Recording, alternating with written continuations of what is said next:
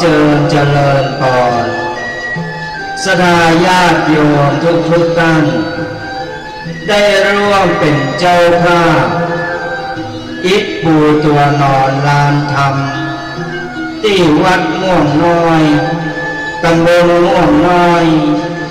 อำเภอป่าซางจังหวัดลำพูนโดยมีพื้นที่450ตารางเมตรตารางเมตรละ350 บาทหรือตามจิตศรัทธาติดต่อสอบถามรายละเอียดได้ที่ตุตีแดงวัดม่วงน้อยโทรศัพท์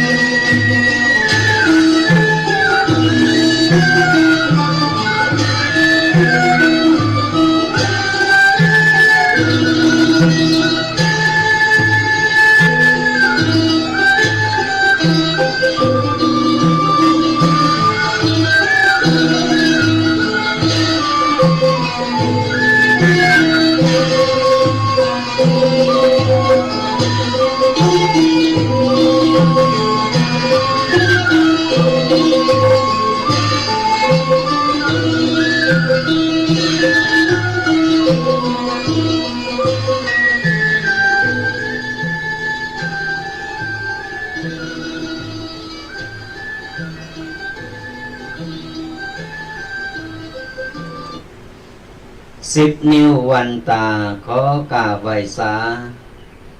มายังพระเถระนุเถระพระสังฆาธิการครูบาอาจารย์จุรูปจุตนโดยความเคารพยิ่งขอเจริญสุขเจริญธรรมจงบังเกิดมีแด่ท่านสาธุชนพุทธบริษัทจุผู้จุคนที่กำลังสดับหับฟังอยู่ในขณะนี้เจ้าวันนี้ก็เป็นเจ้าวันอาทิตย์ตี22 พฤษภาคม 65ก็ใกล้เข้ามาแหมแล้วเนาะสราญาติโยมทั้งหลายใกล้สิ้นเดินเข้ามาแหมแล้ววันคืนลงไปแล้วถึงวันนี้เราทำอันหยังอยู่เพื่อเราคอยพิจารณาคอยกึดทบทวนเพราะว่าวันหนึ่ง24 ชั่วโมงเนี่ยเราทำอันหยังที่เป็นประโยชน์ที่เป็นบุญเป็นกุศลของปัจจัยปล่อยปะละเลยปล่อยคือชีวิตของเราหรือว่าวันเวลาลงพ้นไปเป็นวันโดยบ่มีประโยชน์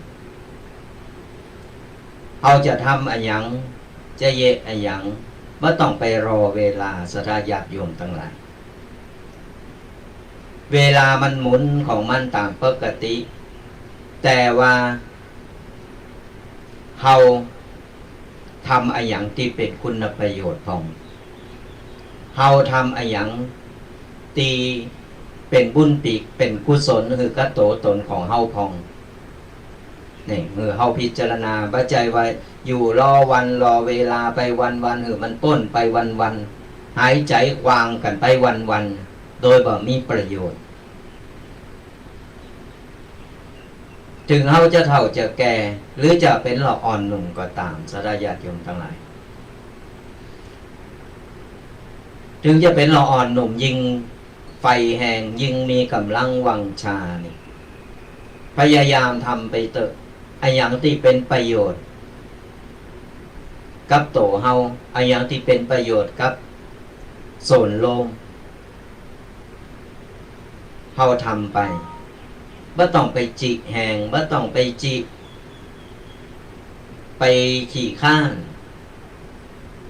เป็นห้องว่าขี่ข้านมันอ่างหันอ่างนี่ข้ออ่างสารพัดอย่างวันนี้ฝนตกไปทางใดบ่ได้เฮาก็มีอย่างอื่นทำได้เฮาออกไปทางนอกบ่ได้เฮาก็ปัดกวาดเจ็บตูอยู่บ้านอยู่จ้องทำมันทำนี่ไปมันก็บ่เปล่าประโยชน์ก็เอาฝนตกหน่อยอ่อยสิลงมาหน่อยวันนี้มันไปฝนตกยั่งอีกกำหนึ่งวันพูมาวันนี้ฝนตกยั่งอีกกำหนึ่งมันหลายกำไปแล้วเพราะฉะนั้นแล้วเนี่ยศรัทธาญาติโยมร่างกายของคนเฮาเนี่ยคือเคลื่อนไหวให้พองจะไปปล่อยไปนอนทับจะไปคือร่างกายมันบ่ได้เคลื่อนไหวเนี่ยมันจะเป็นอัมพฤกษ์อัมพาตไปเนื้อศรัทธาญาติโยมเพราะว่าเลิศมันบ่เดินมันบ่ออกก่อนเฮาได้เคลื่อนไหวให้หน่อยตับแตบอยู่กับบ้านกับจ้องก็ได้ยิ่งคนเฒ่าคนแก่นี่ฟังธรรมะไปก็ตับแตบไปเอามีวิทยุเป็นกูโอ้ยโมนงันร่างกายก็ได้เคลื่อนไหวจิตใจเฮาก็ได้สบายก็เหงื่อออกนี่มันสบายนะสบายเน้อสบายโตสะดาก้อนเหอมันออกเนี่ยมันจึงสบายเน้อสบายโตเน้อเพราะว่ามันได้ครับเอาสารต่างๆออกมาก่อนวันใดเนี่ยบ่ออกมันจึงมุดงิดมันจึงอย่างได้มันจึงเป็นขี่โตขี่ข้านมันจึงโตจาดใหญ่เลยแบกไว้หันนี้มันจึงไปจังใดเพราะฉะนั้นร่างกายของเฮาต้องกระชับกระเฉง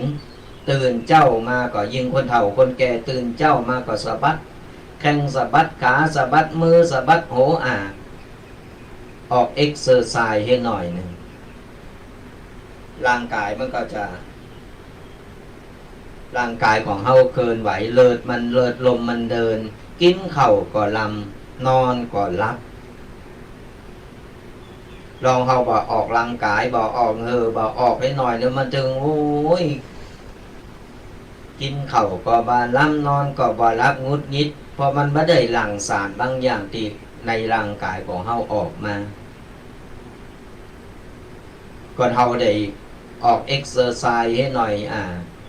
เฮาไปเต้นก็เปิ้นบ่จางเต้นก็เปิ้นบ่ได้ไปบ่ลุกอีแม่ไปบ่ลุกก็ยืดเส้นยืดสายอยู่ในบ้านในจองเตียวเคลื่อนไหวหันนี่กำอยู่ปัดกวาดเจ็ดถูอยู่บ้านอยู่จองหมู่ลูกหมู่หลานปีกมาบ้านจองสะอาดโมนงันมันเป็นครอบครัวที่อบอุ่นเนอะศรัทธาญาติโยมฟังวิทยุฟังธรรมะไปหลายรูปหลายตนฟังไปก็ทำงานไป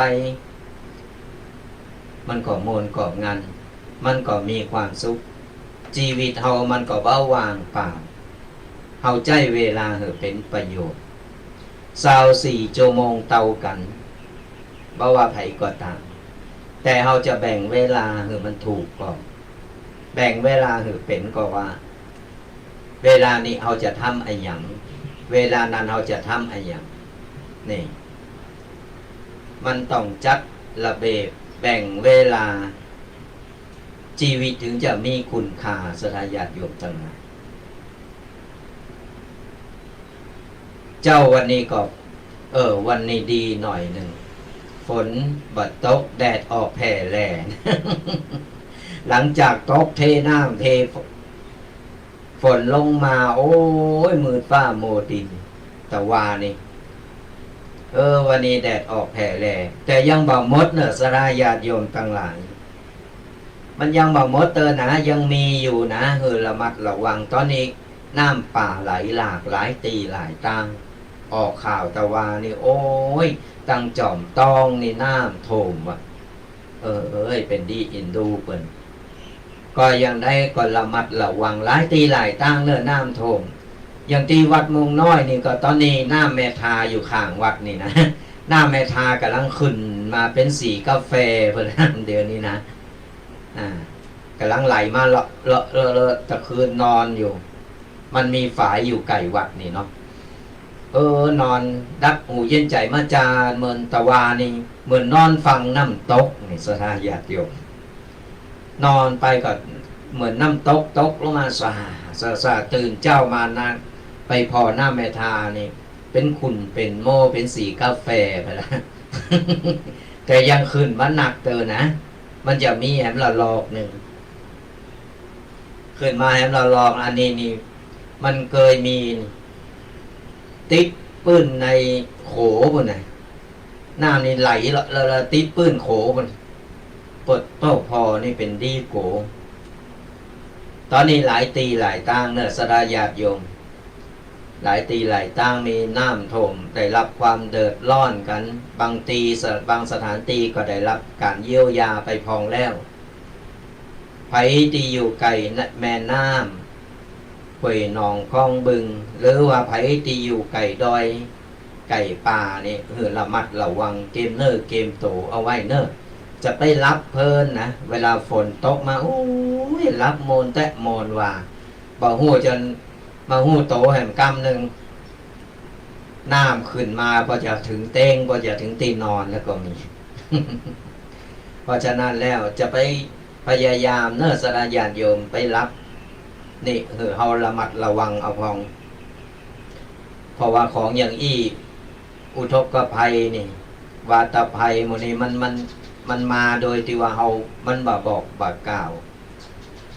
แต่มีการแจ้งเตือนเฮาก็ระมัดระวังเนอะเพราะว่าต้องฟังกรมอุตุเพิ่นจะแจ้งเตือนตลอดเวลาเฮาเนี่ยรักษารักษาโตรักษาชีวิตเอาไว้ชีวิตนี่มีกานะสดาญาติโยมกว่าจะได้เกิดมานี่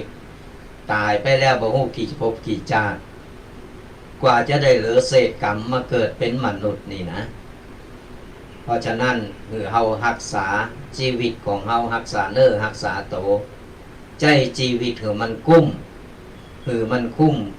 ในการที่เกิดมาถึงชาติเกิดมาเปิดเศษกรรมที่ทำให้เราเกิดมาเป็นมนุษย์ครบ32ประการในเมื่อเราครบ32ประการแล้วเนี่ยเราได้มาสร้างบุญสร้างกุศลเราเกิดมาสร้างบุญสร้างกุศลนะสลาญาติโยมเปิ้นบ่ได้เราเกิดมาเพื่อสร้างบาปสร้างกรรมก่อนไผเกิดมาแล้วไปสร้างบาปสร้างกรรมต่อสร้างเวรต่อที่นี่ก็ตายไปแหมจาดนั่นก็บ่ฮู้จะกี่ร้อยจาดพันจาดกว่าจะได้เกิดมาบ่ฮู้จะเกิดมาเป็นอันหยังนะในเมื่อเรามีโอกาสในการที่จะทำคุณงามความดีเราทำไปเถอะบุญเล็กบุญน้อยบุญใหญ่บุญยังก็ทำไปเถอะศรัทธาญาติโยมถือว่ามันเป็นบุญแค่อย่างที่บอกตะว่าเฮาเกิดดีอู่ดีทำดีอันนี้ก็เป็นบุญล่ะ และผลบุญต่างๆเนี่ยมันจะมาช่วยมาก้ำมาจูเฮาได้จะเป็นเมื่อใดจะเป็นอย่างใดเฮาบ่ต้องไปรอถึงเวลามันมาของมันเองศรัทธาญาติโยมทั้งหลายก่อนเฮาจะถึงยามขับขันเนี่ยมันจะมีอะไรอย่างบางอย่างที่มาช่วยเฮามาก้ำเฮาบ่ฮือเฮาเนี่ยได้ถึงขาดได้ถึงตีว่าตกต่ำเกินไปบุญกุศลเป็นของละเอียดเฮาพอบาหันศรัทธาญาติโยมแต่ว่ามันมีจริงเฮาสัมผัสได้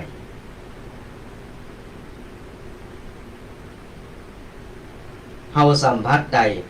เฮาฮู้ได้ว่ามันมีแต่มีจริงก็เหมือนโรคภัยไข้เจ็บอย่างตึงวันเปิ้นห้องโควิดเฮาก็ว่าโควิดก็เปิ้นแต่เฮายังบ่เคยหันโตเจอโลกมันเลยว่าโควิดเป็นอย่างใดโตมันเป็นอย่างใดหันกันในหูเปิ้นวาดออกมาเปิ้นเขียนออกมาเป็นแก่นมนอุ่นลุ่มนะแล้วมีหนามรอบโตอันนั้นคือโควิดแต่ที่จริงแล้วเจอโตนี่มันโตตนมันเป็นอย่างไรเฮาก็บ่ฮู้บ่หันแต่เฮาสัมผัสได้โดยการติดพอติดมาแล้วโกระวังระแวงมันก็เหมือนบุญนะศรัทธาญาติโยมทั้งหลายเหมือนบาปกับบุญเฮาบ่สามารถที่จะ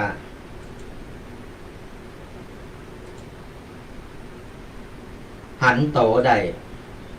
แต่เฮาสามารถสัมผัสได้ฮู้ว่ามันมีนี่แหละเพิ่นถึงบอกว่าของบ่าหันบัดนี้ไปลบหลู่มันเกิดขึ้นแต่เกิดขึ้นจริงในเมื่อเฮามีร่างกายครบแล้วเฮาก็สามารถที่จะมาสร้างแสวงบุญถึงบอกหลายเตอแล้วว่าเศษกรรมนะที่เฮาได้เกิดมาเป็นมนุษย์เศษกรรมคุณงามความดีที่เฮาทำไว้หลังจากที่เฮาจาติแล้วเฮาตายไปแล้วเนี่ยเฮาก็ได้ไปใจกรรมหลายตีหลายตั้งที่เฮาเคยได้สั่งได้ทำเอาไว้แล้วหลังจากที่ใจกรรมมาเรียบร้อยเสร็จเหลือเศษกรรมคุณงามความดีมันก็ยังมีอยู่ที่เฮาได้สั่งได้ทำเอาไว้ก็เลยทำให้เฮาได้มาเกิดเป็นมนุษย์เกิดมาเป็นคนเป็นมนุษย์สัตว์ประเสริฐครบ32ประการแต่ในเมื่อเป็นเศษกรรมที่เฮาเกิดออกมาแล้วเนี่ยเฮามีตังเหลือ2เส้นต่างก็คือเฮาจะเกิดมาแล้วเฮาจะทำคุณงามความดีหรือว่าเกิดมาแล้วจะสร้างกรรมสร้างเวรต่ออันนี้อยู่ที่โตของเฮาแหละก็เฮาสร้างคุณงามความดีเอาไว้ถึงชาตินี้ชาติหน้าเฮาก็ไปสุขสบายสุดท้ายก็เฮาสั่งสมคุณงามความดีเอาไว้หนักๆบุญกุศลก็ส่งอยู่ขึ้นไปสู่นิพพานโดยที่บ่ต้องมาพุทธมาเกิดมาจดใจกรรมต่างๆนานาแล้วเฮาก็สามารถที่ไปเสวยสุขอยู่บุญจันทร์นิพพานบุญมันต้องมาครับโหมต้องมาใจกรรมใจเวรต่อหมดกรรมหมดเวรไปแล้วแต่ก่อนเฮายังสร้างกรรมสร้างเวรอยู่เฮาก็ยังต้องเวียนว่ายตายเกิดชาตินี้เป็นคนเกิดชาติหน้าเป็นอย่างเฮาก็บ่ฮู้หรือว่าจะต้องไปจดใจกรรมบนยมโลกปุ่นหลายร้อยภพหลายร้อยชาติกว่าจะสั่งเวรกว่าจะเส่งเวรเส่งกรรมกว่าจะได้ปีกมาเกิดแหม มันแสนจะอยากเย็นนะเพราะฉะนั้นแล้วในเมื่อเรามีโอกาสสั่งคุณงามความดีมีโอกาสได้ทำบุญมีโอกาสได้ทำกับเขาวกับปลาหุงเขาวหุงปลาใส่บาตรตุเจ้าพระเนรหุงหาอาหารหุงหาเขาวปลาต่างๆนานาเล่งปอเล่งแม่เป็นพระในบาตรเนี่ยเป็นบุญเป็นกุศลอันมหาศาลที่จะส่งยู่เหอเฮาเนี่ยประสบความสำเร็จทางด้านการงานและก็ในชีวิตของเฮาใครที่ลืมปอลืมแม่เนรคุณนี่นะมันตึงไปบ่หลอดหากินอย่าได้มันก็ตึงบ่ขึ้นหากินลุมดอนบึดให้บึดดีบึดให้บึดดีล่ะตามล่ะเอาไปเอามาเอาโตบ่หลอดเพราะการเนรคุณปอคุณแม่และเอกละอ่อนก็เหมือนกันเวลาจะไปโรงเรียนหรือว่าจะไปทำการทำงานก่อนออกจากบ้านคือไหว้พระให้ก่อนเนิ่นไหว้พระในที่นี้ก็คือไหว้พระที่บ้าน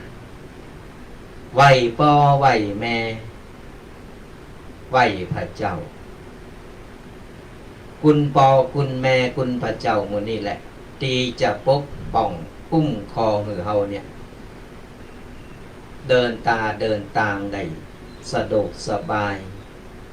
จิตใจอารมณ์ดี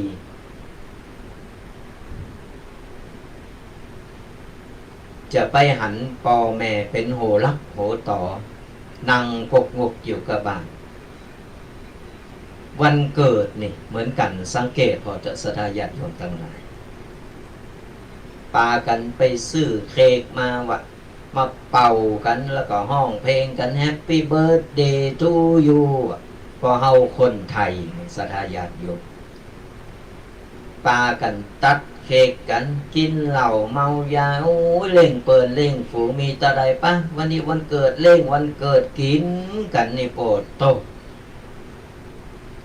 มืดฟ้าโมดินเคาะหมอไหถลายปากปงปังคนเฒ่าสองคนนางกงงกอยู่บ้านพอนางพอลูกพอหลานทำตาปิดบ่าดูแลบ่าบูชาบ่าพอที่จริงวันเกิดแล้วเนี่ยศรัทธาญาติโยมทั้งหลายวันเกิดตีถูกต้องเฮาต้องกราบปอกราบแม่เล่งปอเล่งแม่เปิ้นใครอยากอะหยังใครกินอะหยังเพราะว่าเฮาเกิดมาบ่ใจว่าเปิ้นฝูงป้าเฮามาเกิดที่ไหนล่ะเฮาเกิดจากต้องปอต้องแม่วันตีแม่นี่แสนสุดจะทรมานกว่าจะเกิดเฮาออกมาได้นี่นะแสนสุดที่จะทรมานปางตายบุญเนอบ่ใจว่าตุเจ้าฮู้ได้อย่างใดก็ไปศึกษามาตุเจ้าบ่ได้เกิดนะ จะไปเข้าใจผิดว่าตุเจ้าเกิดและการเรื่องฮู้บ่ใจศรัทธาญาติโยมทั้งหลายไปเห็นฮู้ศึกษาไปค้นคว้าในปักกะตื่นไปพอประสบการณ์ต่างๆนานาก็ถึงได้เอามาอู่เพื่อศรัทธาญาติโยมหรือละเอกละอ่อนที่กำลังฟังเพราะว่าวันนี้วันหยุดตัวคือละเอกละอ่อนได้ฮู้ได้ฟังว่าพ่อแม่เนี่ยกว่าจะอ้อมป๊อกอ้อมปล่อยเล่งเข้ามาเกิดเข้ามานี่นะต้องถึงเก่าเดิน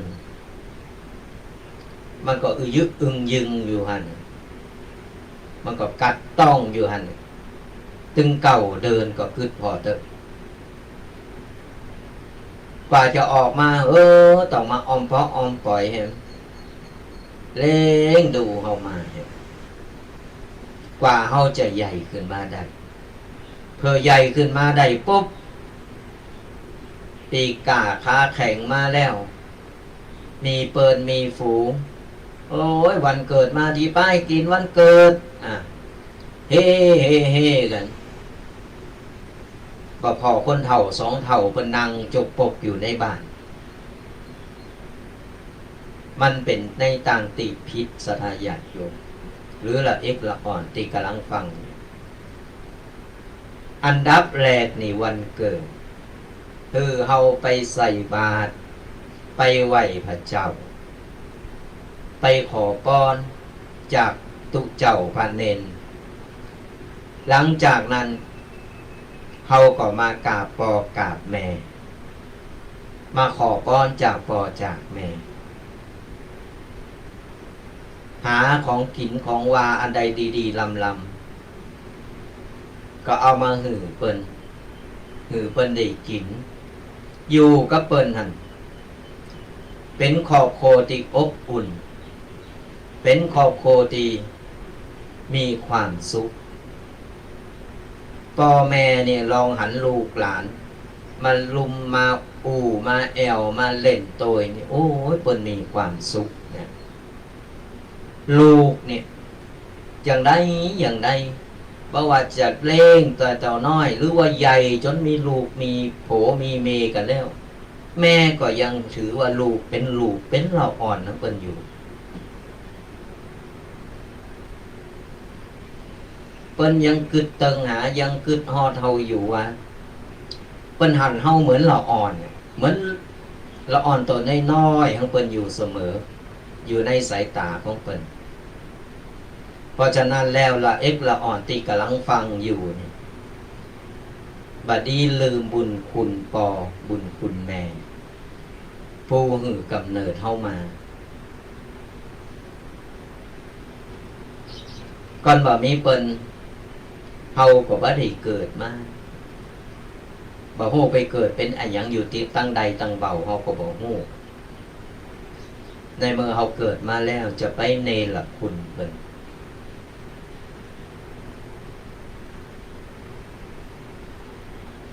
ก่อนเฮาเนรคุณเปิ้นกงกรรมกงเขวนมันมีจริงเนี่ยต่อไปเนี่ยเฮามีลูกมีหลานมีไปมีกูโผโตเมกันเรียบร้อยมีลูกออกมาลูกเฮาก็จะเหมือนกันนั่นแหละเหมือนกับเฮาปฏิบัติกับพ่อกับแม่ของเฮาเพราะว่าเฮาเป็นต้นแบบทำมือเขาหันลูกละอ่อนมันก็จำเหมือนกันละอ่อนมันก็จำไว้ว่า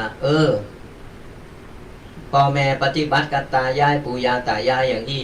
มันก็จะจำฝังใจมันก็เลยกลายเป็นอัตโนมัติไปเลยมันก็จะปฏิบัติกับเฮาเหมือนกับที่เฮาปฏิบัติกับพ่อกับแม่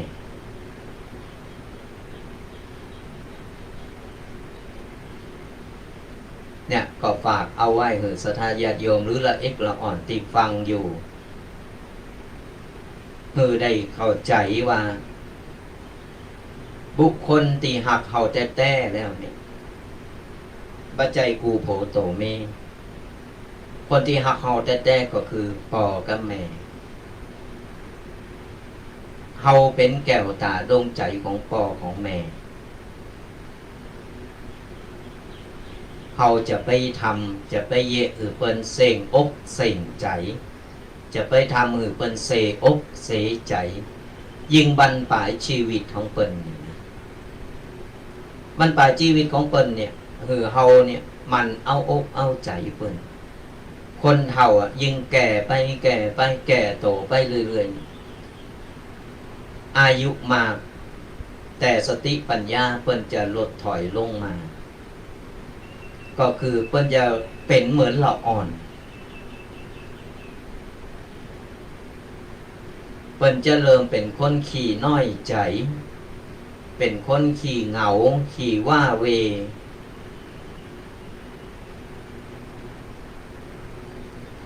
เปิ้นต้องการคนลูกหลานเนี่ยที่เปิ้นเล่งมาเนี่ยมา ใจใส่ดูแลมาตักมาตายเปิ้นพองเปิ้นขี้น้อยใจนะคนเฒ่าคนแก่นี่นะเพราะฉะนั้นแล้วเนี่ยคือเฮามันดูแลเปิ้นจะปล่อยปะละเลยเปิ้นบรรปลายชีวิตของเปิ้นเปิ้นมีความสุขของเปิ้นซื้อวิทยุให้เครื่องนึงเอาไปคือเปิ้นแก่งอมคือเปิ้นฟังธรรมะกะฟังข่าวหันกาเนี่ยเปิ้นก็โมนอกเมินใจเปิ้นจนถึงบั้นปลายชีวิตจนเปิ้นกว่าจะหมดชีวิตลงไปล่มหายตายจากไป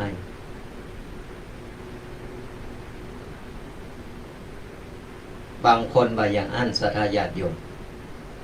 โอ้ยพอปีกกาค้าแข่งมาแล้วปล่อยปะละเลยบ่สนใจมีกูโผโตเมกันแล้วหนีไปอยู่กับโผไปสั่งครอบโคใหม่อยู่ไหนก็กลุ่มหันมันก็แต้ศรัทธาญาติโยมทั้งหลายอยู่ไหนมันก็กลุ่มหันมีครอบโคใหม่ก็เลยได้ครอบโคใหม่ปะหักใหม่ยิ่งมีลูกมีเต่าขึ้นมาปุ๊บก็ก็อยู่กับลูกกลุ่มก็ลูกก็เต่าโดยที่ลืมพ่อลืมแม่ไปบางคนก็อยู่ไกลโดยหน้าที่การงานอันนี้ก็เข้าใจอยู่แต่ว่าถึงจะอยู่ไกลสมัยประเดี๋ยวเทคโนโลยีมันติดต่อกันง่ายเอาก็มันโทรมาหามันมามามาตักมาตายังน้อยเพิ่นก็ดีอกดีใจยังว่าลูกเฮาก็ยังหักเฮาอยู่ยังคิดตึงหาเฮาอยู่พอข่าวหลายครั้งหลายคราวสำเตอรำคาญพ่อแม่หาว่าพ่อแม่อย่างอั้นอย่างอี้เป็นคนอย่างอั้นอย่างอี้ก็เฮามาคิดย้อนเพราะว่าตอนเฮาเป็นเราอ่อนเฮาซนกับพ่อกับแม่อย่างไรพ่อแม่ด่าว่าเฮาอย่างใดเปิ้นอิดเหลือเฮานะสตังก็ดีหาไหนจะลูกลึกแหมไหนจะลูกดื้อโอ้ยว่าบ่ฟังกรรมแหม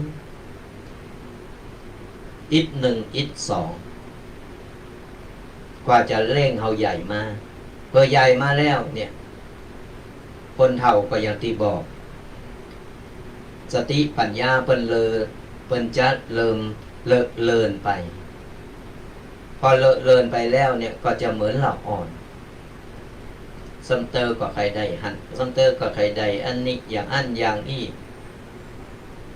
ซัมเตอร์ประคองโต๊ะเก่าบ่ไหวเฮาก็ต้องปิกมาดูแลเปิ้นเหมือนเปิ้นดูแลเฮาเหมือนตอนเป็นเหล่าอ่อนนั่นแหละเปิ้นมีลูกมีหลานก็เพื่อหวังปึงเฮาตอนย่ำแก่บ่ใจเร่งลูกเร่งหลานมาปุ๊บหรือคนอื่นมาเอาไปเอาไปสั่งครอบครัวอยู่ให้ใหม่แล้วก็พ่อแม่เลยบ่สนใจนั่งเอามือเต้ากลางคอหนตั้งอยู่หั่นเมื่อใดน้อลูกก็จะปิกมาเมื่อใดน้อลูกจะมาหาใครอยากยังก็ไม่ได้กินใครอยากเมงก็ไม่ได้กิน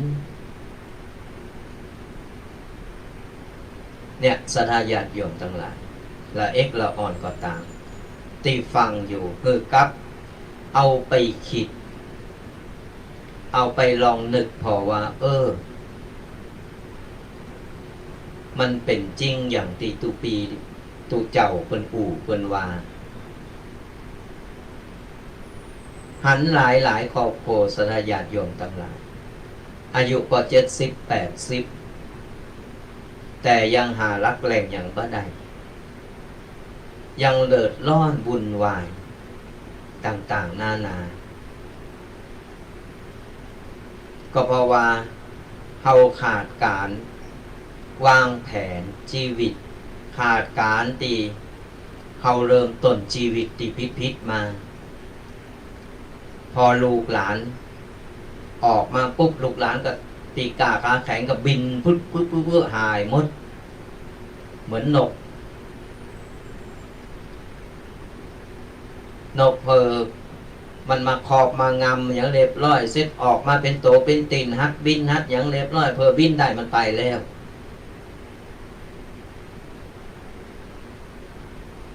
มันก็เหมือนกันนะศรัทธาญาติโยมเนี่ยก็ฝากศรัทธาญาติโยมหรือว่าละเอ็กละอ่อนลองเอาไปพิจารณาก่อนมันมาดูแลเพิ่นพองเพราะอย่างน้อยเนี่ยเพิ่นก็ยังได้มีชื่อว่าเป็นป่อเป็นแม่ของเฮาก่อนเฮาก็ดูแลพ่อแม่ในยามนี่ยามเพิ่นเฒ่าเพิ่นแก่เพิ่นเจ็บช้ำน้ำใจจะเป็นบาปเป็นกรรมมหันต์เลยนะศรัทธาญาติโยมบางคนบางท่านบางครอบครัวโอ้ยก่อนวันปอวันแม่นี่นะเพิ่นจะไปขอป้อนปอป้อนแม่สุมาศรัทธาญาติโยมทั้งหลายเพิ่นไปยกเอาล่างตีนหือแม่ล่างตีนหือปอเรียบร้อยเสร็จเพิ่นก็อย่าเอาตีนปอกับแม่นะเอามายำบนโหโตเก่านั่นแหละคือความกตัญญูฮู้คุณปอฮู้คุณแม่บ่ลืมปอบ่ลืมแม่มาซักเก่าดำโหปอแม่เสร็จยกเอาตีนปอตีนแม่มาใส่โหโตเก่าแล้วก็โตเก่ากับไปกราบตีนปอกราบตีนแม่ขอปอนคนอย่างอี้ทำมาหากินเจริญไปไหนมาไหนก็มีกับคนหักคนหุ่มเทวดาคุ้มครองไผตีดาปอตีแม่วาหันดานี่ปอแม่ปุภกาลีโตเก่านี่นะบ่มีวันเจริญมันจึงบ่มีไผได้ดิบได้ดีสักคนบ่ประสบความสำเร็จจึงด่านครอบครัวและก็ด่านการงานอนาคตดับวูบเลยเพราะฉะนั้นบัดนี้ลืมคุณปอคุณแม่พระเจ้าที่อยู่ในบ้านในจองของเฮาเนี่ยก็ฝากกันเอาไว้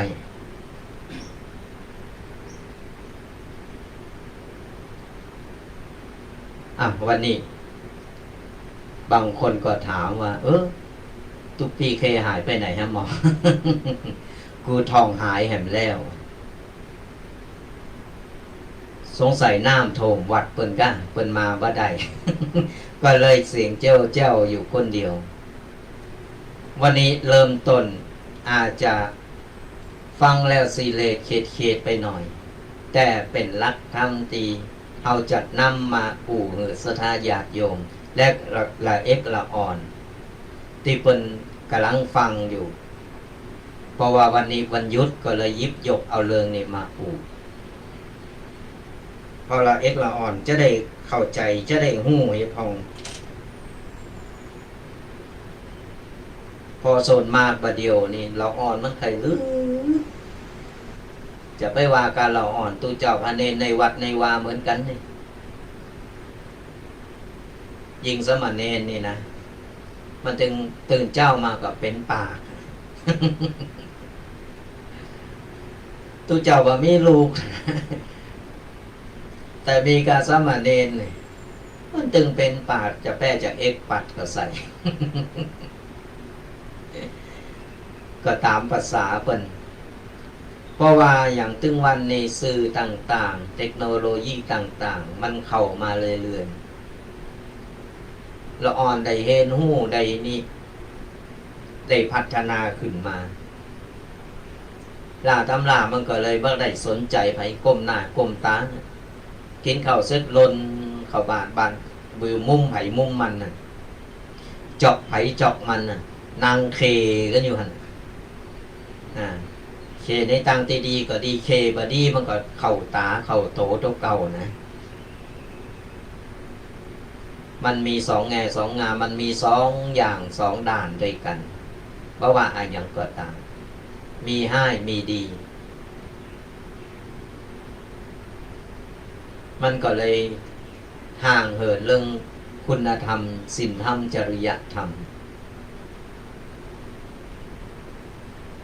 มันก็เลยบ่ได้เข้าวัดเข้าวาต่อใดบ่ได้ศึกษาต่อใดเขาก็เลยยิบยกเอามาตอนวันยุดที่มันอยู่ก็บ้านกระจองกันนี่แหละอย่างน้อยมันก็ได้ฟังมันก็มีไผมีละเอ็กละออนอยู่ก็เปิดวิทยุดังๆมันจะได้ฟังตัวนี้คือมันเล่นไปตัวแล้วก็มันก็ฟังไปตัวอย่างน้อยก็เข้าหูมันให้หน่อยนะ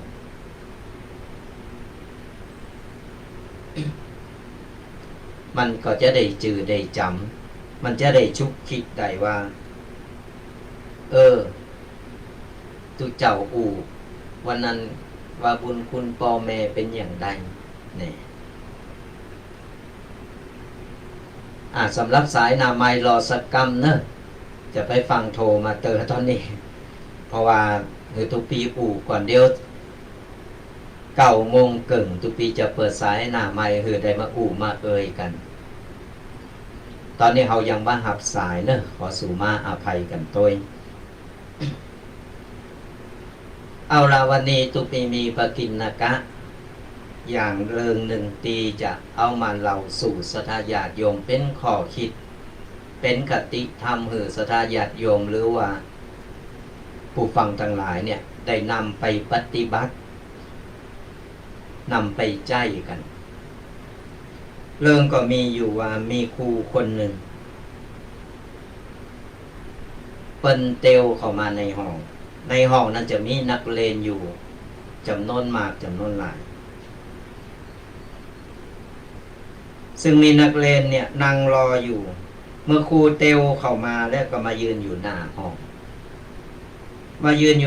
แล้วก็เอามือโล่งเข้าไปในกระเป๋าตัวเก่าหันนะมันจะไปโล่งกระเป๋าคนอื่นนะมันจะโล่งกระเป๋านักเรียน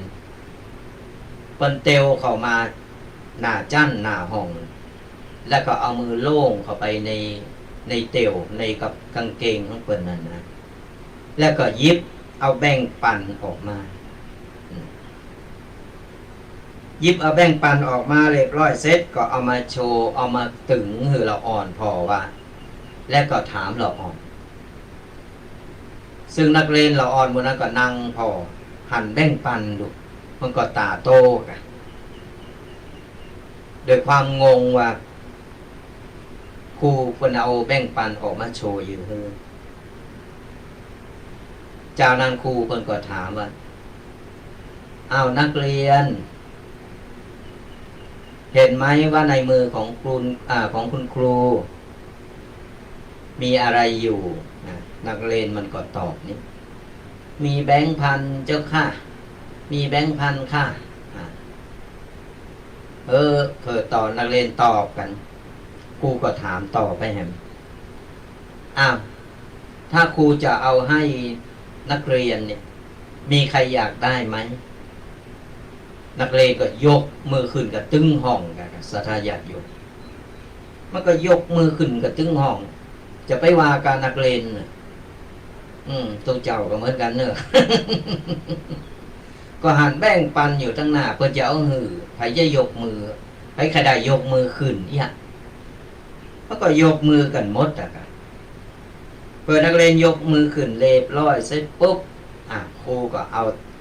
แบ่งปันนั่นอยากได้กันหมดใช่ไหม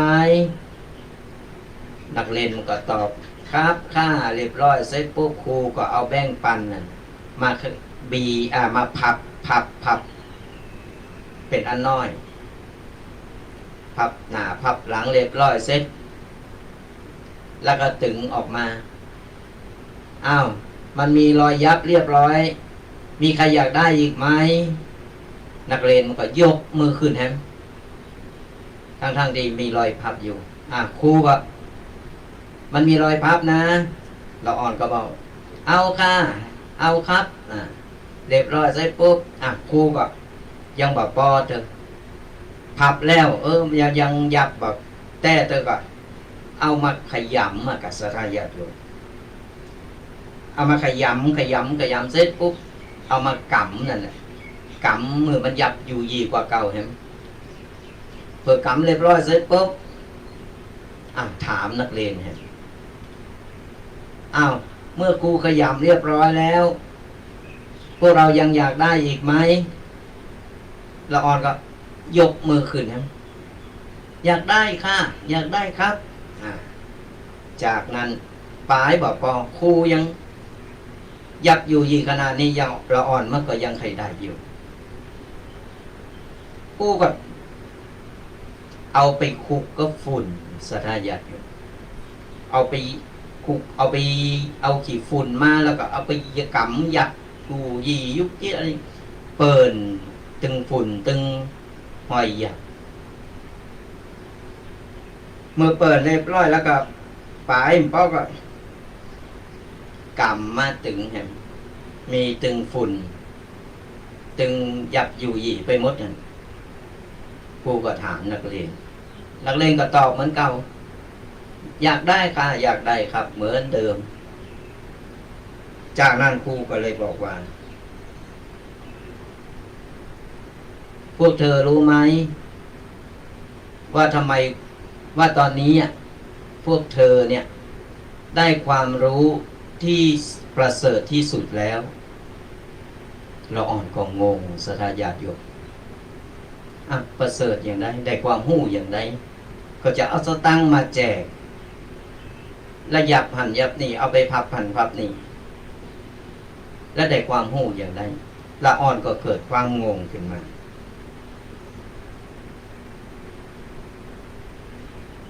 เมื่อละอ่อนเกิดความงงอย่างขึ้นมาเรียบร้อยปุ๊บครูก็เลยเฉลยว่าได้ความหู้ตีได้ทำตอนนี้ได้เห็นหู้อันที่ประเสริฐที่สุดก็เปรียบเสมือนว่าชีวิตคนเฮาต่างหลายเนี่ยสทายาทโยมเปรียบเหมือนชีวิตของคนบ้าว่าเกิดมาแล้วจะเจอร้อนเจอหนาวจะโดนมรสุมต่างๆจะเป็นจะถูกทอดทิ้ง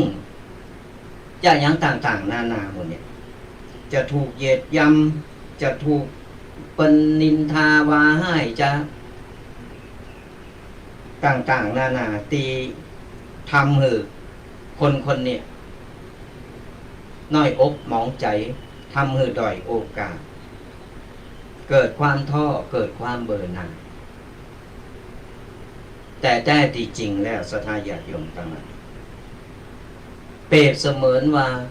คนเฮาผู้คนมีคุณค่าในโตอยู่เสมอเพียงแต่รอโอกาสเท่านั้นก็เหมือนแบ่งปันติวันเฮาจะไปทำจะไปเหยียบไปยำจะไปพับจะไปคุกดิงคุกโคนอย่างก็ตามมันก็ยังเป็นแบ่งพันอยู่มันคุณค่ามันยังมีอยู่คุณค่าแบ่งปันของยังมีอยู่ต่อให้มันเจอมรสุมมาอย่างต่างๆนานาคนก็เหมือนกันไม่ต้องไปท้อถ้าเราไปเจอมรสุมมาอย่างต่างๆนานาบ่ว่าเปิ้นจะถูกเปิ้นเหยียดยำจะถูกเปิ้นกล่าวให้จะถูกเปิ้นว่าจะถูกเปิ้นนินทาไอ้ยังก็ตามถ้าเฮาเกิดว่าเฮาทำดีถ้าเกิดว่าเฮาทำถูกแล้วทำดีแล้วเนี่ยคุณค่าของความเป็นมนุษย์มันยังอยู่ในโตของเฮาเสมออย่างอื่นเฮาบ่ต้องไปสนใจคุณค่าของโตเฮาเสมอเนี่ยเพียงแต่ว่าเราต้องรอโอกาสต่ออ่านมาได้เมื่อโอกาสมาถึงนั่นแหละเราจะรู้ว่าคุณค่าตัวตนของเราที่แท้จริง เพราะฉะนั้นไผที่โดนมรสุมอยู่ประเดียวเนี่ยที่กำลังกึดหนักกำลังแก้ปัญหาต่างๆอย่างบ่ได้หรือกำลังมีเรื่องมีราวอย่างต่างๆกูสิ่งกูอย่างมันแก้ไขได้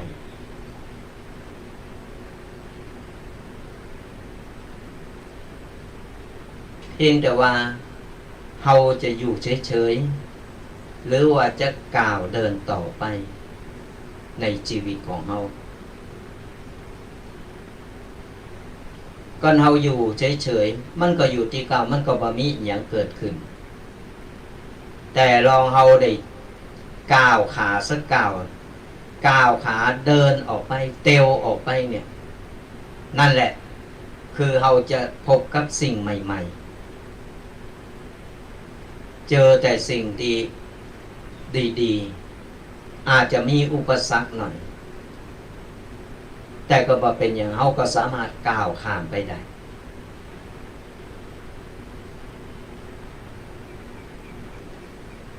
คือเฮาคือความสำคัญกับคุณค่าของโตของเฮาบ่ต้องไปต่ำน้อยต่ำเน้อน้อยใจน้อยอกน้อยใจต่างๆนานาบางคนมีปมด้อยบางคนมีอะหยังอุปสรรคต่างๆนี่และทำให้ตัวเก่าท้อบางคนท้อเกิดกลายเป็นซึมเศร้าเป็นตุกเป็นกังวลขึ้นมาเลยบ่มีความมั่นใจในตัวเก่าพอบ่มีความมั่นใจในตัวเก่ามันก็บ่อยากไปสร้างไปทำอะไรอย่างจะทำอะไรอย่างก็โกเปิ้นว่าจะทำอะไรอย่างก็ท้อให้ก่อนแล้วท้อได้แต่จะไปถอยสถานญาติโยมเพราะว่าอะไรอย่างจะเกิดขึ้นก็ตามมันเป็นมรสุมชีวิตมรสุมชีวิตมันเกิดขึ้นกับผู้คน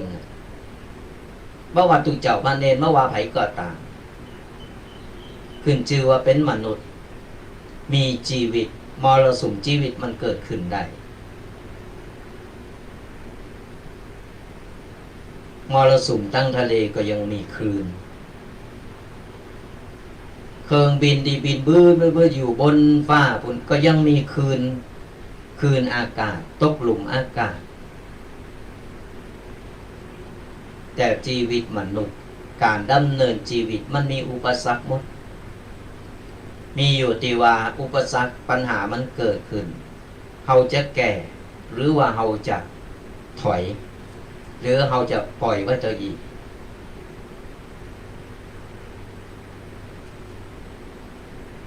ก่อนเฮาแก่ปัญหากูสิ่งกูอย่าง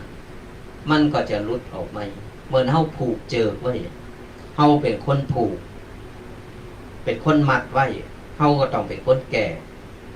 พอเฮาหูตีหูตางมันว่าเฮามัดอย่างใด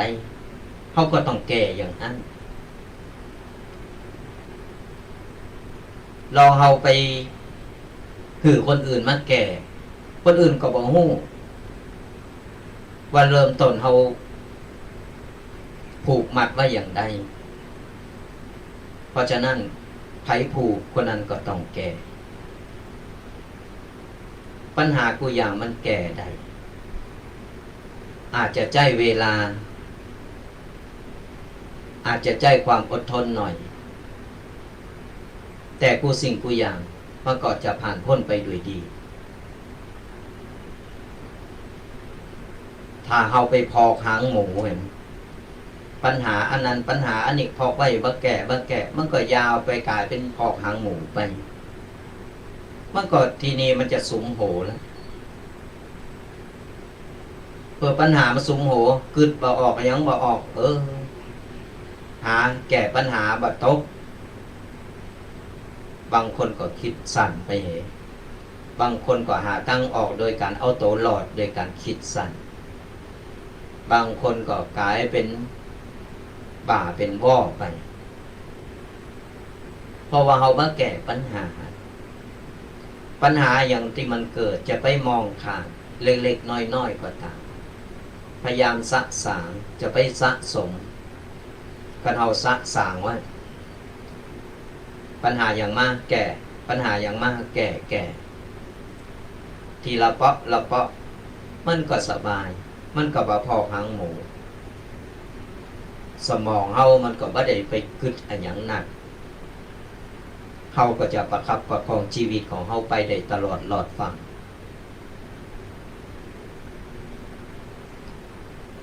อยู่ก็อย่าอยู่อย่างมีความสุข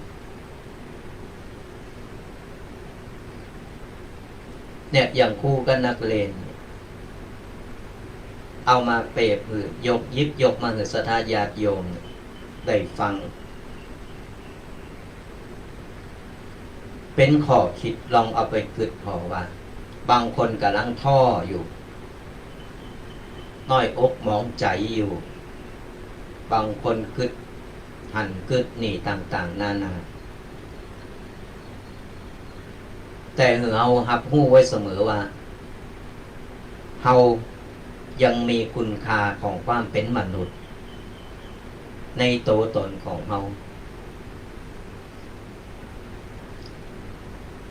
คุณค่าของเฮามันบ่ด้อยกับคนอื่นเฮาจะไปดูถูกตัวเก่า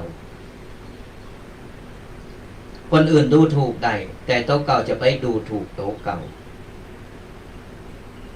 เฮามีเหมือนเปิ้นนี่32ประการเปิ้นเยะได้เฮาทำได้เมื่อถึงโอกาสวันเวลามาถึงมันก็จะเป็นวันของเฮาสักวัน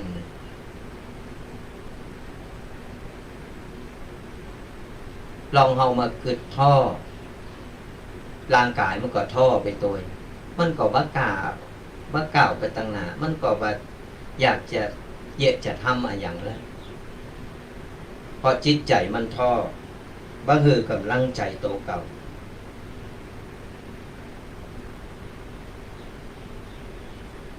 เฮาต้องคือกำลังใจโตเก่าความเข้มแข็งโตเก่าเฮามีพ่อหมดเพียงแต่ใจเฮามันบ่สู้อย่างที่ว่าเพียงแต่ว่าเฮากล้าที่จะก้าวเดินกล้าที่จะก้าวไปตั้งหน้าคือเฮาก้าวเดินไปเลยบ่ต้องไปหวั่นบ่ต้องไปโกว่าไปตั้งหน้าจะเจอปัญหาอุปสรรคอะไรอย่างก็เฮาบ่ลองมันก็บ่ฮู้ก็เฮาก้าวไปแล้วไปเจออุปสรรคเฮาก็แก้ไขมันเป็นประสบการณ์ชีวิตเป็นบททดสอบความอดทนของเฮาก้าวไปแล้วไปบ่รอดมันล้มก็ลุกขึ้นมาได้เสมอมันบ่มีคำว่าสายสำหรับคนที่จะลุกก้าวขึ้นไปเดินตาลงไปเฮายังลุกขึ้นมาได้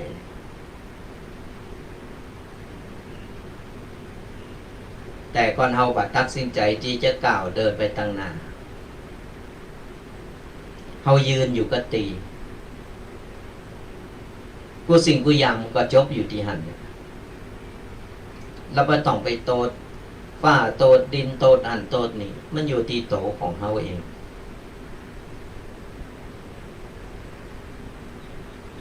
กล้าตัดสินใจ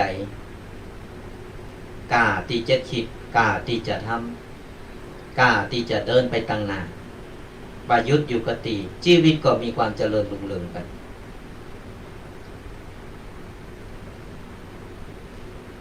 ดอกกุหลาบกว่าเฮาจะเด็ดมาได้มันก็มีหนามแต่ในเมื่อเฮาต้องการดอกกุหลาบต้องการดอกที่สวยงามเฮาก็ต้องหาวิธีทาง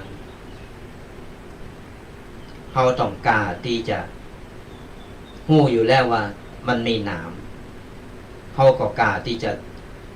ลบหลีกเลี่ยงอย่างใดหรือจะมีวิธีการอย่างใดที่บ่หือเจอหนามเมื่อเจอหนามปุ๊บอาจจะนิดๆหน่อยๆแต่นั่นคือถ้ามือเฮาฮู้ว่าหนามนี่มันโดนแล้วมันเจ็บเลือดมันออกกูสิ่งกูอย่างจึงเป็นประสบการณ์ของศรัทธาญาติโยมหรือว่าหลายอ่อนที่กำลังฟังจะได้มีกำลังใจ ในการต่อสู้เพราะว่าปัญหาอะไรอย่างก็ตามที่มันเกิดขึ้น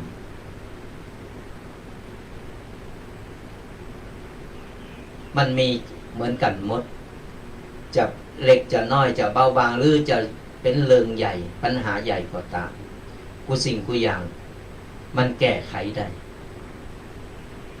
กรรมโบราณคนถึงบอกว่าคือเฮาทำโตเหมือนน้ำเพราะน้ำเนี่ยมันจะไหลไปกูซอกกูซอยไหลไปกูตีกูตางตีมีหอมมีหูต่อเอาไปขังไว้ในถังหรือว่าไปอยู่ในภาชนะอื่นๆมันก็พยายามจะหาเสาะหาห้อยหูโฮหูที่มันโฮหรือที่มันมีตังออกมันก็สามารถซึมออกไปได้คือทำโตเหมือนน้ำมันไหลไปได้กูซอกกูซอย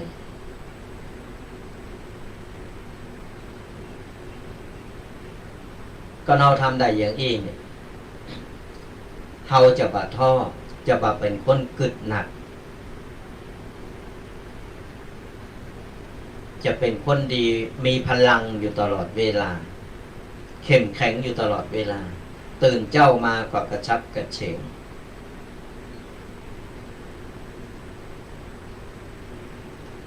เมากระท่ออ่อนอกอ่อนใจโอ้เนาะจะไปเยอะดีเนาะเนาะมันก็ทำมือร่างกายเขาล่าไปตัวทำมือร่างกายเขาล่าเขาท่ออ่อนเพ่ก็เลยเอาไปเอามาเลยกลายเป็นโตขี้ข้านขึ้นมาเพื่อขี้ข้านมาแล้วปุ๊บมันถึงไม่ใครเอาอย่างละวันเวลามันก็ผ่านลงไปมันก็ไม่ได้ประโยชน์เนี้ยขึ้นมาเลยคือกำลังใจตัวเก่าคือกำลังใจและก็หันคุณค่าในโตของโตเก่าฉันเป็นมนุษย์ฉันเป็นคนฉันทำได้ฉันต้องประสบความสำเร็จคือกำลังใจตัวเก่าอย่างนี้ตลอดเวลาว่าเราจะประสบปัญหาอุปสรรคอย่างก็ตามว่าต้องไปโกก่อนอย่าไปตั้งเข่าป่าแล้วเสือจะมีก่อนฮะจ้างจะมีก่อนฮะอันนั้นอันนี้เอาไปเอามาบ้าโกมันก็เลยบ่ได้อะไรอย่างเลยสักอย่างก็เอาไปใจสู้ไป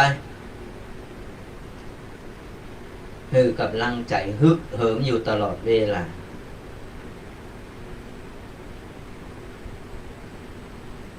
ก่อนเรามีใจเข้มแข็งฮึกเหิมคือกำลังใจโตเก่าและหันคุณค่าโตเก่าทำอย่างก็ประสบความสำเร็จอาจจะจ้าหน่อยอาจจะมีอุปสรรคหน่อยแต่ความสำเร็จอยู่ตั้งนานสำคัญที่สุดกำลังใจตัวเก่าบางคนโดนเปิ้นว่าหันหน่อยติ๊กอันหน่อยทำอันนั้นหน่อยทำอันนี้หน่อยก็เปิ้นติ๊กเปิ้นว่าเปิ้นนี่ก็เลยท้อว่าอยากจะสร้างจะทำอย่างแล้วว่าอยากจะอย่างแล้วก็ตามมันก็เลยปล่อยมันก็เกิดผลประโยชน์เนี้ยขึ้นมาแต่ลองเอาจะมากำปากของคนมันแล้วมันก็เป็นลมหายไปเห็นแล้วเขาไปเก็บลมนั้นมากึดอยู่กำของคนอื่นแล้วมาเป็นกำกึดของเขาเนี่ยมันบ้าใจแล้วปล่อยมันไปมันใครก็ไปมันใครโม่ก็โม่ไปมันใครลมก็ปล่อยมันไปใครขายเฮ็ดลมก็จังมัน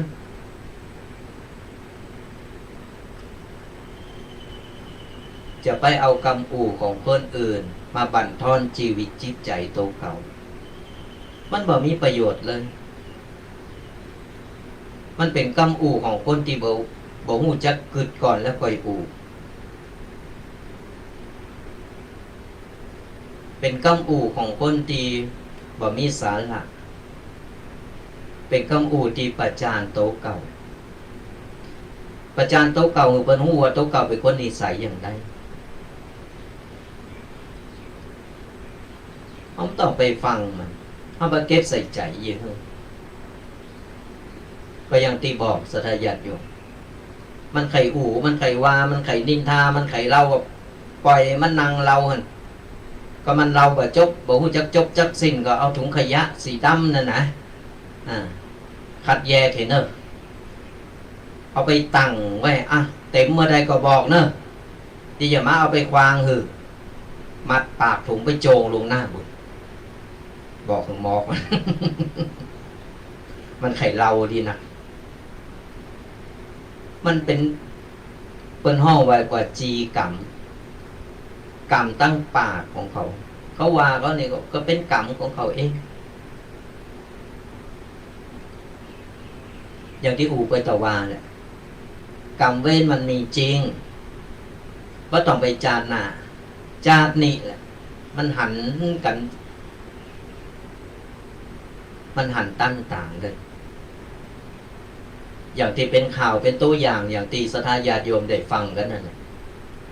ยิงถ้าเป็นตุเจ้าพระเนนนะเปิ้นนุ่งผ้าเหลืองเปิ้นโสดมนต์ทำวัดเปิ้นถือศีลนี่นะและเฮามีอย่างปุถุชนคนธรรมดาศีลห้ายังรักษาบ่ได้แล้วยังไปเอาตุเจ้าพระเนนไปเล่าไปว่าในต่างตีเสให้หายในต่างตีบ่เป็นความจริงนะมากรรมต้อยทวีคูณนะตันตาเลยนะ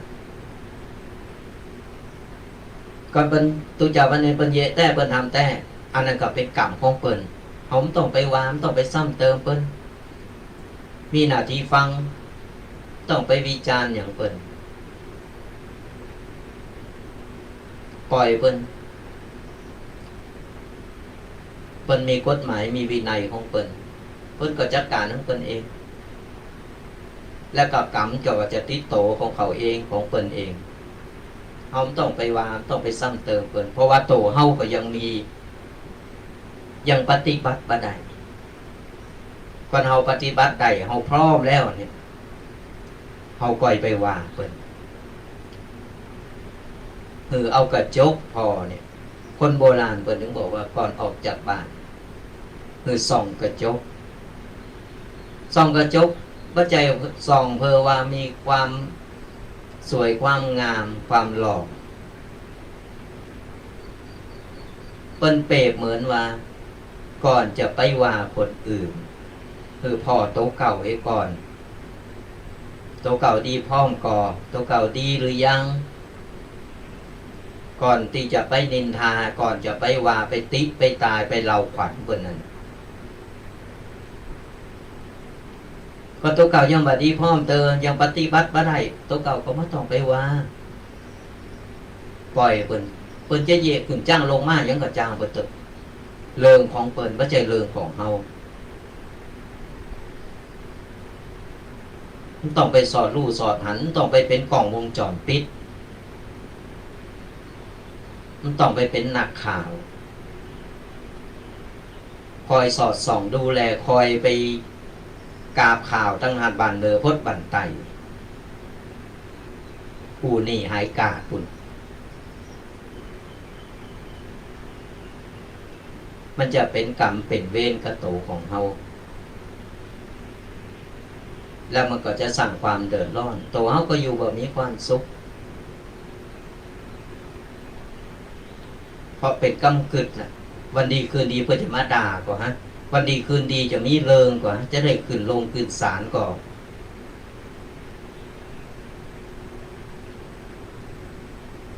เนี่ยมันจะเป็นกรรมกึศมันเยอะเขาเป็นตุกชีวิตนี้ตึงจาดก็แบบมีความสุขศรัทธาญาติโยม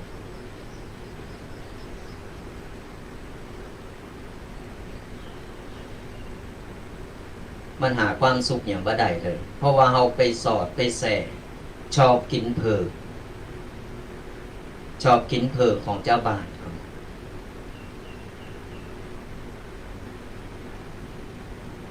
หูมด ไผไปตั้งใดไผออกตั้งใดไผเวหยังมาไผอะหยังนี่ก็ต้องไปถามที่ไหนก็ไปตีเดียวหันน่ะมันถึงโหมั้งฮอบบ่าถามว่าได้เงินเดือนก็ได้หยังได้ความสะใจ แล้วมันสะใจตรงใดเยอะก็เดินล่องโมนดี เป็นโลกจิต อันนี้ไม่ได้ว่าไผ่ ไม่ได้ว่าไผ่ไปตามเนิบหาไปตามรักความจริงมันตึงหนีแบบป้นกูตีกูต่างมันตึงมีหมดแต่จะมีหนักมีหน่อยต่ออัน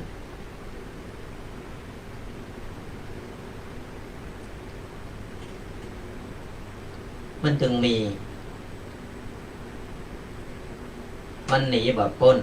ในมือเฮาหนีแบบป้นเฮานี่ก็อย่างที่บอกเฮาหนีกำปากคนบ่ได้เฮาปิดหูเฮาอย่างปิดหูของเฮาต้องไปฟังแล้วก็เตียวหนีเองปากของมันจังมันสวรรค์ปากมันก็มันต้องไปทาลิปสติกหรอกเด็กก็เป็นสีเองไง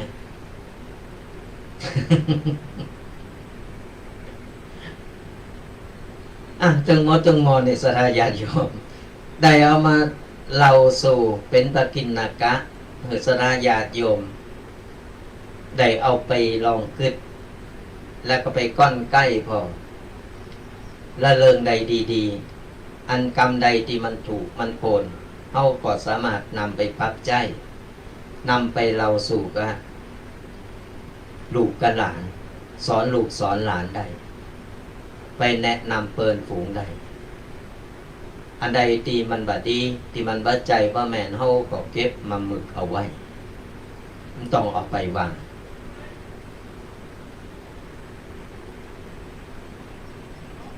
ก็ฝากศรัทธาญาติโยมกันเอาไว้ในช่วงไก่จะเปิดสายหน้าไม้นี่แหละเนี่ยก็เอามาประโมทศรัทธาญาติโยมนำไปปรับใจหรือไปไผที่ฟังแบบนั้นหรือยังเหตุการณ์อยู่ไม่ได้ฟังนี่ก็ไปเปิดช่อง YouTube ของตั้งสถานีฟังก็ได้หรือว่าจะพอทาง Facebook ของตุปีแดงวัดโมงน้อยเข้าไปใน Facebook ก็ไปพอย้อนหลังได้หรือจะไปดูตามกลุ่มต่างๆตีได้แชร์ไปลงไปตามกลุ่มตาม Facebook ต่างๆเนี่ยเขาก็สามารถไปย้อนพอตามหลังได้หรือไผฟังวิทยุก็ไปพอย้อนหลังบ่ได้ฟังย้อนหลังบ่ได้ก็ฟังสามารถตีจะเล่าสู่กันฟังได้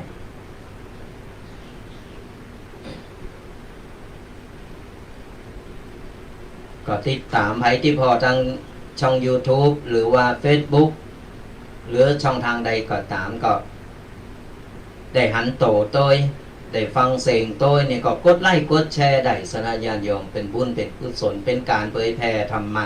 ไปในโตการเฮธรรมะนี่ถือว่าเป็นบุญมหันต์เป็นบุญที่สูงสุดนะในการเผยแผ่ธรรมะจากคนที่เปิ้นบ่ฮู้เปิ้นบ่เข้าใจเปิ้นบ่เคยได้ฟังเปิ้นได้ยินได้ฟังแล้วเปิ้นกำลังท้อกำลังไปโดนอกโดนใจเปิ้นเขาเปิ้นก็จะได้มีกำลังอกกำลังใจเฮาก็ได้บุญได้กุศลมันก็สร้างชีวิตคนคนหนึ่งขึ้นมาบางคนอาจจะท้อจนถอยจนบ่อยากจะอยู่อยากเกิดไปต่างๆนานาเปิ้นกลับโตกลับใจได้เฮาก็ได้ช่วยชีวิตเปิ้นไว้ได้กดไลค์กดแชร์กดติดตามกันได้ศรัทธาญาติโยมตั้งช่อง YouTube ของตั้งสถานีช่อง Facebook ของตุปีแดงหรือว่าหลายๆกลุ่มกดไลค์กดแชร์กันได้ก็ฝากเอาไว้ อาราธนาญาติโยมทั้งหลายมาก็ไข่รับไปมอยๆก้าศรัทธาญาติโยมเมื่อใดทุกปีจะเปิดสายหน้าไม้สักเตอไข่ตัวดอกเนี่ยไข่ถามสารทุกสุขดิบกันก็โทรกันเข้ามาได้เนื้อศรัทธาญาติโยมตอนนี้เปิดสายหน้าไม้กันแล้วเปิดสายหน้าไม้เนอะโทรกันเข้ามาได้เบอร์โทรศัพท์0826112245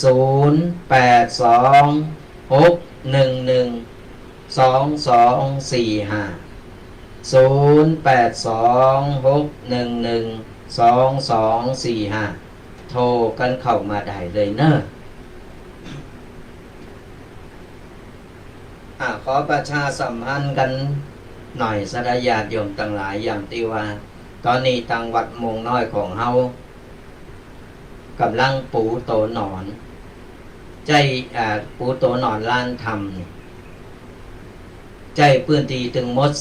450 ตารางเมตรถ้าศรัทธาญาติโยมท่านใดใครลงบุญเป็นเจ้าภาพปูโตหนอนตรงลานธรรมของเฮานี่ก็แจ้งความจำนงกันได้เนอะตารางเมตรละ350 บาทหรือว่าศรัทธาญาติโยมไข่ไฮไข่หอมไข่โลมเป็นเจ้าภาพก็ตามจิตศรัทธาได้เนอะศรัทธาญาติโยม5 บาท10 บาท20 บาท100 บาทก็แล้วแต่จิตศรัทธาก็ได้หรือจะเป็นเจ้าภาพถึงหมดก็ได้แล้วแต่เจตนาของศรัทธาญาติโยมกันก็บอกบุญหรือศรัทธาญาติโยมจะได้โฮมกินโฮมตานกันตีวัดมงน้อยของเฮาเนอะปูอิฐโตหนอนจำนวน450 ตารางเมตรตอนนี้ยังขาดเจ้าภาพให้หนักให้หลายอยู่เนอะกำลังได้100 กว่าตารางเมตรยังขาดให้หนักให้หลายอยู่ก็บอกบุญมายังศรัทธาญาติโยมกันใครให้ใครหอมใครตามจิตศรัทธาก็มีแฟนรายการหลายๆท่านติดต่อเข้ามาก็เดี๋ยวเอาไว้รวบรวมรายชื่อเรียบร้อยแล้วทุกปีก็จะเอามาอ่านศรัทธาญาติโยมเนี่ยได้อนุโมทนาบุญตัวกันเนาะศรัทธาญาติโยมที่บรมกินลมตานตัวกันโทรกันเข้ามาได้เนอะ0826112245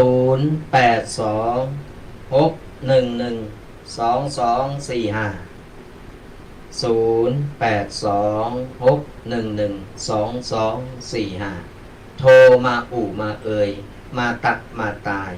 มาหือกำลังอกกำลังใจกันวันนี้ฝนบ่ตกแดดออกแผ่แหล่แล้วเอาผ้าเอาผ่อนมาตากกันเหตุกรรมหนึ่งก็นั่นเมนอัพนะสลายญาติโยมขนาดของตู้ปีก็วันนี้เดี๋ยวเสร็จจบรายการก็จะออกพึ่งแดดออกตากเหตุกรรมมันโดนละอองฝนพอโดนละอองฝนมาปุ๊บนี่มันก็จะเหม็นอัพมันจะเหม็นอัพเหม็นมันถึงบอกว่าถูกเอามาปาตากมาพึ่งแดดมันแบบมีเจอหาดิคือมันโดนแดดเหตุกรรมหนึ่งเนาะก็ไปลืมกันเนอะสลายญาติโยมโทรกันเข้ามาวันนี้เป็นอย่างไรน้อดักแซบ แต่เจ้าโทรมาสายหนึ่งยังบ่เปิดสายหน้าใหม่ตอนนี้เปิดแล้วเนอะโทรกันเข้ามาได้0826112245โทรมาคือกำลังอกกำลังใจมาบอกมากล่าวกันว่าฟังอยู่ตั้งใดหรือว่ากำลังฟังอยู่เนอะก็โทรกันเข้ามาได้เนอะกำลังฟังอยู่ตอนนี้บางทีก็อย่างที่บอกไปว่าบางทีน้ำท่วมก็เป็นกำลังอกกำลังใจเหอะเนอะขอเหอะแคล้วคลาดปลอดภัยอย่างจะเกิดมันก็เกิดนอกสดาญาติโยมช่วยกันไผช่วยกันได้ก็ช่วยกันไปแบ่งปันกันไปอนุโมทนาบุญก็หลายคนหลายท่านตีเพิ่นทำกับเขากับป่าไปช่วยทางพี่น้องทางไอ้จอมตองตีเพิ่นได้รับความกระทบกระเทือนอยู่หรือว่าได้น้ำท่วมอยู่เนี่ยก็มีหลายท่านยกโคไปพัดเข่าก็ไปทำกับเข่ากับป่าเล่งดีแล้วอันนั้นเป็นบุญมหันต์เนอะช่วยคนตกทุกข์ได้ยากช่วยคนที่เพิ่นเดือดร้อน เป็นบุญเป็นกุศลไปช่วยกันได้ก็ช่วยกันไปลำเลงกันไปอยู่ไก่อยู่หิมนะศรัทธาญาติโยมทั้งหลายมีน้ำก็เอาไปช่วยกันได้มีอะหยังตีว่าพอจะช่วยเหลือกันได้เป็นยุคเป็นย่านี่ยิงน้ำโถมนี่อันตรายหนักนะตึงระวังหลายด้านหลายต่อจ้องด้วยกันระวังตึงงูเงี้ยวเขี้ยวของตึงแมงป่องแมงสาบต่างๆนั่นนะมันจะไหลมาตัวหน้ามันไหลมาตัวหน้ามันเกิดอันตรายสันเตอเป็นตอนไม้ก็เป็นกิ่งไม้ไหลลุกดอยลุกป่าลงมาอันตรายต้องระมัดระวังตอนนี้เราก็ยังไม่ไว้ใจนะยังบ่ไว้ใจเพราะว่ากรมอุตุเปิดประกาศมาปุ่นนะถึงวันที่25-26ปุ่นกันมันจะหมดแล้วก็มาแหมอย่ามันก็เลยว่าประเดี๋ยวนี้บอกว่าเป็นหน้าร้อนหน้าหนาวหน้าฝนมันไปกันหมด มันโลตัวกันหมดนี่ก็ระมัดระวังกันเอาไว้โทรกันก็มาได้เนอะวันนี้เป็นอย่างใดเนาะดักแสภัยจะเป็นสายแรกเนี่ย0826112245สงสัยฟังไปก็มอยรับไปกันโง่โทรกันเข้ามาได้ศรัทธาญาติโยมโทรมามามาหือกำลังอกกำลังใจกันอย่างที่บอกนั่นแหละ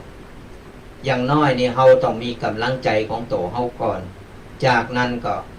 คนอื่นมาหือกำลังใจเป็นย่าชูกำลังกันเฮาก็จะได้มีกำลังอกกำลังใจในการเสาะว่าหากินหรือว่าในการทำงานโบกโลมพลังกันเป็นบุญเป็นกุศลนะศรัทธาญาติโยมทั้งหลายการหือกำลังอกกำลังใจกับคนบางคนเปิ้นท่อเปิ้นถอยเปิ้นมีตังออกบ่มีตีระบายไปที่ไหนก็โกเปิ้นเอาไปเล่าไปว่าบ่ต้องไประบายให้ไผฟังเรื่องตุกเรื่องปัญหาอย่างต่างๆของตัวเก่าก่อนเฮาไปไประบายเปิ้นก็ฟังเสร็จเปิ้นก็ฮอมกก็เฮาเสร็จรับหลังปุ๊บปุ่นเฮาก็บ่แน่ว่าเปิ้นจะเอาไปเล่าหรือว่าจะไปเก็บไว้หรือว่าจะอย่างใดจะช่วยเฮาแก้ปัญหาก่อนมันมีหลายประเภทก่อนบ่ไว้ใจแต่เฮาก็ต้องไปไปเล่าไปฟังเรื่องส่วนตัวปัญหาของเฮาเกิดขึ้นได้เฮาแก้ได้เฮาเป็นคนผู้เฮาต้องเป็นคนแก้ลองเฮานี่ไปเราไปมีหยังก็ไปคนนั้นคนนี้ฟังคนนั้นคนนี้ก็ว่านี่หายนี่เนอะเป็นหยังนี่หายกาปุณกะอย่ามันจะเป็นอย่างนั้นปากของคนมันจึงอย่างว่านะมันจึงมีปากสั่นปากยาวดึกปากเพิ่นมีไว้หือเพิ่นมีไว้หือเฮาก็ปอโคน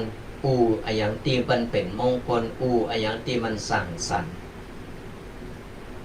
ไปลักไปเลยบ่ฮู้เรื่องฮู้เล่าไปหาเรื่องหาเล่าเพิ่นผิดโหกันมาหาเรื่องหือโตเก่ามันมีสปะสเปะถึงบอกว่าเพิ่นมีหูไว้หือสองข้างหือเฮาฟังหือนักมีตาไว้สองข้างมีสองแก่นก็คือเฮาเนี่ยพอเอาไว้นักฟังไว้นักพอไว้นักแต่ปากมีปากเดียวเพิ่นว่าคือมันน้อยลงบ่ต้องไปนักพร่ำเพ้อบ่มีเหตุผลบ่มีหลักการ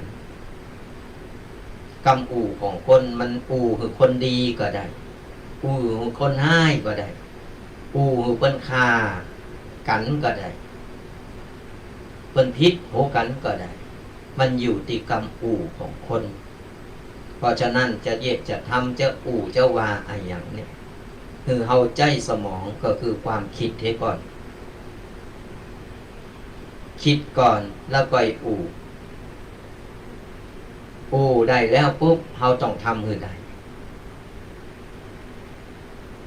เพิ่นถึงบอกว่าคิดก่อนพูดแล้วต้องทำนะไม่ใช่อู่ได้แต่ทำบ่ได้มันก็แบบมีประโยชน์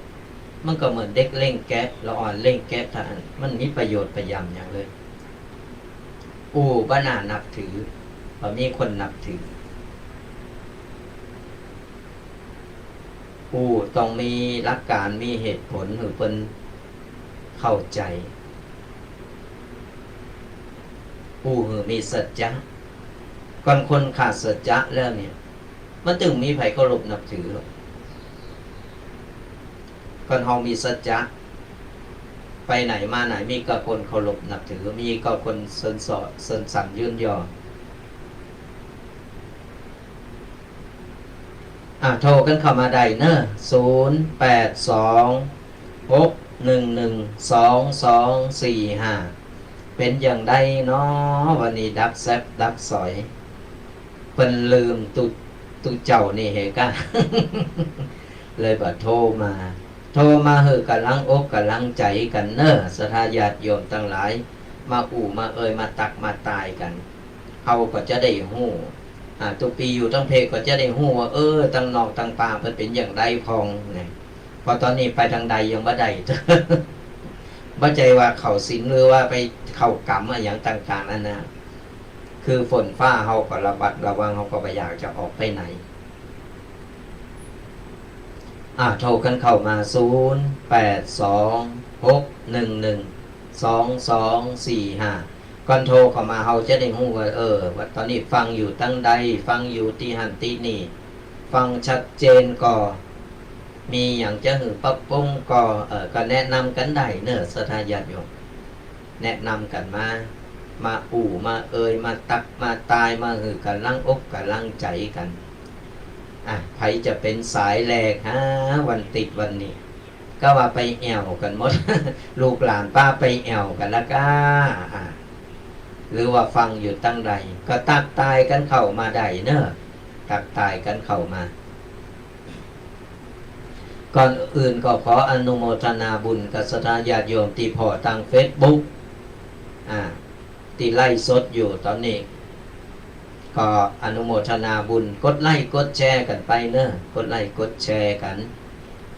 คือคนที่เพิ่นบ่ได้ยินเพิ่นบ่เคยหันบ่เคยฟังเพิ่นก็จะได้ฮู้ได้หันได้ฟังเพิ่นจะได้เข้าอกเข้าใจกันไผที่คอมเมนต์มานี่เดี๋ยวจบรายการจบปีก็จะตอบไปเนาะจะตอบไปจะตักตายไปก็ฝากกดไลค์กดแชร์กันด้วยก็จะไปลืมศรัทธาญาติโยมทั้งหลายที่ทุกปีได้เอามามาเป็นปฏิณากะในวันนี้ก็สามารถที่จะนำไปสอนลูกสอนหลาน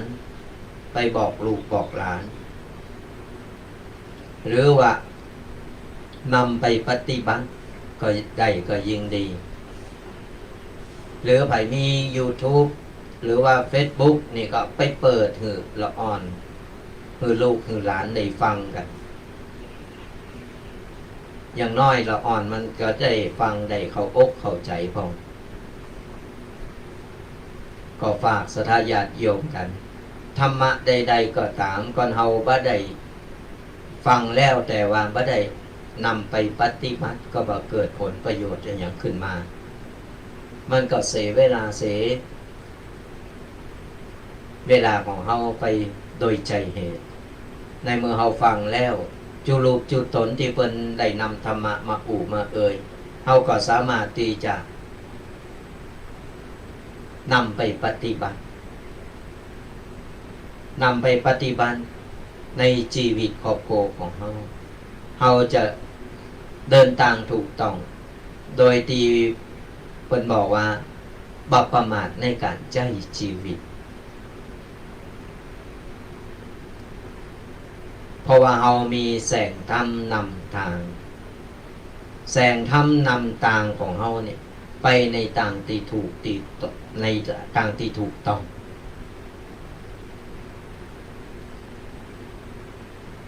และชีวิตของเฮาก็จะมีความสุขเพราะว่าเฮาเดินตามทางของธรรมะที่องค์บวรพระสัมมาสัมพุทธเจ้าท่านได้ก้อนใกล้เอาไว้ได้บอกได้กล่าวเอาไว้ทุกเจ้าพระเนรก็ได้เอามานำมาสืบทอดเอามาเล่าสู่ศรัทธาญาติโยมเนี่ยบรรลงพิษบรรลงตั้งในการดำเนินชีวิต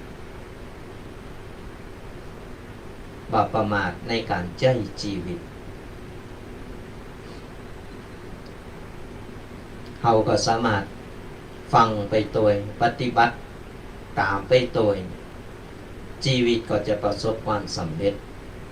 บัดเสเวลา24 ชั่วโมงเขาฟังธรรมะเขาก็บัดเสเวลาในการที่ฟังและทำให้มันเกิดประโยชน์ให้มันได้ประโยชน์ก็โทรกันเข้ามาได้เนอะวันนี้ดักแซปเนาะ0826112245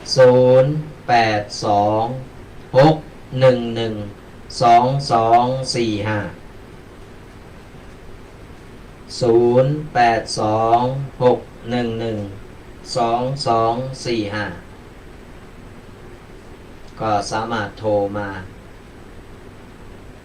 จะถามอะหยังหรือว่ามีอะหยังตีจะต้องปรับปรุงก็บอกก็กล่าวกันมาได้เขาก็พยายามจะทำกูสิ่งกูอย่างตีจะเหือศรัทธาญาติโยมเนี่ยได้รับความสุขได้รับความหู้ได้รับสิ่งบันเทิงต่างๆในการฟังธรรมะปัจจัยฟังไปก็มอยรับไปไข่รับไปติ๊กก็ฟังไปอู่เอ้ยตักตายกันไปพองไข่โหอู่โหนโหโมนกันไปพองเนี่ยมันเป็น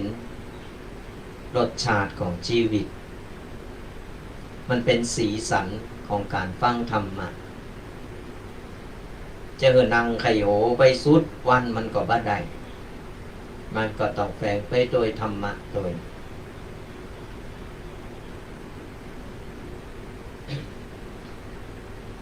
เปิดสายแล้วเนอะก็โทรกันเข้ามายังมีเวลาอยู่เนอะสดาญาติโยม0826112245ยังมีเวลาเหลือสัก20 นาทีก็ยังสามารถโทรมาปู่มาเอ่ยมาตักมา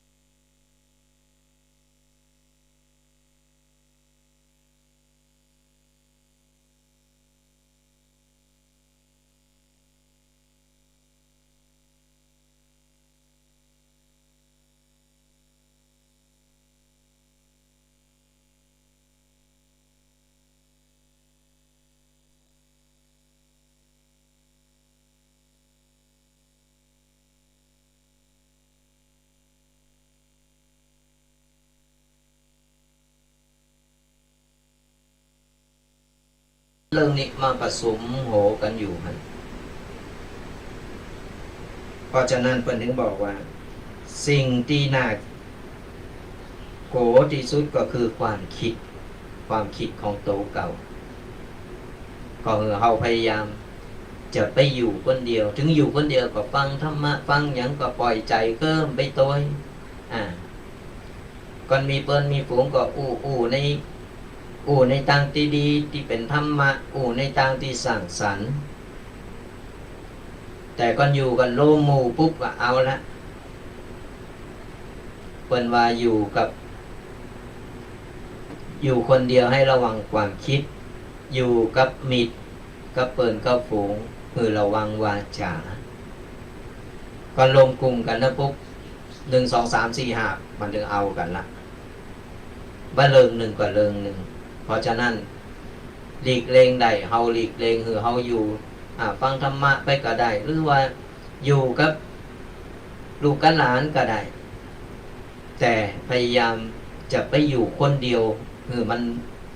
เมินเกินไปก่อนอยู่คนเดียวเมินเกินไปความคิดของเฮามันจะฟุ้งซ่านสิ่งที่น่าเกลียดคือความชั่วสิ่งที่น่ากลัวคือความคิดสิ่งที่ต้องจำไว้ในจิตคือต้องใช้ชีวิตโดยที่ไม่กลัวอย่างที่บอกเราจะทำอย่างก่อนเราเริ่มกล่าวไปแล้วเราไม่ต้องไปโกงอันยังจะเกิดมันก็เกิดนะเรากล่าวเดินไปตั้งหน้ามันมีอยู่แล้วอุปสรรคจะเป็นอุปสรรคใหญ่อุปสรรคน้อยอย่างไรมันมีอยู่แล้วเราก็ต้องโกงแต่เราต้องตั้งรับอย่างไรมันเกิดมามันจะเกิดอะไรอย่างขึ้นมาเราก็ต้องพร้อมแหละพร้อมที่จะตั้งรับพร้อมที่จะสู้พร้อมที่จะฝ่าฟันมันผ่านไปเมื่อใดโกหันโกนี่โกนันโกนี่จะเย่อย่างเนาะโกกันเนาะโกอันนี้มันก็ไปตั้งหน้ามันก็ไปตั้งใดมันก็อยู่ตีเก่าจุกกึกดึกอยู่ตีเก่าก่อนเราตัดสินใจกล้าที่จะเดินก้าวต่อไปมันมีก้าวหนึ่งมันก็จะมีก้าวที่2ต่อไปเราลองเตวว่าใหม่ๆนี่ตอนเราเกิดมาอีปออีแม่เพิ่นเฮานี่ฮัดเตวต่อแตะนี่มันก็มีล่มลุกคุกคานพองสุดท้ายเราก็ลุกจนได้เนี่ยธรรมชาติมันสอนเฮาได้ฮู้เกิดมาตอนแรกเกิดมาแบเบาะแง่ออกมาปุ๊บกำมือออกมาแล้วนั่นคือเอาเศษกำมาแล้วใหญ่มาหน่อยนึงอย่าบะตั้นนี่เด้อก็เล่งมาใหญ่มาหน่อยนึงก็หัดเตียวปุ๊บเน้นคือสอนเฮาว่าเนี่ยชีวิตของเฮากำลังจะก้าวเดินต่อไปตั้งหน้าไม่ได้ก้าวถอยหลังบอกมีไผฮัดเตียวแล้วเตียวถอยหลังนี่มีกับคนขี่เหล่าไปตั้งหน้า2 ก้าวถอยหลัง3 ก้าว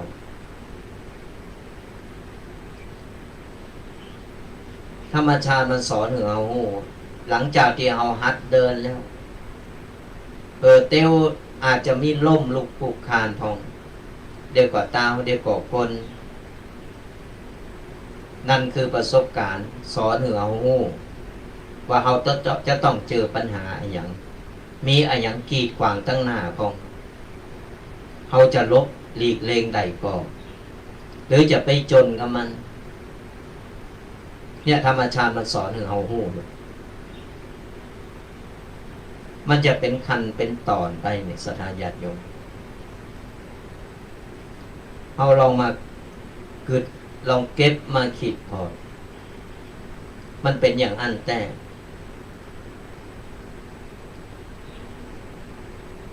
มันเป็นวงจรของชีวิตเป็นวงจรของชีวิตที่ทำให้เราเนี่ยได้เห็นหู้โดยธรรมชาติพ่อแม่มีหน้าที่ประคับประคองเป็นผู้หือกำเนิดเฮามาแล้วคอยประคับประคองส่งเฮาจนถึงฝั่งก่อนหันลูกเป็นฝั่งเป็นฝาเติบโตปีกาค้าแข็งได้ดิบได้ดีแล้วพ่อแม่ก็ภูมิอกภูมิใจดีอกดีใจถือว่าเป็นประสบความสำเร็จในชีวิตของเพิ่น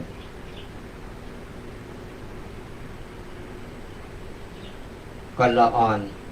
ก่อนปะละอ่อนตีดื้อตีให้ตีบา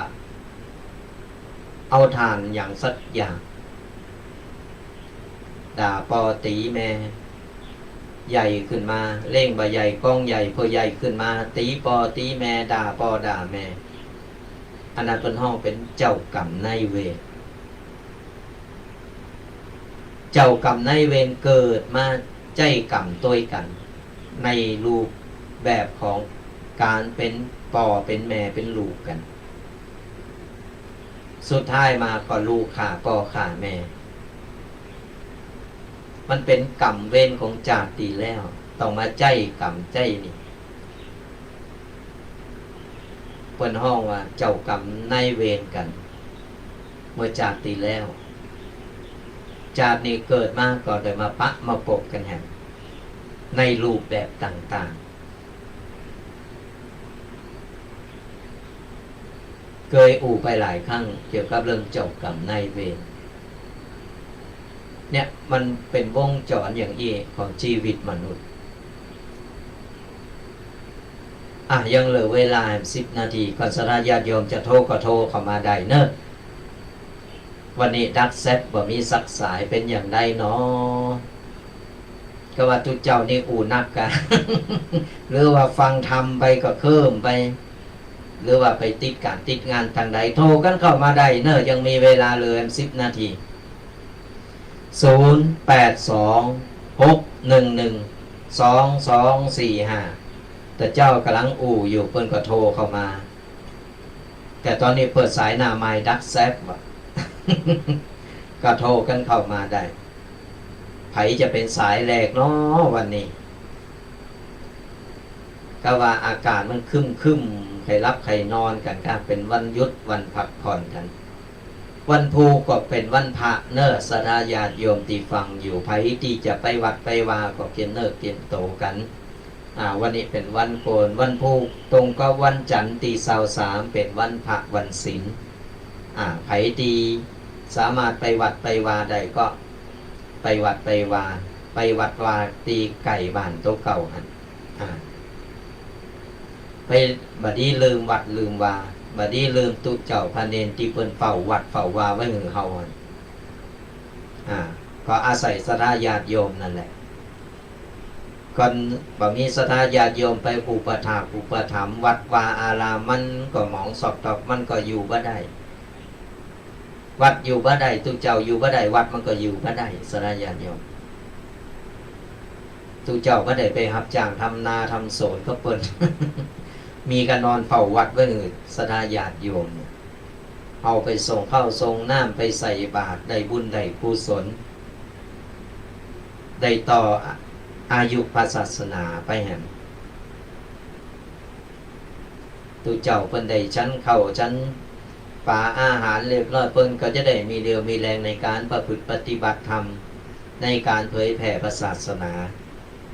และก็มีแห่งในการเฝ้าวัดเฝ้าวาไว้ในศรัทธาญาติโยมกันวัดบางวัดนี่คุยตุคุยพระจนตุพระอยู่บ่ได้ไผไปอยู่ก็บ่ได้ไผไปอยู่ก่อนนี้ไผไปอยู่ก่อนนี้คุยตุคุยพระสุดท้ายแล้วบ่มีตุเจ้าไปอยู่พอมีตุเจ้าไปอยู่ปุ๊บที่นี่เดือดร้อนเจ้าบ้านละเกณฑ์กันนี้มาเฝ้านอนเฝ้าวัดตกมือตกเว้นกันสร้างความลำบากเพราะฉะนั้นไผวัดไหนก็ตามที่มีตุเจ้าพระเนรอยู่ถือว่าดีที่สุดแล้วตนเดียวยังบ่พอต้อง อย่างน้อย2-3 ตนขึ้นไปมีตุเจ้ามีพระเนนเหอยู่ด้วยกันช่วยกันเพียวกันกวาดในวัดไรวาช่วยกันพัฒนาวัดวาอารามมันก็จะเจริญรุ่งเรืองเฮาก็มีตีเปิงตั้งใจ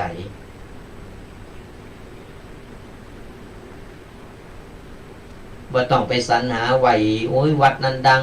จะไปวัดนั้นวัดนี้ดังอย่าไปวัดนี้จะไปทำบุญวัดนั้นวัดนี้บ่จำเป็นทำบุญที่ไหนก็ได้บุญได้กุศลเหมือนกันสระญาติโยมทำบุญขึ้นชื่อว่าจิตเฮาตกเฮาทำบุญแล้วมันได้บุญได้กุศลเหมือนกันหมดบ่จำเป็นจะต้องเป็นวัดดังตุเจ้ารอตุเจ้านั้นนี่บ้าใจคือตุเจ้าศีลเท่ากัน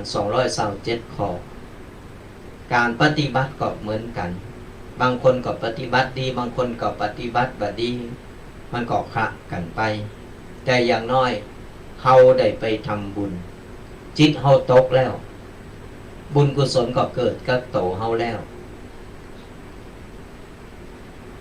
เฮาก็สบายใจพอเฮาได้บุญได้กุศล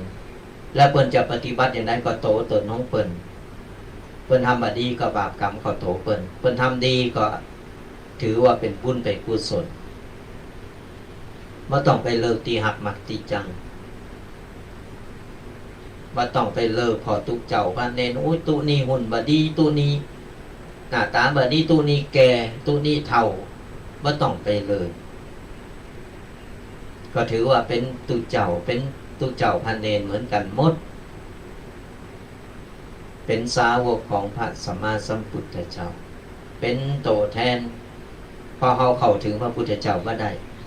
เพิ่นจะมีพระพุทธรูปอยู่แต่ตุเจ้าพระเนรก็เปรียบเสมือนเป็นสาวกตีหับเอาน้ำธรรมของท่านมาเผยแผ่ก็ถือว่าเฮาได้สืบต่ออายุพระพุทธศาสนาคือเจริญรุ่งเรืองไป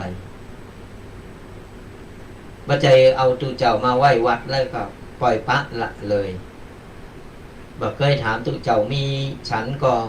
ตุเจ้าเป็นอย่างไรพองก็เจ็บไข้ได้ป่วยอย่างก็เฮาต้องไปดูแลอุปถัมภ์เพิ่น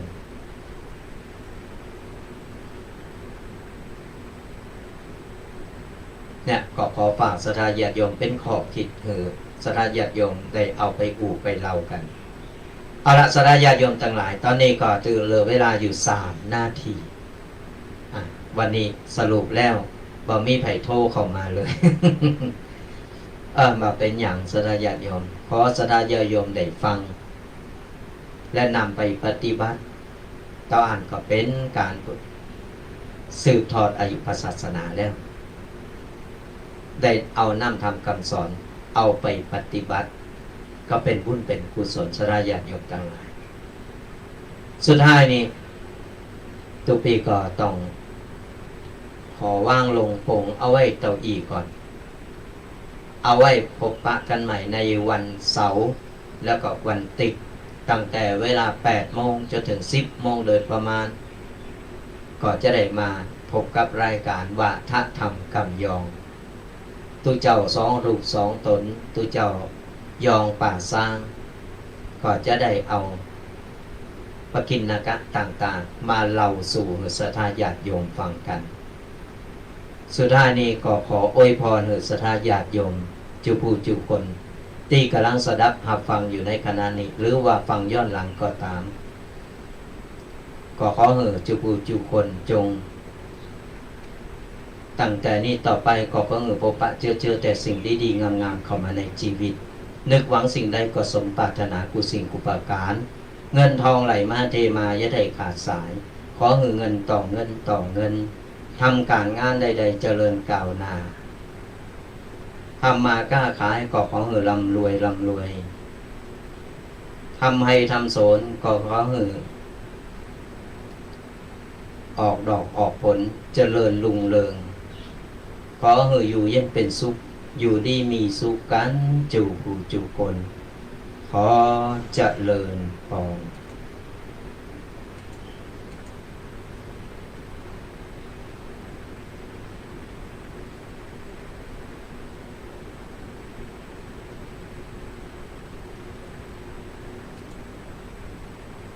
ท่า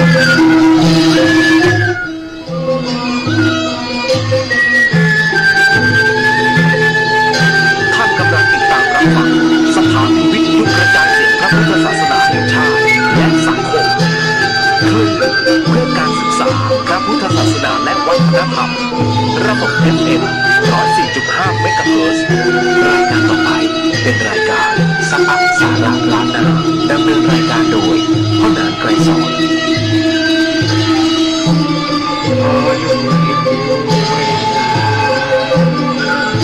อาทิตย์รัตนาแก้วเจ้าดำเนินการท่านมีพระพุทธเจ้า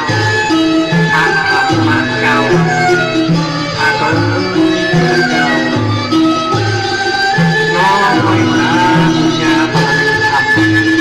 พระเดชพระคุณพระเดชพระคุณเจ้าคณะสงฆ์งาน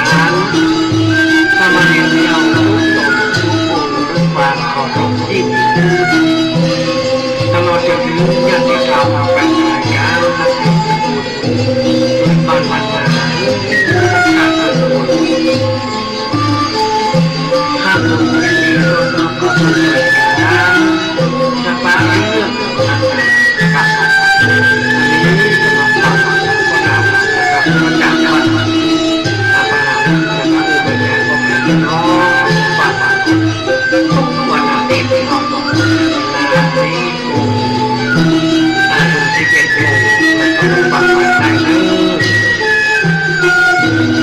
รายการจะปาเรื่องอาจารย์ของคนนั้นนะครับก็ออกอากาศมาที่วัดป่าหินนะครับมาเมื่อนานแล้วนะครับก็มีท่านผู้ฟังหลายท่านหลายคนนักศิลป์นักบุญพื้นบ้านล้านนาของเราเพิ่นก็ฟังกันนักกันหลายเพราะนั้นก็ขออนุโมทนาบุญกับพ่อแม่พี่น้องนักศิลป์นักบุญพื้นบ้านล้านนาของเราแฟนรายการทุกท่านทุกคนนะครับที่บรรลักหิบกองของบักเก่าของเราในพื้นบ้านล้านนานะครับพื้นบ้านล้านนาของเราเนี่ยเราคนเฒ่าคนแก่เนี่ยเราต้องอนุรักษ์รักษาไว้ของเก่าของโบราณนะครับปู่ย่าตายายของเราในแปลงดีไว้ให้ลูกแปลงถูกไว้ให้หลานนะครับเราก็ได้ซื้อพ่อกันมานะครับจนถึงทุกวันนี้นะครับก็ใส่ใจในของเก่าของโบราณเนี่ยเป็นพระคาถาคาถาเรื่องของมนต์คาถาทั้งหลายเสกเป่าทั้งหลายนี่นะครับอันนี้เป็นของดีล้านนาของเรานะครับที่คนนั้นไกสอดนะครับได้ยินจื่นถึงกับคนทั้งหลายคุณบ้านล้านนาของเราได้รับความสุขใจสบายใจทุกท่านทุกคนเลยนะท่านได้ฟังแล้วท่านก็ก็โทรมากันเนาะนะครับ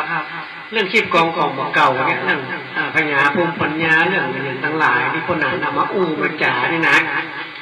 บางครั้งบางทีมันก็เป็นประโยชน์กับท่านผู้ฟังเหมือนกันเนี่ยว่าเรื่องสมุนไพรกันเรื่องของ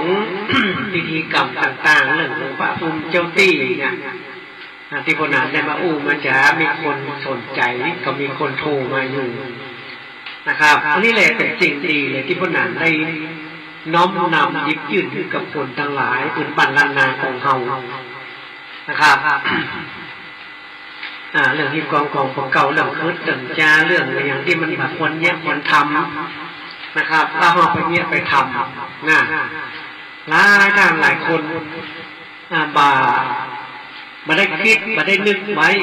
ทำไปโดยที่แบบได้คิดมาได้นึกไว้บางท่านเป็นคนบ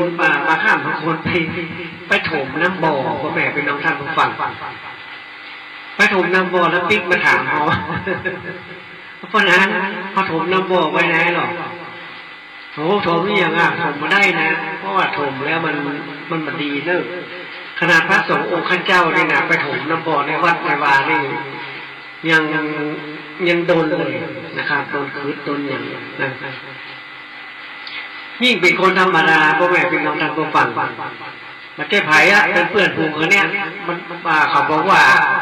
โอ้พน้ำมาผมน้ำบ่อแล้วเนอะเป็นไรเนี่ยประเด็นนี้นะผู้ซื้อว่าอย่างก็ ไปตกเที่ยงกันงานที่จะได้มาได้สักกรรมไม่นานเพิ่นกับมาอูฟังเพิ่นกับมาอูฟังเอาอย่างนี้มันวิทย์มันขาดมันจวดไปเห็นผู้สิ่งผู้อย่างนี่นะคนอ่านของบอกวิธีแก้ให้เนิ่นอย่าไปถมนะครับนำบ่อนี่มาถมได้นะครับถ้ามันอยู่ในไร่ในสวนเท่ากันในไร่สวนไอ้ลำไยกันเป็นน้ำบ่อแห้งใบไม้ใบอย่างมันโตใส่ปล่อยมันโตใส่ให้มันมูลขึ้นมาคนเดียวมูลคนมาคนเดียวอาจจะไปถมปิดเอาดินไปปิดเลยนี่เหมือนได้พ่อแม่เป็นน้องทานผู้ฟังเพื่อคือมันมูลใบไม้ใบตอกอย่างที่มันตกไปในหลุมน้ำบ่อนั้นมันมูลขึ้นมาคนเดียวอันก็ดีนะครับพอเป็นหยังถ้าเขาตั้งใจไปถมนี่มาได้พ่อแม่เป็นน้องทานผู้ฟังนะครับมันที่มาแก้มาขึ้นมันเนี้ยอย่างมันก็ปลอดไปตลอดถึงสักเตื้อ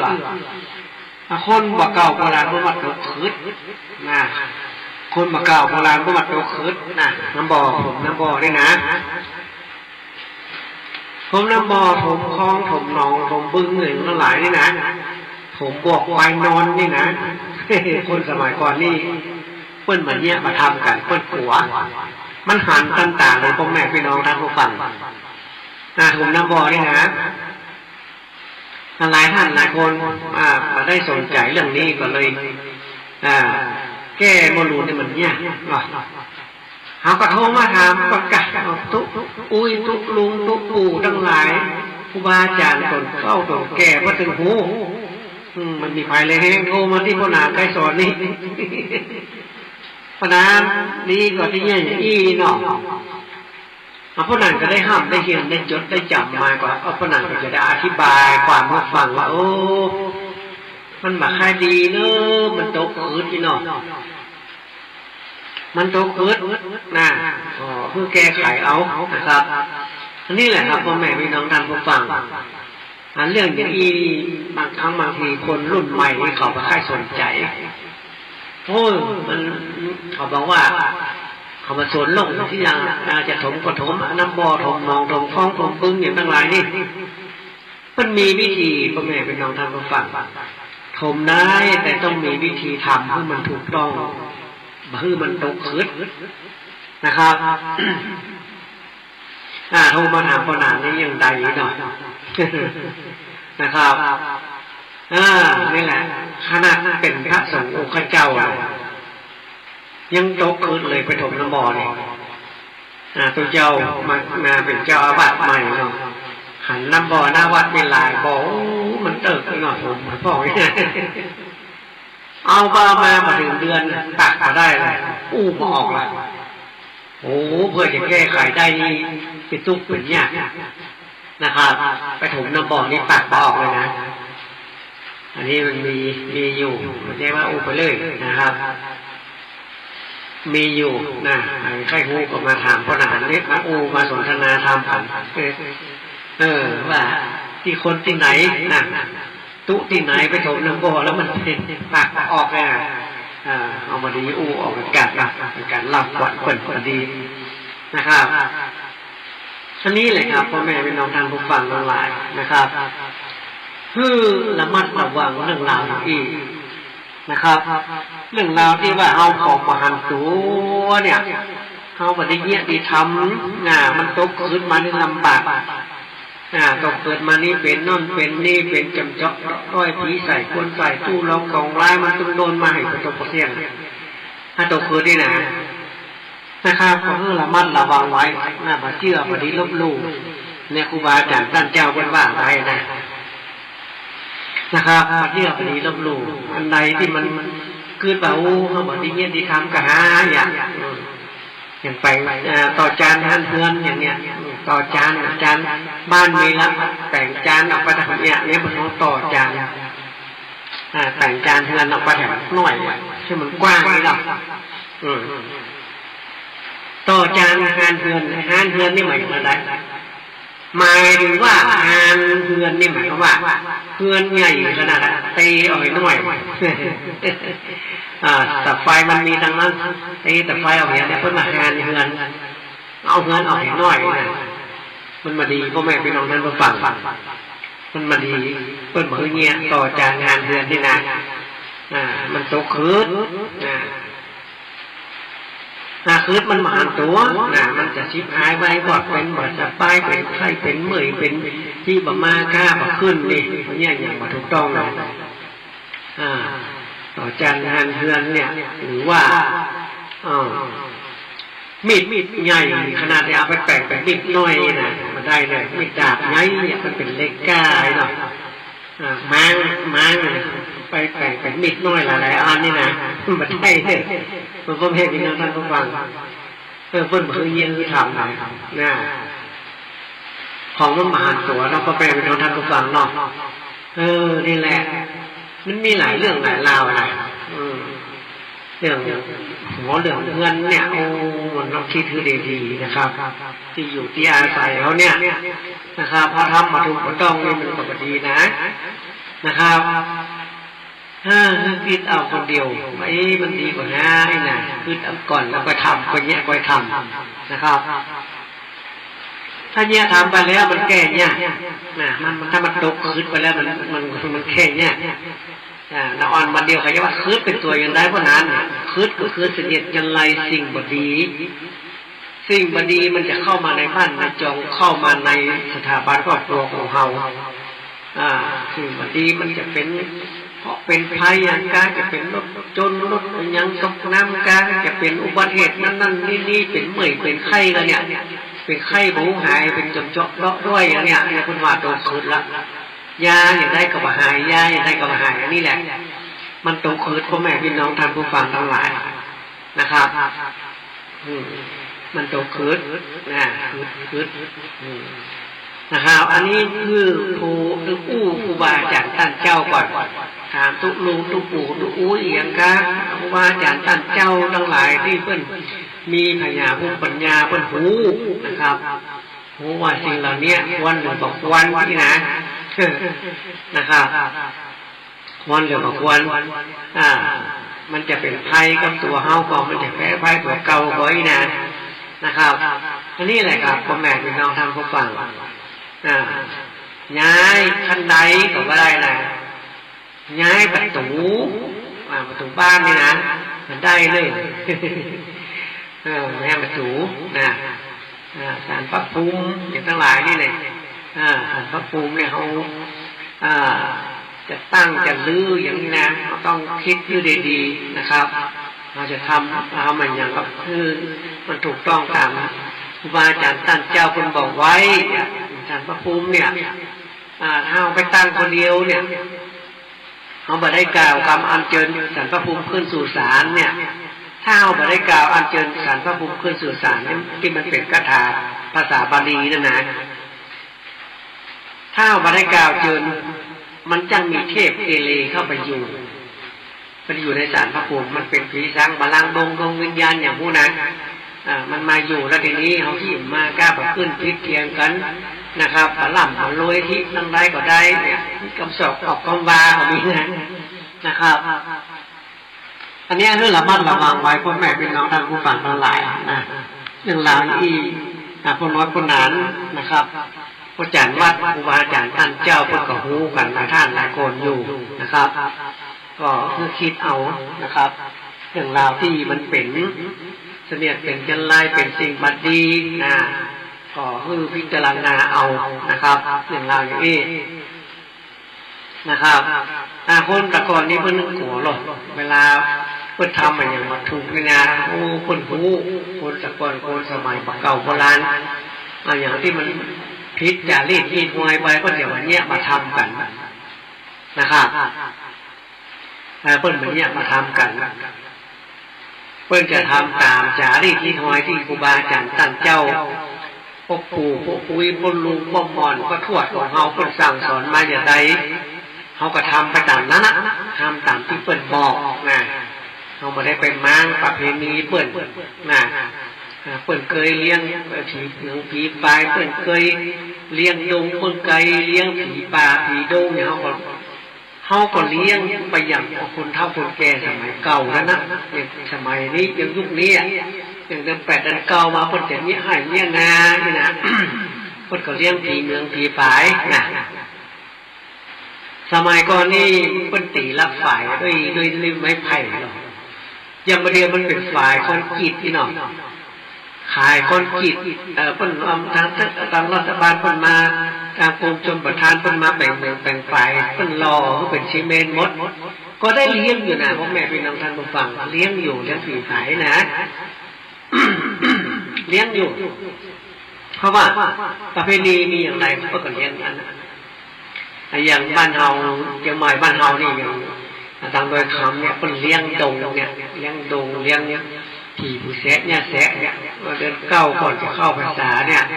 เป็นเลี้ยงผีผู้แสะเนี่ยแสะผีป่าผีดงผีห้วยผีดอยผีป่าไม้ดงหนาปะคาดุผีเนี่ยที่โดยคำเป็นเลี้ยงผีผู้แสะเนี่ยแสะเนี่ยนะเปิ้นคือฝนฟ้าตกตามฤดูกาลเปิ้นเลี้ยงดงเนี่ยนะคือฝนฟ้าตกตามฤดูกาลได้ทำไร่ทำนาได้มันจุ่มมันเย็นกับบ้านกับเมืองนี่นะปลูกฟักปลูกเพิกปลูกข้าวปลูกถั่วอย่างมันก็ได้น้ำฟ้าน้ำฝนก็ต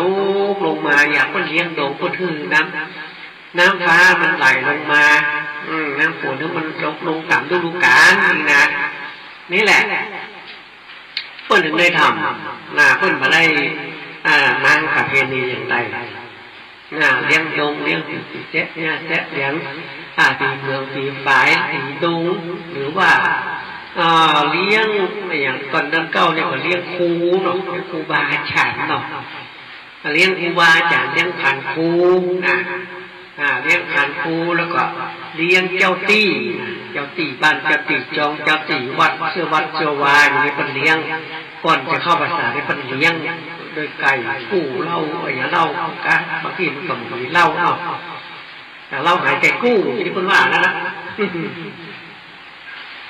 เพื่อนเลี้ยงก่อนเข้าภาษาเนี่ยครูบาอาจารย์หรือว่าโคติมีครูปีครูคุยครูจนตีครูอย่างทั้งหลายเพราะเขาเลี้ยงครูเหมือนกันนะครูซอยเนี่ยเพื่อนเลี้ยงขันครูเพื่อนนะไก่กู้เหล้าขวดกากาเป็นผลไม้ผักไม้กาก็จะเลี้ยงนะครับหรือว่าเจ้าทรงเจ้าอย่างทั้งหลายก็เขาเลี้ยงขันครูเพื่อนเหมือนกันนะครับเวลาเดือนเก้าเนี่ยก็จะเลี้ยงกันเนาะอันนี้แหละครับพ่อแม่พี่น้องท่านผู้ฟังถ้าเข้าภาษาได้เพิ่นมาเลี้ยงแล้วนะก็จะเลี้ยงเดือนเก้าก่อนเข้าภาษาเนี่ยมัดมือสู่ขวัญเนี่ยก่อนนี้เดือนเก้านี่จะมัดมือมัดมือลูกเต้าหลังเลยนี่นะปีไหนครั้งเพิ่นมัดแต่เกื้อหนึ่งมัดเดือนเก้านะเป็นนี้มัดมือสู่ขวัญนะแล้วก็มันมือสูบฝนแล้วก็เลี้ยงผีป่าผีดงผีเจ้าที่ผีปู่ย่านะก็เลี้ยงเดินเก้าเนาะปู่ย่าทางนายบ้านเฮานี่มันก็จะเลี้ยงปู่ย่าเดินเก้าออกเดินเก้าแฮมเนี่ยนะก็จะเลี้ยงปู่ย่ากันปู่ย่ามันมีบ้านเมืองเฮาเนี่ยบ้านคนเมืองเขาเนี่ยบ้านล้านนาเนี่ยมันมีปู่ย่าเวลาจะแต่งงานเนี่ยก็จะต้องเอาหัวหมูหรือว่าเอาไก่ไปยื่นไปโยงก็ผีปู่ย่าว่าคนนี้เป็นลูกเป็นหลานเป็นลูกไว้ลูกเขยแล้วเน้อนี่นะก็เลี้ยงหัวหมูนะอันนี้คือผีปู่ย่าจะเลี้ยงเดือนเก้าก่อนเข้าพรรษาเนี่ยอันนี้แหละเป็นบ้านล้านนาของเราก็ทำกันไปนะมีหลายอย่างที่เพิ่นทำเมื่อฝนฟ้าตกตามฤดูกาลนี่นะเพิ่นเข้าอินทศิลป์แถมเข้าอินทศิลป์อินทศิลป์เนี่ยอินทศิลป์ที่วัดเจดีย์หลวงเนี่ยเพิ่นจะเข้าเดือนพฤษภาเนี่ยเพิ่นจะเข้าอินทศิลป์ใส่บาตรใส่บาตรดอกไม้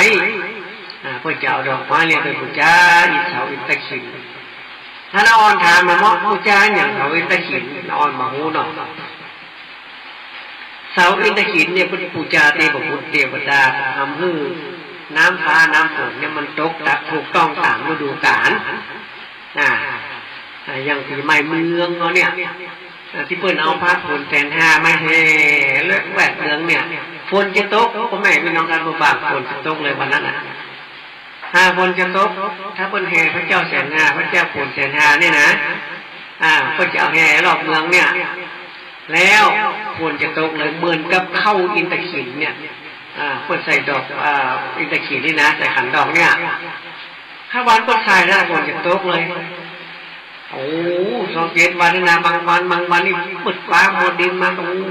มืดดำกำเศร้าตกลงมานักหนาป้านถ้าเปิดใส่ขันดอกอินตะขินนี่นะอันโดยมากจะเป็นเดือนพฤษภาอันนี้แหละเป็นจารีตที่หอยบ้านเฮาหมู่เฮาพ่อแม่พี่น้องทางผู้ฟังทั้งหลายหมู่เฮาก็ไว้ก็สร้างก็ทำไปตามที่บรรพบุรุษบรรพชนของเฮา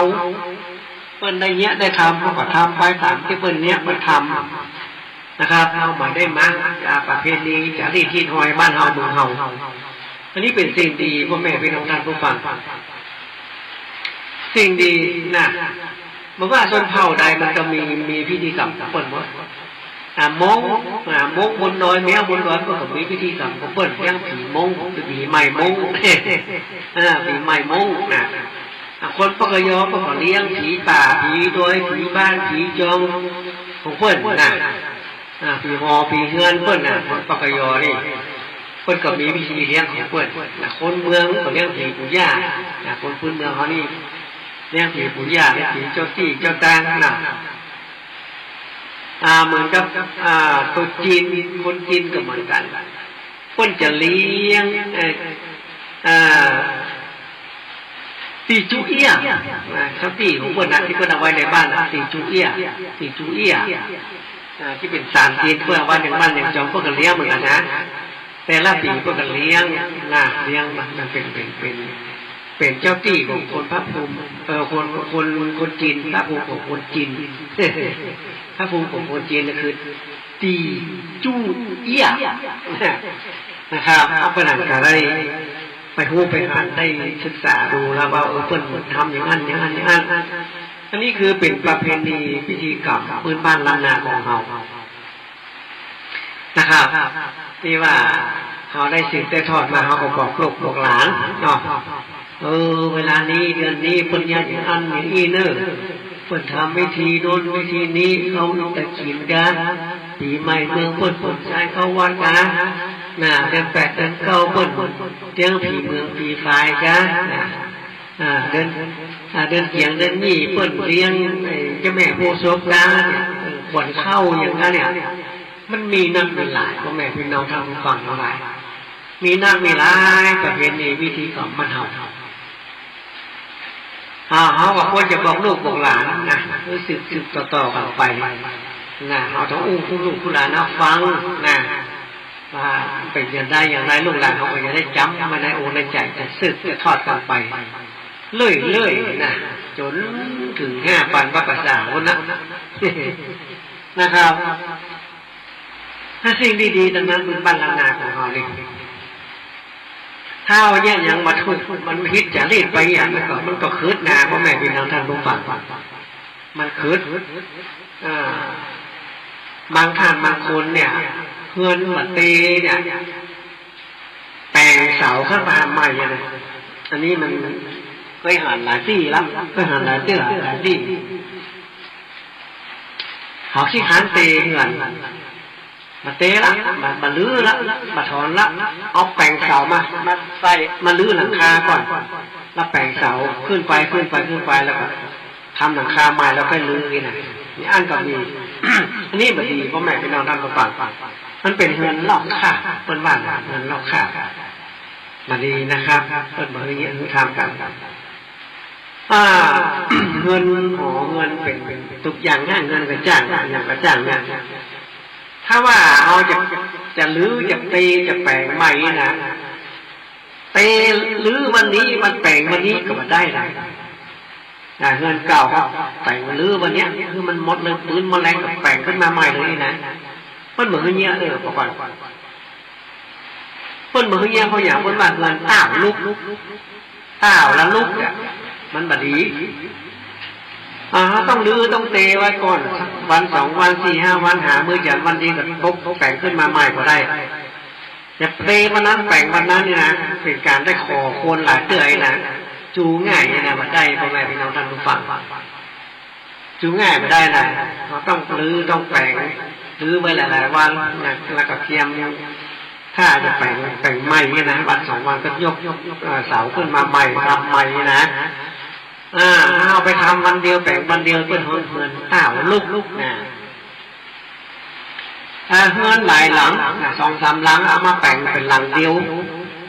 ก็มาดีให้มันก็ว่าเงินเก่งแค่ว่าอยู่มันมาถูกปอกันมาถูกปอลงมาถูกปอกรรมกันนะอย่างมันก็ศูนย์อ่านไปเลยไปเต้ยนะครับนั่นหลายหลังมาเพาะอะไรนี่นะเปิ้นว่าเงินห้องว่าเงินเก่งแค่มันมารวมกันหลายหลังเป็นหลังเดียวนะครับเงินเก่งแค่นะครับอันนี้ก็คือจดคือจำไว้นะครับเงินต่างลูกเงินเก่งแค่เนาะเงินหลอกค่ะเพราะมันมีหลายอย่างนะครับหลายอย่างเลยมันมีปืนบ้านล้านนาของเรานี่นักอะไรก็เป็นหมดเรื่องคืดเรื่องจาเรื่องอะไรอย่างที่ทำมาอย่างไปบาป่าดีนะครับทำอย่างไปแล้วมันตกคืดมันดีนะครับมันแม่หลายเรื่องหลายราวเลยแต่บอกก่อนนะครับไผ่สงสัยติดใจสงสัยอันใดก็โทรมาหาพระอาจารย์นี่ โทรมาหาพระอาจารย์ก็ด่านการสอนถามหนึ่งราวนี้มันดีกว่าคนนั้นนะมันมีเห็นภาพหนึ่งพ่อแม่เป็นน้องดังผู้ฟังถ้าเป็นคนขึ้นสู่ลุงหาคนนั้นเปิ้นว่าอะไรเปิ้นว่าคนนั้นโอ้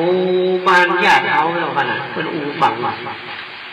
บ้านญาติเขาเขามาอยู่ได้เป็น2 3 ปีปล่อยมันปิดละไว้อะไรนะเป็นเงินห้างนั่นนะมีใครอยู่ลูกหลานเราไปอยู่ที่อื่นหมดประเดี๋ยวนี้ลูกหลานเขามาอยู่แล้วนะเขามาเที่ยวมาพักจะมาอยู่ใหม่นี่นะโอ้ปรากฏว่ามีน้ำอ่อนในบ้านนั้นหันควันไฟหันควันไฟมันควรมันออกมาที่บันไดควรออกมาที่บันไดจุ้งเปิดกันล่นมาถามพระนางโทรมาถามพระนางแล้วพระนางนั้นเป็นพ่ออย่างวันมันมาออกเป็นขั้นใดมาโอ้บ่ได้เนี่ยคนละเงินห่างไว้หลายปีแล้วเขาไปอยู่มันรู้นี่นะผีมันจะไปอยู่ดวงวิญญาณมันไปอยู่พ่อแม่พี่น้องท่านผู้ฟังน่ะคนมาหื้นละเงินไว้มันมีพายุนะผีมันไปอยู่พ่อแม่พี่น้องท่านผู้ฟังพ่อนายก็แนะนำมาคือไปนิมนต์ตู้เจ้าเลยเนาะถ้ามันมีสตางค์มีปัจจัยเนี่ยก็เอามาตนเดียวก็ได้เอามาตานขันเข้ากลางเฮือนท่านตานขันเข้ากลางเฮือนแล้วก็หยาดน้ำไปหาผีตายเก่าเน่าเมินเทวดเทวดาผีสัมภเวสีดวงวิญญาณที่มาอยู่บ้านตรงนี้ตานี่มันกลางเฮือนท่านแล้วก็คือเปิ้นเจริญพุทธมนต์ใส่ในบาตรครับคือตัวเจ้าเอาไร่พรมปรำหอตามเพื่อนมันก็จะดีพ่อแม่พี่น้องท่านผู้ฟังมันก็จะดีขึ้นไงอันนี้มาเยี่ยมวันนี้ลูกโดเนื้อผีมันอยู่นะถ้าเอาเมืองบ้านของเพื่อนเอามาอยู่นี่ผีมันอยู่ดวงวิญญาณมันอยู่นะวะเพื่อระมัดระวังไว้เวลาคนโอ้ไปอยู่แล้วผู้ขับมาคืนมาฝันมาดีพ่ออยู่บนสบายห้องนี่นะหันผีหันสางหันดวงวิญญาณห้องนี่นะอันนี้คือระมัดระวังพ่อแม่พี่น้องท่านผู้ฟังบ้านจองก็ได้อยู่นะคนสมัยเก่านี่นะพ่อแม่พี่น้องท่านผู้ฟังเวลาเพิ่นจะไปที่ไหนสัก2 3 วันเนี่ยเพิ่นจะละเงินไว้ไม่ไปอยู่นะเพิ่นจะสานตะแหลวไม่ไหม้ตะแหลวไม่ไหม้เป็นอย่างไรภายใกล้หูมันดูว่าคนนั้นเนี่ยคนนั้นจะสานให้ดูว่าเพิ่นสานอย่างไรสานตะแหลวไม่ไหม้นะครับเพิ่นสานตะแหลวไม่ไหม้แล้วเอาไปมัดที่ประตูบ้านประตูเรือนเพิ่นจะไปที่ไหนสัก2 3 คืนนี่นะนั่นแหละมาเป็นหยังมาเป็นหยังเพราะว่าสิ่งชั่วร้ายมันจะเข้าไปในบ้านเป็นดวงวิญญาณไล่ผีไล่อย่างทั้งหลายอย่างของสิ่งบดีมันมาหัน ประตูบ้านประตูเรือนเขาเนี่ยติดตะเหลวแม่ไม้ตะเหลวแม่ไม้นะสารง่ายตอก6 เส้นมาละไอ้สอนมาจ้างมาเพราะนางจะสอนนะครับเพื่อนเอามาติดบ้านติดจองเวลาจะไปไหน2-3 วันนะรับรองเลยผีมาอยู่ดวงวิญญาณมาใกล้นะครับรับรองเลยนะครับอะไรไม่ไม้เป็นติดเลยมันเป็นสิ่งดีพ่อแม่พี่น้องท่านผู้ฟังแต่แหละไม่ไม้เนี่ยนะอันอย่างที่เป็นของแม่ไม้มันศักดิ์สิทธิ์พ่อแม่พี่น้องท่านผู้ฟังแต่แล้วไม่ไม้สาคบพริกไม่ไม้มันขลังนะครับสาคบพริกไม่ไม้เนี่ยถ้าไม่ไม้ผัวตายลูกโตนนี่นะโอ้สาคบพริกไม่ไม้นี่ขลังมากๆเลยอันนี้คนหนาบังแม่ไม้ผัวตายลูกโตนเป็นตายคนหนาก็คือแม่ไม้ที่ผัวเป็นตายลูกโตนก็คือลูกคนเดียวเป็นผู้ชายแล้วก็สำคัญที่สุดคือเพิ่นคลองไม้มาตลอดเลยเพิ่นเหมือนยอมแต่งงานทำอันนี้แหละแม่ไม้ที่ศักดิ์สิทธิ์คนสมัยเก่านี่เพิ่นไปรับสาคบพริกใหม่ๆเลยเพิ่นรับสาคบพริกใหม่ๆเมื่อก่อนในบ้านมันเพิ่นบ่มีประตูมีหยังเพิ่นเข้าไปบ้านมันง่ายๆครับคนสมัยก่อนเพิ่นบ่มีหัวมีห้าวหยังเขาเป็นรับสาคบพริกใหม่ๆเอามาไปของขลังไว้พอแต่ก่อนเพิ่นบอกว่าบ่ฮื้อขอบ่ฮื้ออย่างนี้ที่เป็นลักเพราะอย่างเพิ่นไปลักตะขโมยเพราะว่าเพิ่นต้องการให้แม่ๆคนนั้นแจ้งด่าคนที่เอาสาคบพริกไปแล้วมันจะขลังเพิ่นว่านะมันจะขลังสาคบพริกมันจะขลังมากนะคนสมัยเก่าเพิ่นต้องการให้แม่ๆคนนั้นแจ้งแม่ๆก็บอกได้สนใจนะลุกมาถึงเนี่ยกินสาคบพริกหายเนาะปัดตับเป็นฟืนเป็นไฟล่ะไอตัวใดมันมาลักสาคบพริกผมกูขอมันเป็นมันตายมันยังขอมันได้อยู่สุขอย่างเลยอย่างไม่ไม้ด่าก็ต้องการคำด่าของไม่ไม้แล้วก็สาคบพริกเนี่ยมันจะขลังมากเลยน่ะสาคบพริกไม่ไม้พอตายลูกโตนี่นะโอ้ขลังเลยพ่อแม่พี่น้องท่านผู้ฟังที่ปุณานี่มีอยู่อัน2 อันอยู่เขาต้องเอามาลงอาคมนะพ่อแม่พี่น้องท่านผู้ฟังมาขึ้นขอบขึ้นคานก่อนเอามาลงอาคมสาคบพริกไม่ไม้ต้องเขียนชื่อไม่ไม้ตีท่านตัวชื่อเปิ้ลชื่อลูกเปิ้ลไผมีเอามาให้ปุณาเนี่ยปุณาจะลงอาคมจะขึ้นขอบขึ้นคานขึ้นแล้วก็เอาไปไว้ที่บ้านสาคบพริกไม่ไม้ผัวตายลูกโตนนี่นะครับแล้วเรื่องของไม่ไม้พ่อแม่เป็นน้องท่านผู้ฟังมันศักดิ์สิทธิ์สมัยก่อนนี่นะถ้าฝนมันตกนะมันนองนี่นะคนสมัยก่อนนี่มันแรงมันได้ยากเนี่ยนะฝนมันตกนะมันนองแรงว่าอย่างเงี้ยนะจะปลูกข้าวให้ก็บ่มีฝนนี่นะเป็นยังไงเป็นลักคันใดไม่ไม้หรอมันไหนเป็นไม่ไม้เป็นลักคันใดไปลักละกะไม่แห่ต้องมองดิ้งแบบบ้านแบบจังเรียบร้อยก็เอาไปส่งคือไม่ไม้คือแล้วฝนจะตกเลยฝนจะตกเลยนะครับหลายท่านหลายคนเป็นหลายคนสมัยก่อนเป็นเนี้ยเป็นทำกันนะบางท่านบางคนก็แบบว่าลักทันใดไม่ไม้เพื่อนรักนะเพื่อนขอยืมสักวัน2 วันนะยืมไปอย่างคนบอกว่าฝนมันตกฟ้ามาห้องน้ำมันนองมันแห้งมันแรงเนี่ยคนว่าเอาคันใดไม่ไม้ไปแช่น้ำแม่น้ำปิงนะน้ำแม่วางนะน้ำแม่ปุ๋ยนะท่านที่ไหนกันนะเอาไปแช่น้ำสัก3 วันฝนตกฝนถึงพ่อแม่พี่น้องน้ำก่อนคันใดไม่ไม้สำคัญหวานเนอะถ้าไม่ไม้สมัยก่อนพ่อแม่พี่น้องทั้งทุกจะอู้ฟังเนอะไม่ไม้สมัยแต่ก่อนรุ่นโบราณกาลนั่นนะสมัยพระพุทธเจ้าเราเมื่อก่อนนะไม่ไม้ อู้ลึกไม่ไหม้มาเลยหรอกไม่แห้งไม่ไหม้เก็บมายองต่อถ้าได้ปันของงั้นเหลือสาวน้อยนี่รู้อู้ลึกไม่ไหม้อย่างหนึ่ง สมัยพุทธกาลนั่นแหละสมัยพุทธกาลละไม่ไหม้นี่สมัยก่อนนี่เม็ดข้าวสารข้าวเปลือกนี่มันเต่าโรยกับฟักมูลนี่นะเต่าโรยกับฟักมูลกันหลวงเต่าขาเต่าหน่องมันนี่เม็ดข้าวสมัยก่อนนะสมัยโบราณเม็ดข้าวใหญ่เต่าหน่องเต่าขาแกนเม็ดเดียวนี่กินได้วันค่ำทีนี้ย่าไม่ไหม้ก็ไปปลูกข้าวปลูกข้าวให้ก่อนมันมีนาหรอกปลูกข้าวให้โอ้ยเม็ดข้าวเต่าห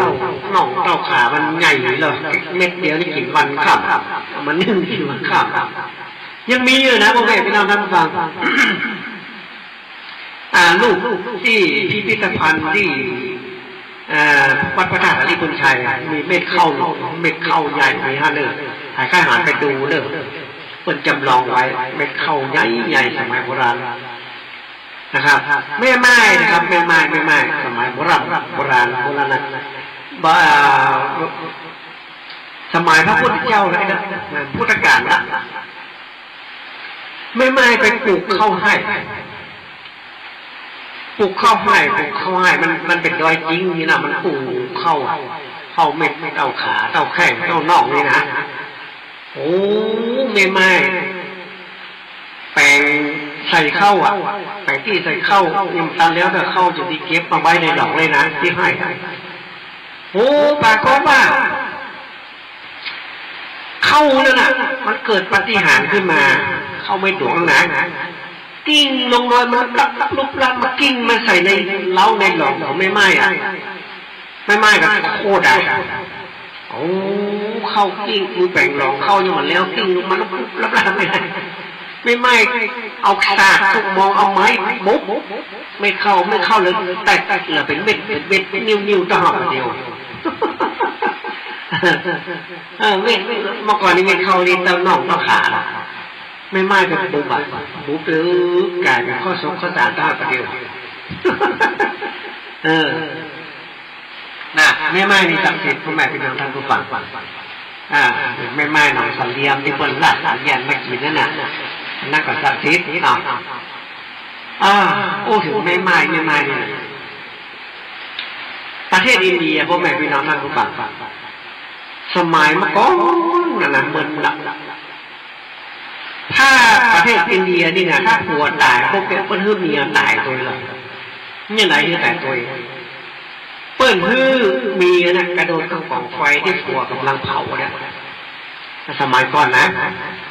เปิ้ลมีกฎมีเก่งว่าถ้าผัวตายก็ต้องตายด้วยผัวเนยไม่ยิงบางคนก็โดดเข้ากองไฟแต่ตายด้วยผัวเลยนะเปิ้ลไม่มีประเพณีอันหน่อยมาลามาลูมาเปิ้ลฮื้อละฮื้อยี่อันละมันใครหมออีกการนอต่างประเทศเนี่ยนะถ้าภายตายเป็นไม่ไม้เนี่ยก็จะแยกไปอยู่ที่หนึ่งเป็นเมืองแม่ไม้เป็นเมืองแม่ไม้หมดบ้านเมืองแล้วนะก็จะเอาแม่ไม้กับก้อนไม้หมดละก็จ่ายมีก็แม่ไม้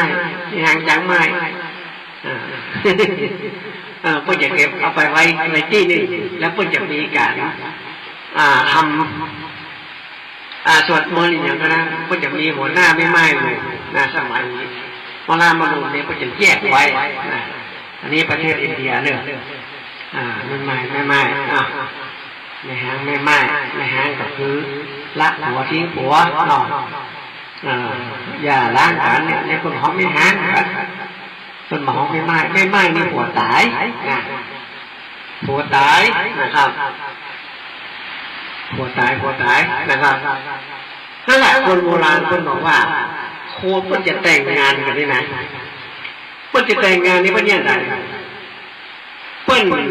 ต้องดูมื้อจันทร์วันดีพ่อแม่พี่น้องท่านผู้ฟังหามื้อจันทร์วันดี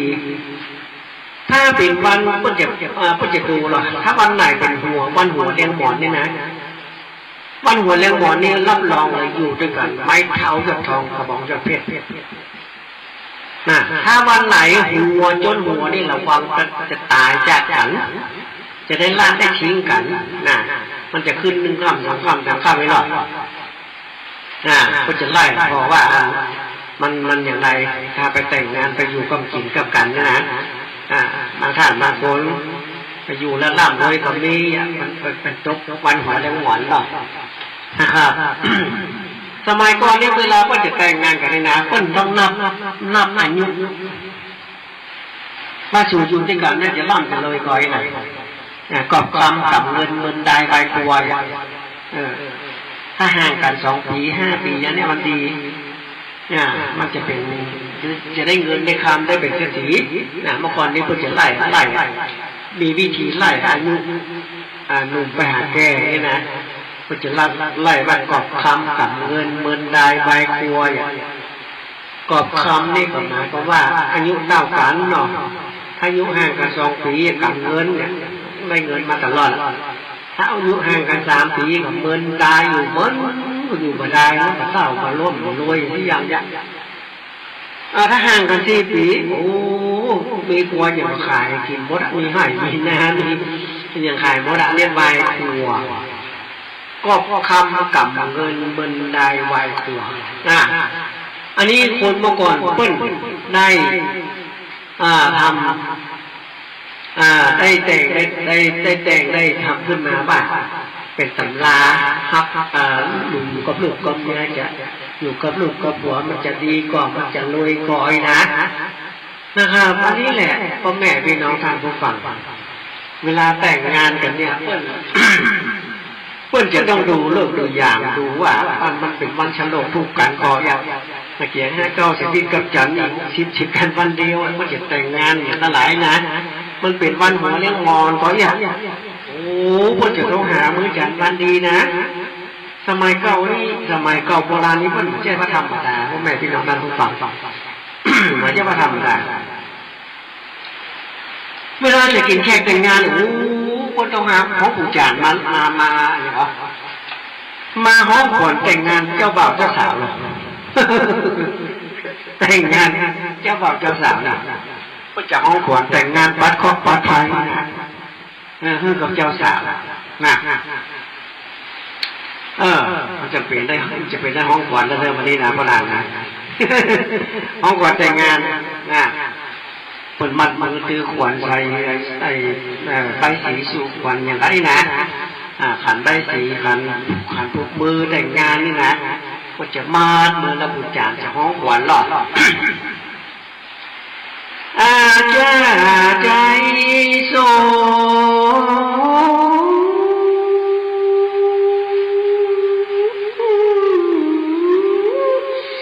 อาจารย์ใจ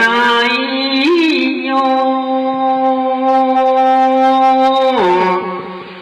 อาจารย์ในวันนี้ก็เป็นวันดี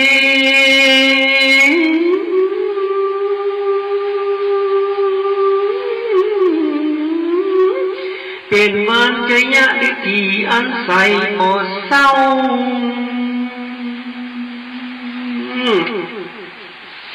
เป็นวันมุงกะละเลิศลาวเลิศลาพังปิมปาเมขนุนงิ้ว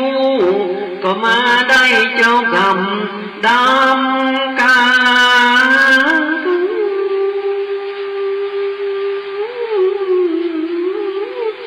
เจ้าวะว่ามาได้ไม่โลจนาก็เป็นวันนี้เนื้อเจ้าเป็นวันมังคลาดีแต่เล่า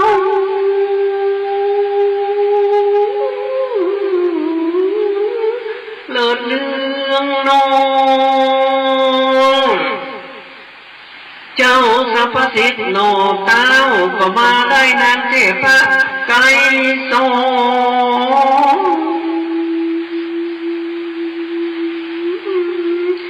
ได้มาเสวยนครบุรีใหญ่กว้างเป็นสิริมังคลังเลิศเลืองนองใน นื้อปากกล่าวไว้ว่าเป็นวันหัวเลี้ยงมอง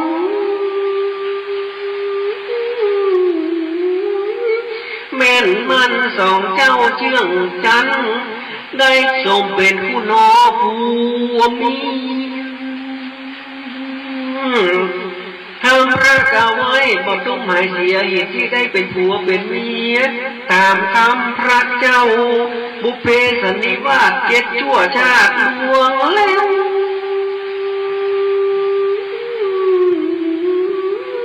ก็ได้เป็นผัวรักเมียเป็น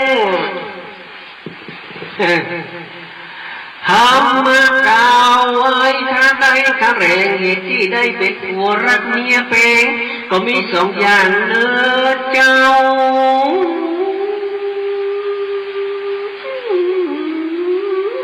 เคยได้เป็นผัวเมียกันแล้วเล่าในอเนกชาติการเกิดมาในโลกาโลกนี้ก็ได้มาปะกันแถมแล้วใส่บ่ใส่ทางอีกอย่างหนึ่งนานาเมื่ออยู่ในโลกาตามพระกล่าวที่ขายปานได้ช่วยเหลือกันและกันทุกสิ่ง2 อย่างนี้จึงกลับกลายเป็นผัวเมียไปทั่วดังอุปมาเหมือนดอกบัวงามใสสังก็ใส่น้ำกับต้มตัวปูผมขึ้นกล้วยกำเป็นไล่จำมาก็เหมือน2 เจ้าได้สมรสกันนี้เล่า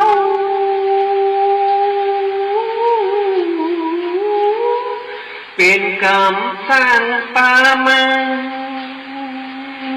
เนี่ยอันนี้น้อยเดียวเลยเด้ออันนี้เปิ่นของขวัญแต่งงานพ่อแม่พี่น้องท่านผู้ฟังที่จริงมันยาวนะพ่อนานเลยมาจับใจน้อยเอาขวัญแต่งงานนะครับแต่งงานนี่พ่อแม่พี่น้องท่านฟังเปิ่นแปลงคานผูกมืออย่างนี้นะดูฟังกล้วยก็2 แกนนะมันจะได้อยู่คู่กันหน่อยไข่ก็2 แกนนะถ้าอ้อยก็2 ป้องนะ2 วัดไม่ใช่บอกเล่นเลยแต่งงานนะใช้ของ2 อย่าง2 อย่างวัดหมอนเงินหมอนทอง2 อย่างนะ2 แก้มเนาะทุกอย่าง2เป็นคู่กันหมดพ่อแม่พี่น้องฟังเป็นคู่กันหมดเป็นคู่มันจะได้เป็นเนื้อคู่กันไงเป็นกู้เป็นอย่างนะอันนี้แหละครับประเพณีการแต่งงานบ้านเฮานะครับแต่งงานบ้านเฮานี่เปิ้นห้องควรแต่งงานอยู่คนหนังห้องเฮือนแถวตางตะเกียบอันนี้น้อยเดียวแล้วเด้อที่จริงมันยาวอยู่นะห้องควรแต่งงานนะเพราะนั้นเคยไปห้องที่โรงแรมเวลาเขาแต่งงานไปเรียกขวัญแต่งงานที่โรงแรมก็มีตามรีสอร์ทก็คนนั้นก็ไปคนแต่งงานตามรีสอร์ทคนนั้นก็ได้ไปห้องก่อนแต่งงานให้เจ้าบ่าวเจ้าสาวนะครับนี่แหละพ่อแม่พี่น้องท่านผู้ฟังเป็นสิ่งดีๆที่คนนั้นได้น้อมนำให้กับบรรดาพ่อแม่พี่น้องท่านผู้ฟังทั้งหลายที่เป็นแฟนรายการพ่อจานพ่อหนังแกสอนนะครับขอโทรมาได้เด้อเบอร์เก่าเบอร์เดิม082นะครับ8881756นะครับอันนี้ก็เป็นเบอร์พ่อจานพ่อหนังแกสอนนะครับโทรมามาจากกันได้หามือจันวันดีเป็นตุบทพระพื้นบ้านใหม่กิ่งแขกแต่งงานห้องควรแต่งงานอย่างตั้งหลายยกเสาเอกตั้งศาลพระภูมินี่โทรมาหามือจันวันดีที่บ้านพ่อหนังพ่อจานกันพ่อหนังแกสอนยินดีต้อนรับทุกท่านทุกคนเนอะนะครับ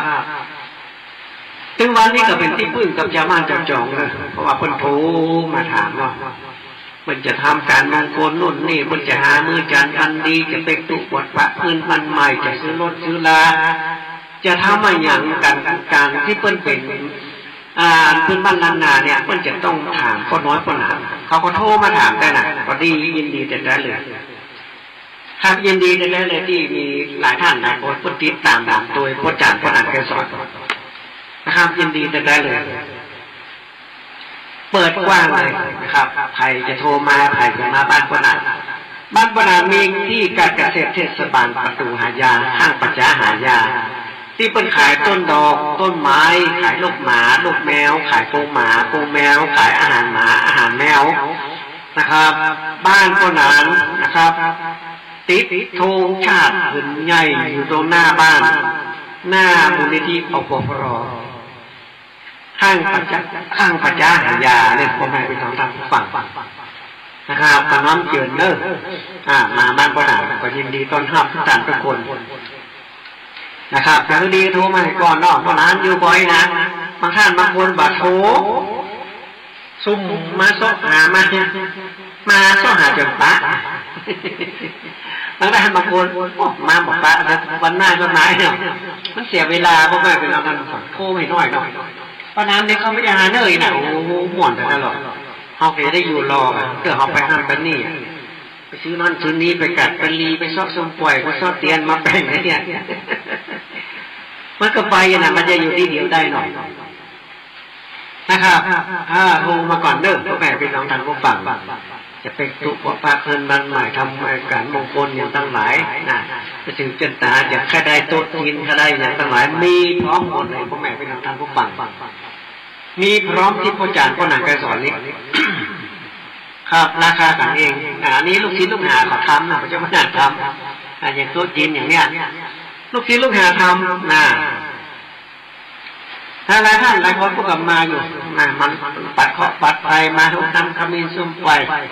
นะครับมาอื่นมันยงครูบาอาจารย์ต่างเจ้ามาปุจจาเตียนนะครับมากันหลายอย่างนะครับเป็นสิ่งดีพ่อแม่พี่น้องท่านผู้ฟังสิ่งดีที่พ่ออาจารย์พ่อนางไปสอนได้เยอะได้ทำเพราะว่าทำตามครูบาอาจารย์ต่างเจ้าคนสั่งมา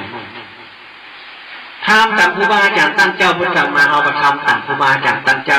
คนนี้คนทำ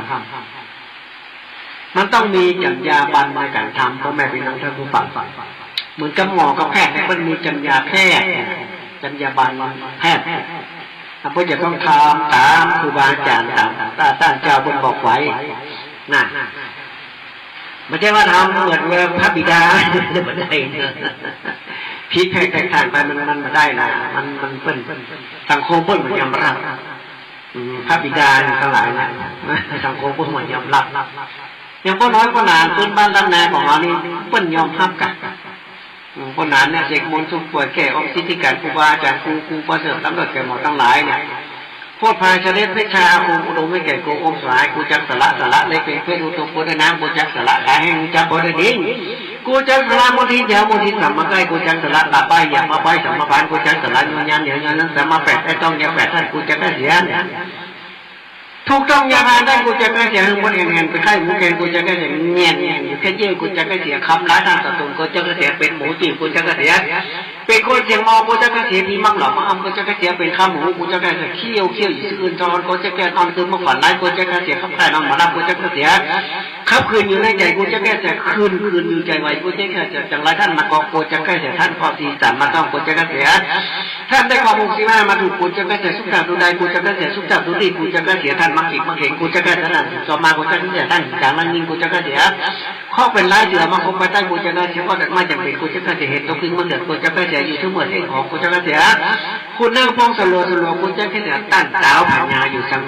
ยอนกูจะแก้เสียซึ่งน้ำตาตกหลังกูจะแก้เสีย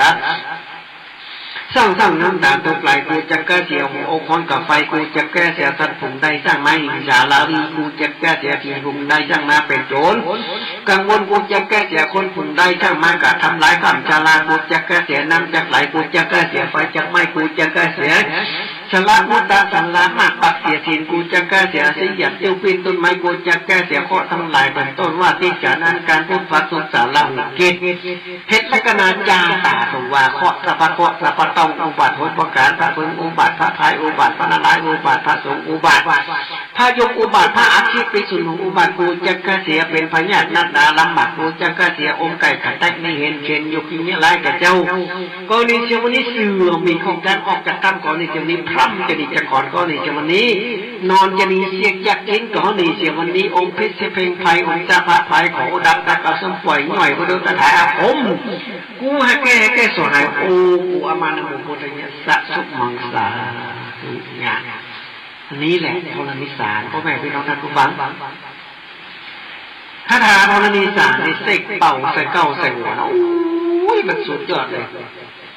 แกตู้ลองไล่ผีใส่คนใส่ต้นปัดต้นเพเป็นเพื่อนจบเนาะได้เหมือนเข้าบนลำกินน้ำเหมือนลงครอบครัวแต่แยกอย่างนี้มันดีหมดอ่ะเพราะถ้าเป็นธรณีสารหรอกมันกันมันได้ทุกสิ่งทุกอย่างมันแก้ได้ทุกอย่างมันแก้เสียหมดอ่ะแก้เสียทุกอย่างแก้เสียทุกอย่างนะครับดีแท้ๆเลยพ่อแม่พี่น้องท่านฟังน่าใครสนใจนะครับมาบ้านคนหนาได้เลยยินดีตอนทำหน่อยเหลือเวลา4 นาทีพ่อแม่พี่น้องท่านฟังโทรมาก่อนก็ได้เนอะเบอร์เก่าเบอร์เดิมนะโทรมาก่อนนะครับใครอยากจะได้ต้นไม้มงคลไปปลูกกับน้ำเจินเนอะบ้านพ่อหนาก็พอจะมีอยู่พ่อหนาก็คือผู้จงผู้จาไปนะเพื่อขอหลงตัวปูตัวแม่นะตัวปูดอกสีม่วงตัวแม่ดอกสีขาวนะครับอยู่ในกระถางเดียวกัน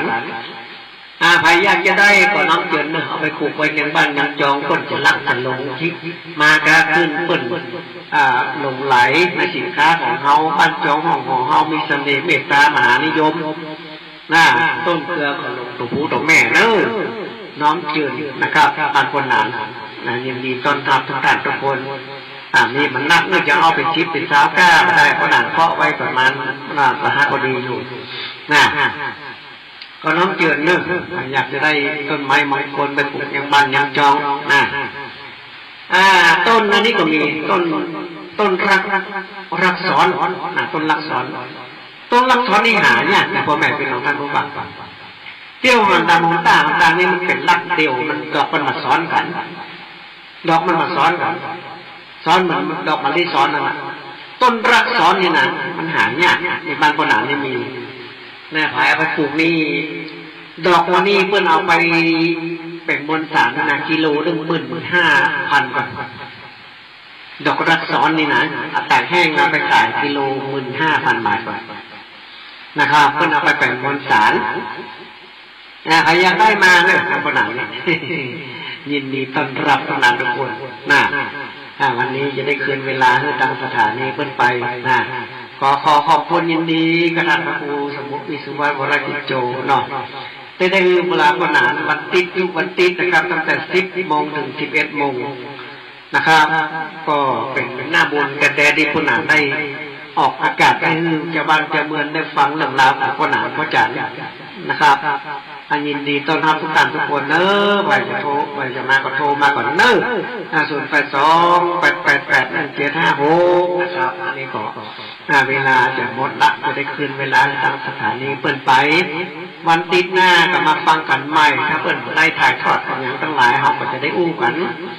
นะครับก็วันนี้ก็ยกมือชิมนิ้วไว้สาเนอะขอลาไปก่อนนะครับเจ้าตาโลธรรมาบัณฑิตอายุวันโนสุขังพลังที่จบไปแล้วนั้นเป็นรายการสปะสาระล้านนาดำเนินรายการโดยพ่อหนานไกรสอนนมัสการเจ้าค่ะวิกฤตโควิด -19 จะมีหลักธรรมใดช่วยได้บ้างไหมเจ้าคะเจริญพรสมัยพุทธกาลเกิดเหตุโรคระบาดในเมืองไวสาลีพระพุทธเจ้าให้คณะสงฆ์สวดพระพุทธมนต์เพื่อความเป็นสิริมงคลของบ้านเมืองและให้ประชาชนมีสติเกิดปัญญารอดพ้นจากภัยพิบัติได้สถานการณ์นี้ทุกคนตระหนักแต่อย่าตื่นตระหนกคนไทยต้องมีสติเพื่อฝ่าวิกฤตโควิด -19 ไปด้วยกัน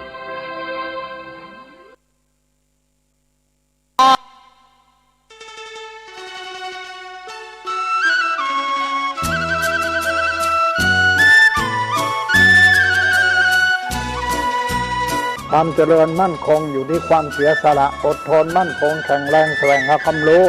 ต่อสู้กับศักดิ์กำจัดสิ่งเสพติดเสริมสร้างชีวิตพอมีพอเพียงพ ระบาทสมเด็จพระเจ้าอยู่หัวท่านรับสั่งให้ใช้ชีวิตพอมีพอเพียงเราก็อยู่กันได้เพราะฉะนั้นคนไทยต้องสมัครสมานสามัคคีหันหน้าเข้าหากันปรึกษาหากันรักกันฉันพี่น้องเราก็จะอยู่ได้เพราะเวลานี้ยุคโลกาภิวัตน์มันจะมีการเปลี่ยนแปลงทางขนบธรรมเนียมจริยประเพณีบางสิ่งบางอย่างก็ขอให้นึกถึงบรรพบุรุษของชาติว่าบรรพบุรุษปู่ย่าตายายเรา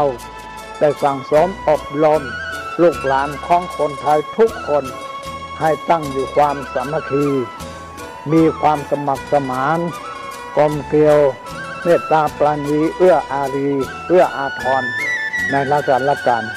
เวลานี้ประเทศชาติของเราก็เจริญมั่นคงเพราะเหตุว่าคนไทยรวมน้ำจิตน้ำใจกันสร้างสรรค์ความเจริญงอกงามเพื่อความเจริญงอกงามแก่ชาติพระพุทธศาสนาสำนักงานของพระมหากษัตริย์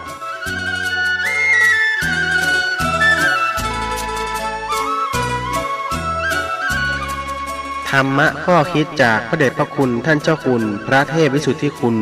ด้วยความปรารถนาดีจากสถานีวิทยุพระพุทธศาสนาคลื่นธรรมะเพื่อประชาชน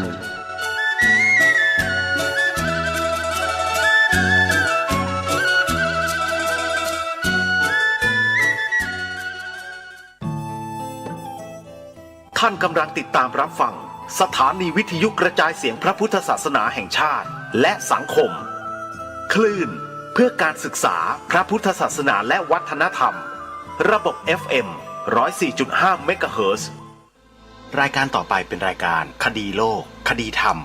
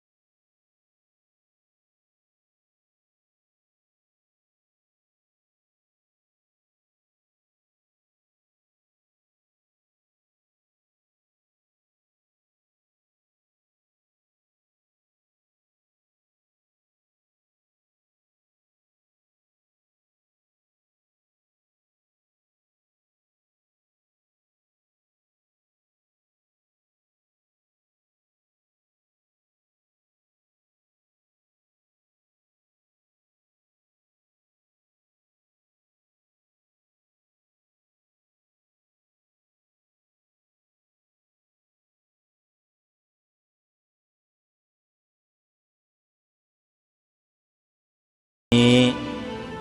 วันแรม7 ค่ำเดือน 6วันนี้ตรงกับวันอาทิตย์ที่22พฤษภาคม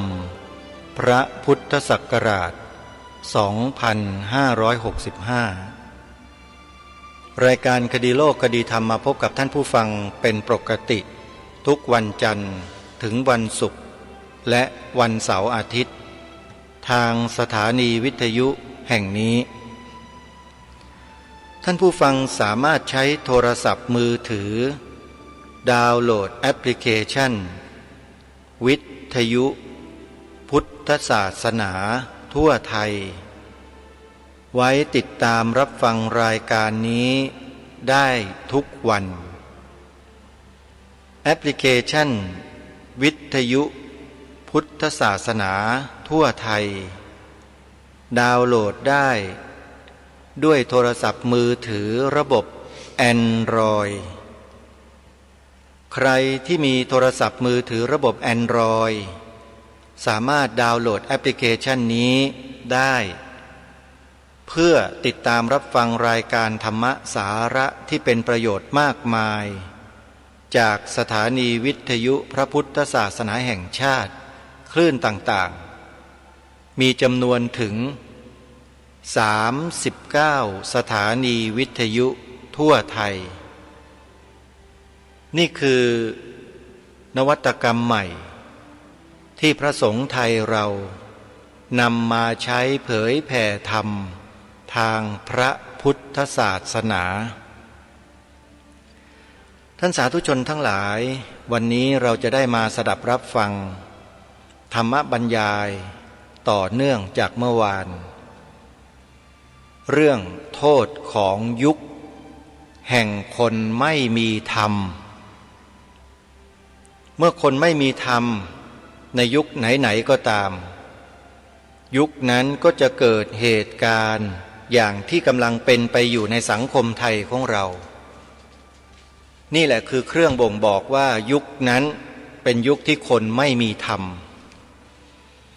เมื่อคนไม่มีธรรมแล้วเราจะแก้ปัญหาเหล่านี้อย่างไรเดี๋ยวไปติดตามรับฟังพระอาจารย์มหาสมศิริปัญโยปรารภต่อเนื่องจากเมื่อวานนี้ให้เราได้ฟังกันยาวๆฟังกันไปจนกระทั่งจบนะโยมนะเวลาจะเพียงพอหรือไม่อย่างไรเดี๋ยวคอยติดตามรับฟังกันไปเดี๋ยวเราไปติดตามรับฟังพร้อมๆกันได้ณบัดนี้ยังปาติโมกขังข้าแต่พระผู้มีพระภาคพระพุทธเจ้าข้าบัดนี้เป็นการอันสมควรแล้วที่พระสุคตเจ้าจักทรงบัญญัติสิกขาบทแก่สาวกทั้งหลายสมควรแล้วที่จะยกปาติโมกข์ขึ้นแสดงพระพุทธเจ้าก็ห้ามไว้ก่อนแต่ละว่าดูก่อนสารีบุตรนี่ยังไม่ใช่การตถาคตจักรู้การว่าจะบัญญัติช่วงไหนจน12 พรรษานะครับผ่านไปพระพุทธเจ้าจึงได้บัญญัติสิกขาบทแล้วพระองค์ก็เขียนคำนำใช้ภาษาใหม่หน่อยนะคำว่าคำนำนี่คือเหตุผลว่าพระพุทธเจ้าบัญญัติวินัยขึ้นมาเพื่ออะไรพระองค์ก็บัญญัติเราไปเปิดในพระไตรปิฎกเจอเยอะแยะมากมายตั้งแต่เล่มแรกไปเล่ม2เล่ม3มีปนอยู่ในแม้กระทั่งในวินัยด้วยในพระสูตรด้วยเหตุผลของการบัญญัติพระวินัยแต่ในวินัยนี่มีมากหน่อยตั้งแต่เล่มแรกนี่ก็ไปเปิดดูนี่ในตู้นวัดเรานี่ก็มีเล่มเขียวๆนั่นหน้า20หน้า26นะข้อนี้จำไม่ได้หน้า26ก็เปิดไป13 แผ่นไม่นับคำนำนะไม่นับเหตุผลที่เขาเขียนเบื้องต้นเอาเฉพาะเริ่มข้อ1ข้อ2ข้อ3ไปก็เห็นแล้วเหตุผลในการบัญญัติพระวินัยของพระสัมมาสัมพุทธเจ้าก็คือ1เพื่อความเห็นพร้อมยอมรับของคณะหมู่ของหมู่คณะสังฆสุตตุตายะเพื่อความรับว่าดีของสงฆ์แล้วก็เพื่อความผาสุกของสงฆ์สังฆผาสุตายะแล้วก็เพื่อมีการลงโทษมีการข่มภิกษุผู้เก้อยากหรือบุคคลผู้หน้าด้านบุคลานังทุมมังกูนังปุคลานังนิกหายะนอกจากนั้นก็เพื่อความอยู่ผาสุกของภิกษุผู้มีศีลเป็นที่รักเปสลานังภิกขูนังผาสุวิหารายะอันนี้คือเหตุผลพระเจ้าบัญญัติต่อมาก็เพื่อความป้องกันความเศร้าหมองกิเลสานังทิฏฐธรรมิกานังอันเกิดขึ้นในปัจจุบันนี้แล้วก็เพื่อป้องกันเพื่อการกำจัดอาสวะที่จะเกิดขึ้นในอนาคตสัมปรายิกานังอาสวานังปฏิฆาตายะนี่ไล่มาจนถึงข้อที่พระพุทธเจ้าบอกว่าตอนนี้มาถึงข้อนี้เริ่มสร้างสรรค์แล้วอัปปสันนานังปัสสาทายะเพื่อความเลื่อมใสแก่บุคคลผู้ไม่เลื่อมใสนี่เริ่มแล้วทีนี้นี่เริ่มเข้าสู่เป้าหมายละหันการประพฤติการปฏิบัติของพวกเรานี่พระพุทธเจ้าจึงให้ควบคุมกายวาจาใจเพียงแค่เดินก็ไปบิณฑบาตมองเห็นมันเกิดความน่าเลื่อมใสแล้วพระสงฆ์เราเนี่ยอาตมาจึงพูดว่าการบิณฑบาตมันก็มีความสุขก็เพราะว่าเราเดินไปด้วยความสุขใจมีความสุขคนรอบข้างก็มีความสุขอยู่ที่ไหนสัตว์ก็ยังมีความสุขใครได้อยู่ใกล้ก็มีความสุขครูบาอาจารย์ที่ท่านมีคุณธรรมสูงแค่ก็ได้เข้าไปใกล้สมัยไปกราบหลวงปู่พุทธทาสก่อนที่ท่านจะสิ้นใจได้ไปกราบท่าน2 ครั้งเข้าไปใกล้ๆเนี่ยมันก็มีความสุขเราเคยแปลธรรมบทว่าผู้ที่เข้าไปกราบพระพุทธเจ้าเนี่ยจะเหมือนกับเข้าไปในข่ายพระฉัพพนรังสีของพระองค์มันจะมีความเย็นมากขนาดลาหุนได้เข้าไปใกล้ พระนางพิมพาให้เขาไปขอทรัพย์มรดกจากพระพุทธเจ้าพระพุทธเจ้าท่านก็คิดแล้วนะว่าราหุลนี่จะมาขอทรัพย์มรดกอันมีอยู่ของพ่อยังปีตุสันตกังทนังอิชติอัลลาหุนนี่กำลังปรารถนาทรัพย์สมบัติอันมีอยู่ของบิดาตังวัตตานุกตังสวิคาตังแต่ทรัพย์อันนั้นมีปกติไปตามวัฏฏะถูกไฟไหม้ถูกคนลักถูกโจรขโมยไปก็ได้อาจจะถูกน้ำท่วมอาจจะเสียหายอาจจะถูกโจรปล้นอาจจะถูกพระราชาลิบไปมันอาจสูญหายได้เอาเถิดเราจักให้ทรัพย์มรดกอันประเสริฐ7ประการแก่ราหุลหันทัสสะโพธิมันเดปฏิลัตถังสัตตวิทังอริยทานังธัมมิเราจักให้ทรัพย์มรดกอันประเสริฐ7ประการแก่ราหุลที่เราได้เฉพาะแล้วที่โคนต้นโพเพียงแค่คิดเท่านี้ราหุลก็เข้ามาใกล้ๆเข้ามาหาพระพุทธเจ้าราหุลกุมารเปล่งคำหนึ่งออกมาว่าพระฉายาคือเงาของพระพุทธเจ้านี่เย็นเหลือเกินแค่เข้ามาในสู่ข่ายฉัพพนรังสีนี่เย็นเหลือเกินมีความสุขสมัยเป็นโพธิสัตว์น่ะเป็นสุวรรณสามไปตักน้ำสัตว์จึงมาล้อมหน้าล้อมหลังเลยใครได้อยู่ใกล้นี่เจน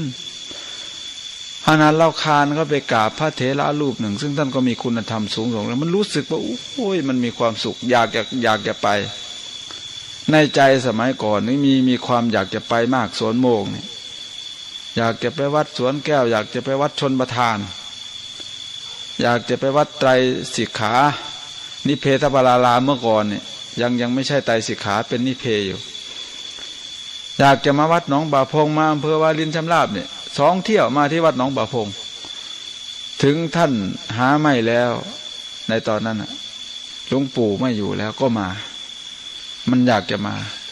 อันนี้คือความเย็นเพียงแค่ได้ยินเฉยๆมันก็รู้สึกเย็นหูหันเพียงแค่พระพุทธเจ้าเกิดขึ้นมานี่ก็อย่างว่านิพพุโตนูนาโสปิโตนิพพุโตนูนาโสปิตานิพพุตานูนาสานาลีนิพพุตานูนาสามาตาอันนี้ก็จำศัพท์หน้าศัพท์หลังคือพระพุทธเจ้าเกิดขึ้นมาเนี่ยบุคคลผู้เป็นพ่อก็คงจะเย็นบุคคลผู้เป็นแม่คงจะเย็นบุคคลผู้เป็นภรรยาคงจะเย็นใครได้อยู่ใกล้มันก็เย็นอันนี้คือ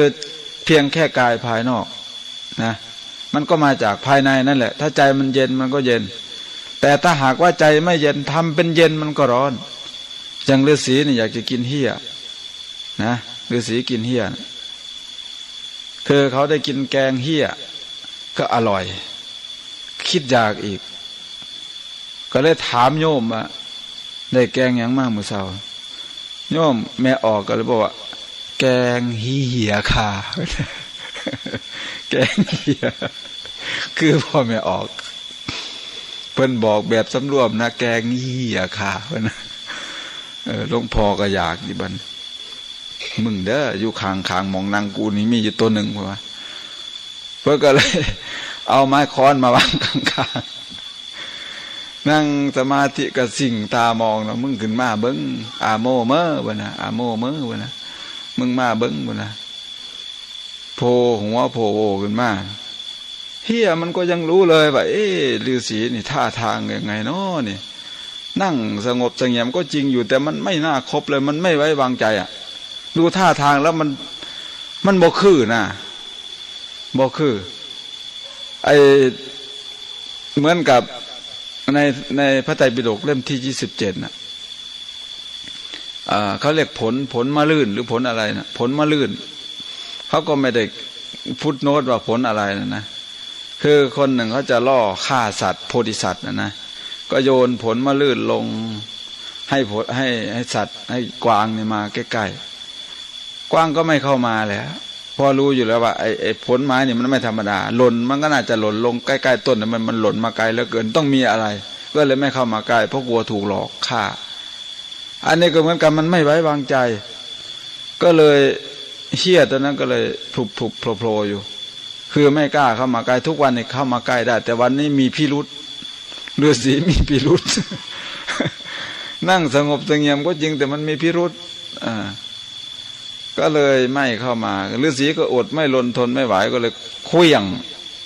ค้อนที่แอบวางไว้ข้างๆหวังจะตัดก้านคอเลยสิกินแกงเหี้ยตัวที่สองนะเหี้ยก็รู้อยู่แล้วกูว่าแล้วกูว่าแล้วมันไม่ไว้วางใจพอเห็นฤาษีขยับปุ๊บก็เลยพลุบศีรษะลงกลับลงไปในรูจอมปลวกก็เลยไปพูดกับฤาษีว่าท่านน่ะเป็นคนรกข้างในใสข้างนอกอย่างท่านน่ะไม่ได้แอมเราดอกก็อย่างนั้นก็เลยหลบอยู่ในนั่นเลยอันนี้ก็คือขนาดว่าทำเป็นสงบข้างนอกเนี่ยแต่ใจข้างในมันไม่สงบคนผู้เป็นบัณฑิตเขาก็รู้หันท่าทางพระพุทธเจ้าเนี่ยไม่ว่าจะเป็นสัตว์เดรัจฉานถึงเกิดมาเป็นช่วงเป็นโพธิสัตว์เนี่ยเสวยชาติเป็นสัตว์เดรัจฉานก็ดีเสวยชาติเป็นโพธิสัตว์ที่เป็นคนก็ดีเป็นพระภิกษุก็ดีหรือจนกระทั่งได้เป็นพระพุทธเจ้าก็ดีอาการเหล่านี้คนอยู่ใกล้ๆนี่จะมีความสุขใครได้มาคบก็มีความสุขอย่างเราไปติดต่อการงานนี่แหละโยมอย่างเจ้าหน้าที่บางคนก็พูดดีเข้าไปใกล้ก็มีความสุขมาอะไรยายได้ฟังมันก็ชื่นหูนะมาติดต่ออะไรคะแต่บางคนนี่ไม่พูดนะนั่งหน้าบูดอึ้งตึงย่านเข้าไปถามอีกเด้บางคนนี่เอาป้ายมาว่างไว้กรุณาใช้ช่องถัดไปเจ้าของก็นั่งหน้าบูดอึ้งตึง จริงๆเป็นขี้ขาดก็ใช้ช่องถัดไปขออภัยนะบางทีอาจจะเป็นธุระอิลีกับบัวายังกันดอกแต่ก็ให้ยิ้มให้แน่จักหน่อยจะสินาบูดหลายเห็นคนไปติดต่องานกันส่งยิ้มมาให้สักนิดนึงใช้ช่องตัดไปนะยายว้าวได้ยินมันมีแห้งใจหิวเข่ามากปันได้กับเศร้าหิวได้ยินเสียงมวนๆบ่ล่ะอันนั้นคือธรรมะอันนี้พระพุทธเจ้าตั้งชื่อให้ว่าปิยวาจาคือคำพูดอ่อนหวานคนรอบข้างได้ยินมันก็ได้ยินทางหูก็มีแหงหูได้สัมผัสก็เย็นกายเย็นใจได้ไปนั่งใกล้มันก็เกิดเป็นบุญเป็นกุศลที่ถ้าคนมีความทุกข์นี่โอ้ยคนนั้นน่ะภายในมันไม่มีคุณธรรมหล่อเลี้ยงเนี่ยใครได้อยู่ใกล้ก็เกิดทุกข์อาตมาเนี่ยขึ้นนั่งรถบางคันเนี่ยมันเหมือนกับไฟนรกนะโชเฟอร์ก็พูดไม่ไพเราะเด็กรถก็พูดไม่ไพเราะอันมีบางคันให้ไปนั่งท้ายบางคันก็ให้นั่งหัวอย่างไอ้รถที่เก็บค่ารถแบบแพงๆหน่อยก็ให้พระนั่งหน้าอย่างรถโคราชทุกคันที่เข้ากรุงเทพนี่ 4-5 บริษัทมีบริษัทเดียวที่ให้นั่งท้ายคือบริษัทที่เก็บค่ารถถูกที่สุดนอกนั้นก็เก็บแพงเขาจะกันไว้เลยเบาะนี้เขาจะไม่ขายตั๋วจนสุดท้ายเขาจะกันไว้ให้พระถึงซื้อตั๋วหลังสุดก็ได้ขึ้นแต่ที่นี่เด็กรถกับโชเฟอร์นี่บางทีมันพูดไม่ไพเราะเลยตั้งแต่ขึ้นออกจากโคราชจนหอดกรุงเทพว้าวตั้งแต่เรื่องบ่เป็นมงคลโอ้ยเฮาก็คือจังนั่งอยู่เทิงกองไฟเนาะจักมันสิเว้าไปหอดไสเรื่องจังซี่หมู่เจ้าก็สิฮู้ว่าเว้าเรื่องหยังนะพระเว้าบ่ได้โอ้นี่มันน่ารกคักๆเด้อนี่หมู่บักอันนี้เงินเดือนเป็น10,000 20,000 30,000เงินพิเศษได้พวกนี้ไม่เหลือนะมันไปจากความไม่มีศีลธรรมของเขานี่แหละบางคนก็มีเมียมากบางคนก็มีเมียน้อยไอ้มีเมียมากนั่นแหละเขาเรียกว่าคนมีเมียน้อยมันก็เว้าตั้งแต่เรื่องที่มันจังสั่นจังสี่ปัญหาเขาก็ไม่รู้ได้ว่าเขาเป็นปัญหาคือคนมีอวิชชาครอบงำอวิชชานิวุตาโปสาโลกกำลังถูกอวิชชาห่อหุ้มอยู่เขาบ่ฮู้นะบ่ฮู้นั่นเป็นสาเหตุของความทุกข์ใครได้อยู่ใกล้ก็เป็นทุกข์อาตมาเองนั่งอยู่ใกล้ๆก็ยังเป็นทุกข์เลย ผู้โดยสารบางคนจะขึ้นรถนี่ถ้าเป็นรถแดงนะโว้ยเขาอาบน้ำอยู่กระถาเอาเด้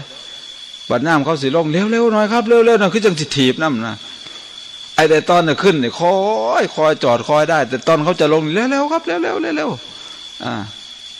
ถ้าช่วงเทศกาลเนี่ยพระนี่ขั้นหลังเลยนิมนต์ขั้นหลังครับนิมนต์ขั้นหลังบ่รับท่านเราคอยขั้นหลังครับหลวงพ่อองค์นึงจนมายื่นขวางไว้เลยเราสิยอมให้รถเหยียบพอรถจอดปั๊บเราก็ขึ้นไปเลยจักบาทรถคันนี่แล้ว จักบาทรถคันนี่ซื้อเผาถิ่มกันโอ้ยนี่จะมันข่มเหงใครได้อยู่ใกล้ก็มีความทุกข์คนลักษณะนี้อาจารย์รูปหนึ่งท่านก็ใช้ฝาบาทเบอร์ 9ตีเอาเด็กรถเกือบตายอยู่จันทบุรีรุ่นฝาบาทเบอร์เก่ามันบ่หน่อยได้ไม่ออกเขาจังเอิญว่าใช้อำนาจบาทใหญ่บาทเบอร์เก่าเนี่ยบาทใหญ่ไอ้มันก็มันพูดไม่สัมมาคารวะนี่แหละคือพระนี่ไม่ธรรมดาเลยถ้าตีใครนี่คนนั้นถือว่าบาปหนักทีแล้วตีนั่นแล้วอนุเคราะห์ได้นั่นนะขันเราสิเอากำปั้นแล้วก็ตีอะไรอยู่แต่เราใส่ฝาบาทเพื่อสอนนะลูกเขาเกือบตายฝาบาทไปก็เพิ่งเงินทีเดียวครั้งหนึ่งก็ไปสกลนครมานั่งรถสายอุดรสกลไปลงแถวก่อนจะถึงบ้านอาจารย์สมควรนั่นแหละอาจารย์สมควรท่านอยู่บ้านพังขว้างใต้ไอเด็กนักเรียนเทคนิคก็รอมานานแล้วเด็กรถไอหมอนี่คือเด็กรถนิสัยไม่ดีกระโปโลมากเขาก็พอลงรถปั๊บเนี่ยส่วนมากเด็กรถมันจะโดดลงก่อนผู้โดยสารจึงลงตามใช่ไหมตามหลักสูตรมันไอเด็กรถที่เป็นเด็กหนุ่มเนี่ยก็โดดลงไปเด็กหนุ่มเทคนิคก็โดดลงตามไปพอรถกำลังจะขึ้นเด็กรถมันมักจะวิ่งตามเกาะนะเหล็กแป๊บน้ำทรายเอาเกือบตายลูกเขาอันนี้ก็มาจากปากมันเองกายวาจาวจีกรรมมโนกรรมมันนั่นแหละมันสร้างบาปเองเขาก็ตีเอาเกือบตายใครได้อยู่ใกล้เป็นทุกข์ทั้งหมดพวกเนี้ยบางทีเด็กผู้หญิงขึ้นรถโอ้ยมันลวนลามยิ่งรถปิ้งไกลๆสายมืดๆนี่ลวนลามเขาเบาะข้างหน้ามันแม่พระนั่งดอกรถประเภทนี้มันเอาไว้ให้หญิงสาวนั่งหญิงสาวที่หน้าตาดีๆหน่อยมันลวนลามคนประเภทนี้นี่เขาบอกว่าใครได้อยู่ใกล้ก็เป็นทุกข์ไปขายอาหารคนกินอาหารก็เป็นทุกข์ไปเป็นหมอคนป่วยก็เป็นทุกข์ขันไปเป็นคนไข้หมอก็เป็นทุกข์เขาเรียกว่าคนไข้ผู้ดูแลยากขันแม่นเป็นคนไข้ก็ดีเปิดเป็นทุกข์แม่งงอดตอดตัวเดียวกับห้องมึงสิตายให้ได้เอามึงจนตายนะบ่อดทนนะไม่มีความอดทนนะห้องโอ้ยอดทนแน่กับห้องหู้อยู่ดอกว่าเจ็บว่าปวดแต่มันก็บ่ถึงปานนั้นขนาดสิอดทนเอาแน่ทีนี้พอเป็นหมอปั๊บคนไข้ก็สิตายตื่มนี่ก็แม่นคนประเภทนี้เดินมาปั๊บก็มาจดเอาค่าอุณหภูมิว่ามันมีกี่องศามันป่วยเท่าไหร่มันมีไข้ไหมเจ็บท้องปวดอะไรหรือเปล่าย่างมาจดเอาซื่อๆบ่ได้ถามคนไข้หยังเลยยายสบายไหมดีขึ้นไหมจับเบิงเป็นหยังจับแขนเบิงลูบค่ำเบิงโอ้ดีขึ้นมากยายนี่ดีแล้วบ่ดีก็ว่าไปเป็นหยังตัวนี้คนไข้ได้ยินหมอบอกมวนน้ำยองน้ำขึ้นอีกดีอีหลีสันตัวลูกยังไม่มาเยี่ยมเลยวันนี้เพราะเราก็ดูแลคนป่วยไปด้วยดูแลไข้ไปด้วยพร้อมกันไม่ใช่ว่าจะรักษาไข้อย่างเดียวไม่รักษาคนอันนี้ก็คนไข้ได้อยู่ใกล้ก็ดีใจโอ้ยหมอคนนี้โรงพยาบาลกาบเชิงเมื่อก่อนจะมาอยู่อำเภอกาบเชิงไผไปโรงพยาบาลไปนั่งถ่ายตั้งแต่หมอใหญ่หมอคนนี้เพิ่งลาออกตอนมีเวิร์กช็อปบ่อยๆแกบอกแกไม่ได้ดูแลคนป่วยแกอยากอยู่กับคนป่วยมีแต่ประชุมอย่างเดียวก็เลยลาออกคนไข้หักเล่าปานพอปานแม่อันนั้นคือใครได้อยู่ใกล้มันก็มีความสุขถ้าคนไม่มีธรรมะเนี่ยไปอยู่ที่ไหนมันก็ไม่เกิดความนั้นไอ้ตัวนี้ที่บอกว่าเหตุผลที่พระพุทธเจ้าบัญญัติวินัยมา10ประการเนี่ยเมื่อกี้มาถึงข้อที่ว่าอัปปสันนานังปัสสาทายะเพื่อให้บุคคลผู้ไม่เลื่อมใสเกิดความเลื่อมใสขึ้น ปัสสันนานังพิโยภาวายะเพื่อให้บุคคลเพื่อเลื่อมใสแล้วเลื่อมใสยิ่งขึ้นไปเนี่ยยิ่งสองข้อสุดท้ายนี่ชัดเจนเลยที่เข้าสู่เป้าหมายในการบัญญัติวินัยก็คือสัตธรรมมัตถิตยาเพื่อความตั้งมั่นของพระสัตธรรมและวินัยานุกหายะเพื่อเกื้อกูลแก่หลักธรรมห่อหมกตามหลักคำสอนพระพุทธเจ้าสอนว่าอย่างไงก็ควรทำไปอย่างนั้นเรียกว่าวินัยานุกหายะเพื่ออนุเคราะห์ทีนี้พระสงฆ์ท่านมาเข้าปริวาสกรรมก็จัดเข้าในข้อที่8ในข้อที่9กับข้อที่10นี่เอง2ข้อสุดท้ายนี่หลักๆเต็มเลยเพื่อให้พระสัทธรรมนั้นตั้งอยู่ยั่งยืนและก็เพื่อให้เป็นการอนุเคราะห์วินัยานุกหายะเพื่อสงเคราะห์หลักธรรมวินัย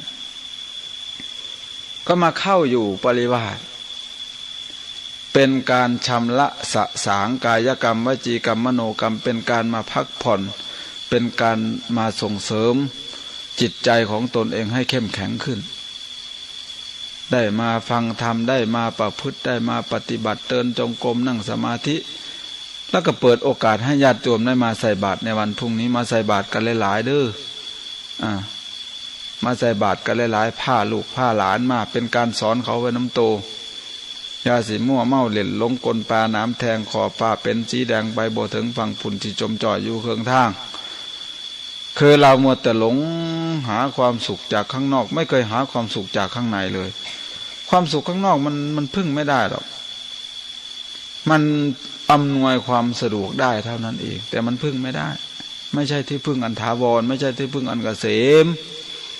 พระพุทธเจ้าบอกเนตังโขสารนังเขมังเนตังสารนังมุตตมังเนตังสารนามาคัมมะสัพพทุขาปมุจจตินั่นไม่ใช่ที่พึ่งอันเกษมเลยนั่นไม่ใช่ที่พึ่งอันสูงสุดเขาอาศัยสารณะนั้นแล้วย่อมไม่พ้นจากทุกข์ทั้งปวงได้เห็นไหมคนที่เป็นนางงามระดับจักรวาลเนี่ยปัจจุบันท่านก็แก่ลงแล้วคุณอภัสราหงสกุลปัจจุบันแกก็แก่แล้วทราบว่าแกลงทุนพัฒนาร่างกายนั่นวันละเป็นหมื่นนะนั่นน่ะพัฒนาร่างกายน่ะเขาบอกว่ามียาไหนดีจากประเทศโรมาเนียเนี่ยมียาชะลอความแก่ก็ไปนั่งเครื่องบินไปเอายาอันนั้นมาฉีดมาทานมันก็เข้าไปชะลอระบบการหมุนเวียนของระบบเม็ดเลือดโมเลกุลของไอ้พวกนิวเคลียสให้มันหมุนช้าลงให้มันทำงานช้าลงความแก่ของร่างกายมันก็ช้าลงไปตามนั้นแต่มันไม่ได้แก้ปัญหาแก้ไม่ได้ชีวิตของนางงามจักรวาลไม่ได้มีความสุขเพราะต้องป้องกันความงามมีความรู้สึกว่าหวงแหนความงามแล้วความงามมันไม่ใช่สิ่งคงทนถาวรที่ไหนหรอกมันก็จะจากเราไปในวันหนึ่งในที่สุดมันก็จะต้องแก่ต้องเจ็บแล้วก็ต้องตายอันนี้คือสิ่งที่พระสัมมาสัมพุทธเจ้าของเราท่านได้สอนหลักธรรมอันนี้นี่พระพุทธเจ้าเรียกว่าไตรลักษณ์คืออนิจจังทุกขังอนัตตาพระพุทธเจ้าท่านว่าดูก่อนภิกษุทั้งหลายบุคคลใดได้คบพระสัมมาสัมพุทธเจ้าเป็นกัลยาณมิตรแล้วเขามีความเกิดเขาก็จะพ้นจากความเกิดเป็นธรรมดาเขามีความแก่เขาก็จะพ้นจากความแก่เป็นธรรมดาเขามีความตายเขาก็จะพ้นจากความตายเป็นธรรมดาอันนี้พระพุทธเจ้าได้ตรัสไว้ใน ตอนที่พระพุทธเจ้าได้ตรัสว่าด้วยเรื่องหมวดธรรมต่างๆเวลามีพวกเดรัจฉีถามเนี่ยว่าให้ตอบอย่างนี้อย่างนี้เวลาเดรัจฉีถามอย่างนี้ให้ตอบอย่างนี้พระพุทธเจ้าก็ตรัสกับภิกษุแล้วก็ได้ตรัสไว้ในตอนที่พระอานนท์ได้พูดเกี่ยวกับเรื่องการคบมิตรด้วยการคบมิตรเนี่ยพระพุทธเจ้าบอกว่ามันเป็นทั้งหมดของพรหมจรรย์กัลยาณมิตรอานนท์บอกว่าเป็นกึ่งหนึ่งพระพุทธเจ้าว่าอย่าพูดอย่างนั้นนะอานนท์การคบกัลยาณมิตรไม่ใช่กึ่งหนึ่งนะทั้งหมดสักกะละเมวะกัลยาณสมิตตากัลยาณสาจิตากัลยาณสัมปวังกตาสักกะละเมวะเป็นทั้งหมดของพรหมจรรย์อานนท์อย่าพูดว่ากึ่งหนึ่งแล้วพระองค์ก็ตัดมาถึงตรงนี้ที่อาตมาได้พูดไปเมื่อกี้บุคคลใดได้คบตถาคตเป็นกัลยาณมิตรแล้วนะ ขนาดบุคคลนั้นมีความเกิดก็ต้องพ้นจากความเกิดเป็นธรรมดาชาติยาธรรมาชาติยาปริมุจจันติเขาจะพ้นจากความเกิดเป็นธรรมดาก็คือได้มรรคได้ผลได้ถึงนิพพานนั่นเองก็คือมันไม่ปรุงอีกแล้วแต่พวกเราเนี่ยมันไม่พ้นแล้วแค่ผมเจ้าของนี่ก็สิตายย้อนมันเด้บางคนนี่บางคนผมสั้นก็อยากให้มันงอบางคนผมงอก็อยากให้มันสื่อไปรีดหายางเอายางมา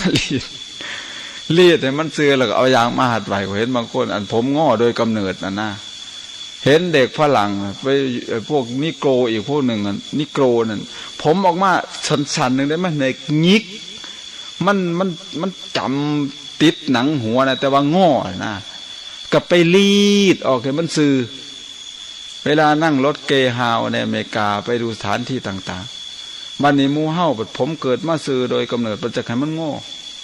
เฮ้ากับไปเฮ็ดให้มันงอก็ไปเอาไอ้นั่นคือหมวกกันน็อกนั่นสวมใบบ้านนี้ก็เอาเครื่องไฟฟ้าจักไม่ยังดอกเอิ้นบ่ถือดอกเสียงคือเพิ่งบินนั่นหึมอบไว้ทางคนนี่ก็คิ้วมันบ่มีเพิ่นก็ไปทาเอาสีมาขีดปัดย่ามเหงื่อออกมันก็ขาดคิ้วขาดฝนตกมากก็หามงส้นแล้วได้ย่านคิ้วขาดอันนั้นคือมันไม่ใช่ที่พึ่งอันเกษมอันนั้นเนตังโขสารนังเขมังมันพึ่งได้ชั่วคราวอันสีหยังต่างๆหมดน่ะบางคนก็จนถึงกับลงทุนซักให้มันเป็นว่าคิ้วท้าวอนนะมันบ่ถาวรดอกมันก็บ่ถึง100 ปีดอกเจ้าก็สิตายพร้อมกับคิ้วเจ้านั่นล่ะตายแล้วก็เอาไปเผาพร้อมกันกับคิ้วเลยเจ้าของบ่แม่นว่าเผาคิ้วก่อนค่อยเผาเจ้าของเผาพร้อมกันตายพร้อมกันนะเจ้าของกับคิ้วนี่ตายพร้อมกันแต่ลังเทื่อแขวมันก็ตายก่อนมันล่าก่อนเหงือกจ๋าฟันล่าก่อน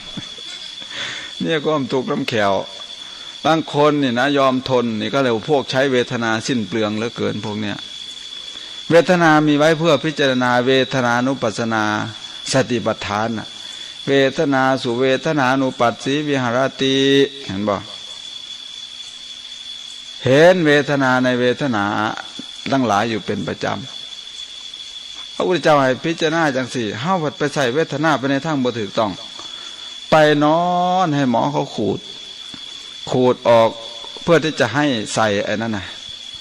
เขาเอิ่นว่าแม่หยังก็อันเห็นเด็กน้อยนักเรียนผู้หญิงมันใส่หลายๆนะอันแนวดัดแขวเขาต้องขูดก่อนให้เขาจังสิดัดได้ต้องขูดออกให้มันเสมอก่อนเจ็บปวดจนเลือดไหลก็ย่อมพวกนี้คือใช้เวทนาไม่ถูกประเภทคือย่อมเก็บเพื่อควบงามเจ้าของย่อมเก็บย่อมทนนี่มาบรรยายธรรมที่อำนาจเจริญเมื่อเช้าเนี่ยมาเห็นพระรูปหนึ่งองค์นี่จักสิมีอันบ่ได้ซักแต่น้ำเขียวคือ นอกกันดำเบิดน้ำหนาเราเนี่ยไล่คือถวยก็ถวยไอเขาเอิ้นถวยยังก็ถวยไล่ยังก็ไล่ข้ามโอ้ยแต่ว่าก็เป็นศิลปะงามของเราน่ะซักน้ำแก้มโค้งงามเห็นหนาเราเนี่ยคือหางนกยูงหนาเราเบิดหนาเรานะโอ้มีคดกลนหอยอยู่นะโอ้ซักย่อมเจ็บย่อมทนนะเพื่อควมอยากมึงหาความสุขแปลกๆนะหาความสุขแบบแปลกๆเพิ่นอันนี้ก็คือยอมใช้เวทนาแบบสิ้นเปลืองมากเลยแบบเปล่าประโยชน์ไม่เกิดประโยชน์เวทนาสัญญาสังขารวิญญาณพุทธเจ้าให้เอามาพัฒนาหาวิธีที่จะพิจารณามันใช้สติเข้าไปก็เอาสิ่งเหล่านี้ไปยอมทนยอมเจ็บยอมปวดเพื่อที่จะเสวยความอยากของเราไปย่อมนอนให้เขาดัดให้เขาขูดให้เขาเคี่ยบางคนอันคอยเหลือตนได้ซุ่มไปพาตัดแปลงเพศนั่นหรอกอันอีตุ่มนั่นมันไปพาตัดแปลงเพศเป็นผู้ยิ่งหรือได้บักตุ่มบักอีตุ่มมันบักผู้แม่นั่น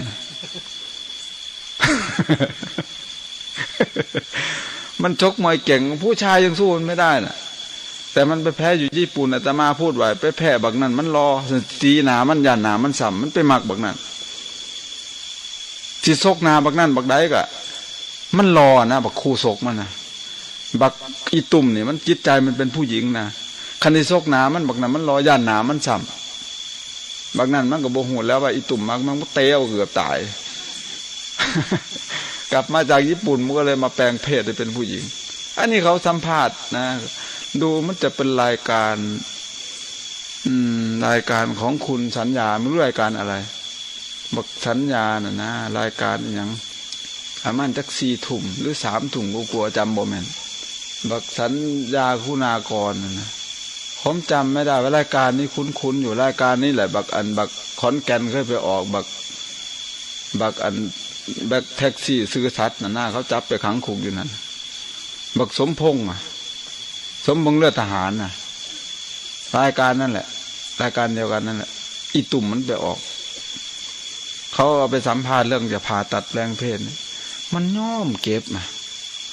ย่อมแม่ก็พาย่อมแม่ก็ฉีดยาฉีดซิลิโคนฉีดนั่นก็เอาแต่มึงสิเฮ็ดขอให้กูได้งาม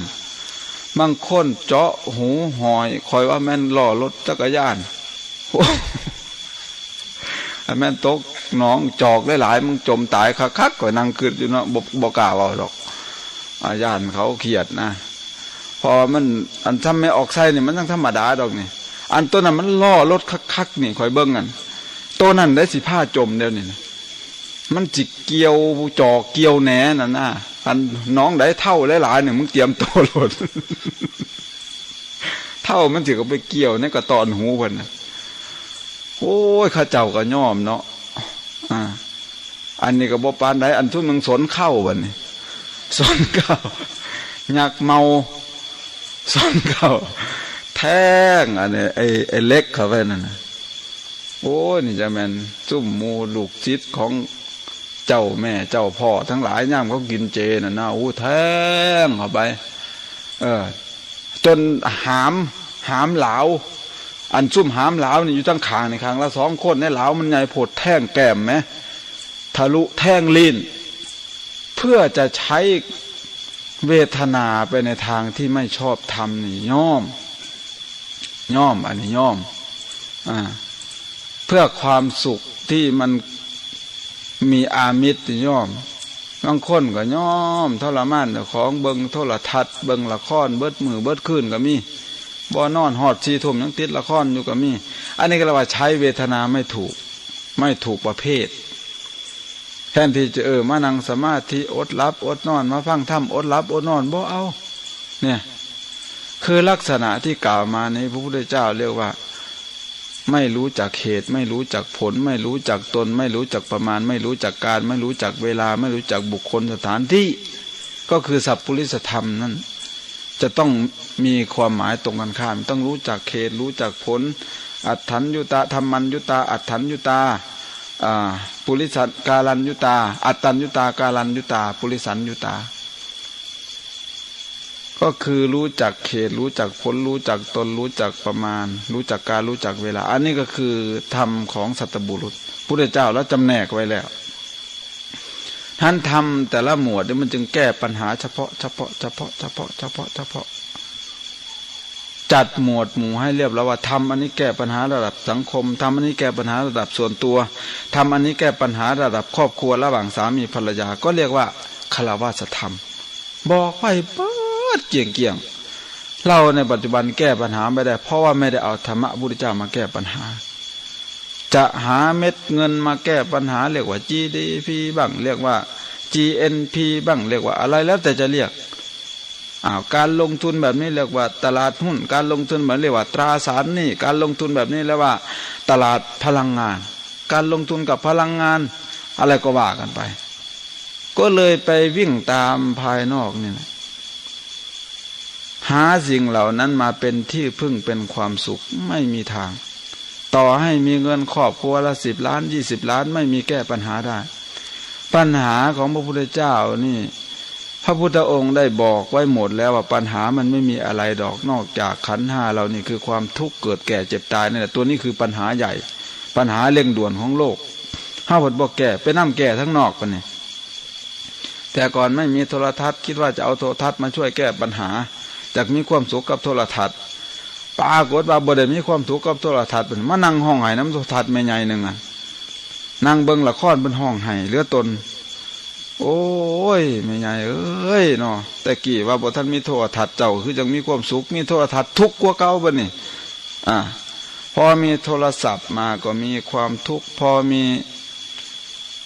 ตู้เย็นมาก็มีความทุกข์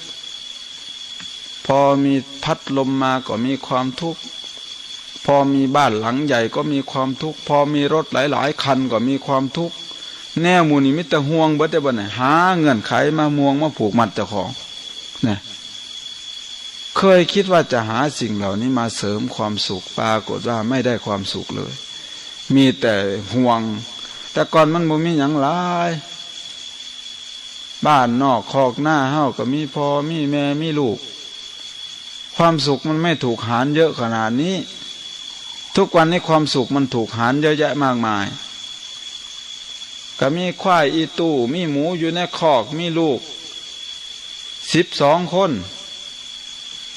เอาจนสุดสมัยก่อนนั่น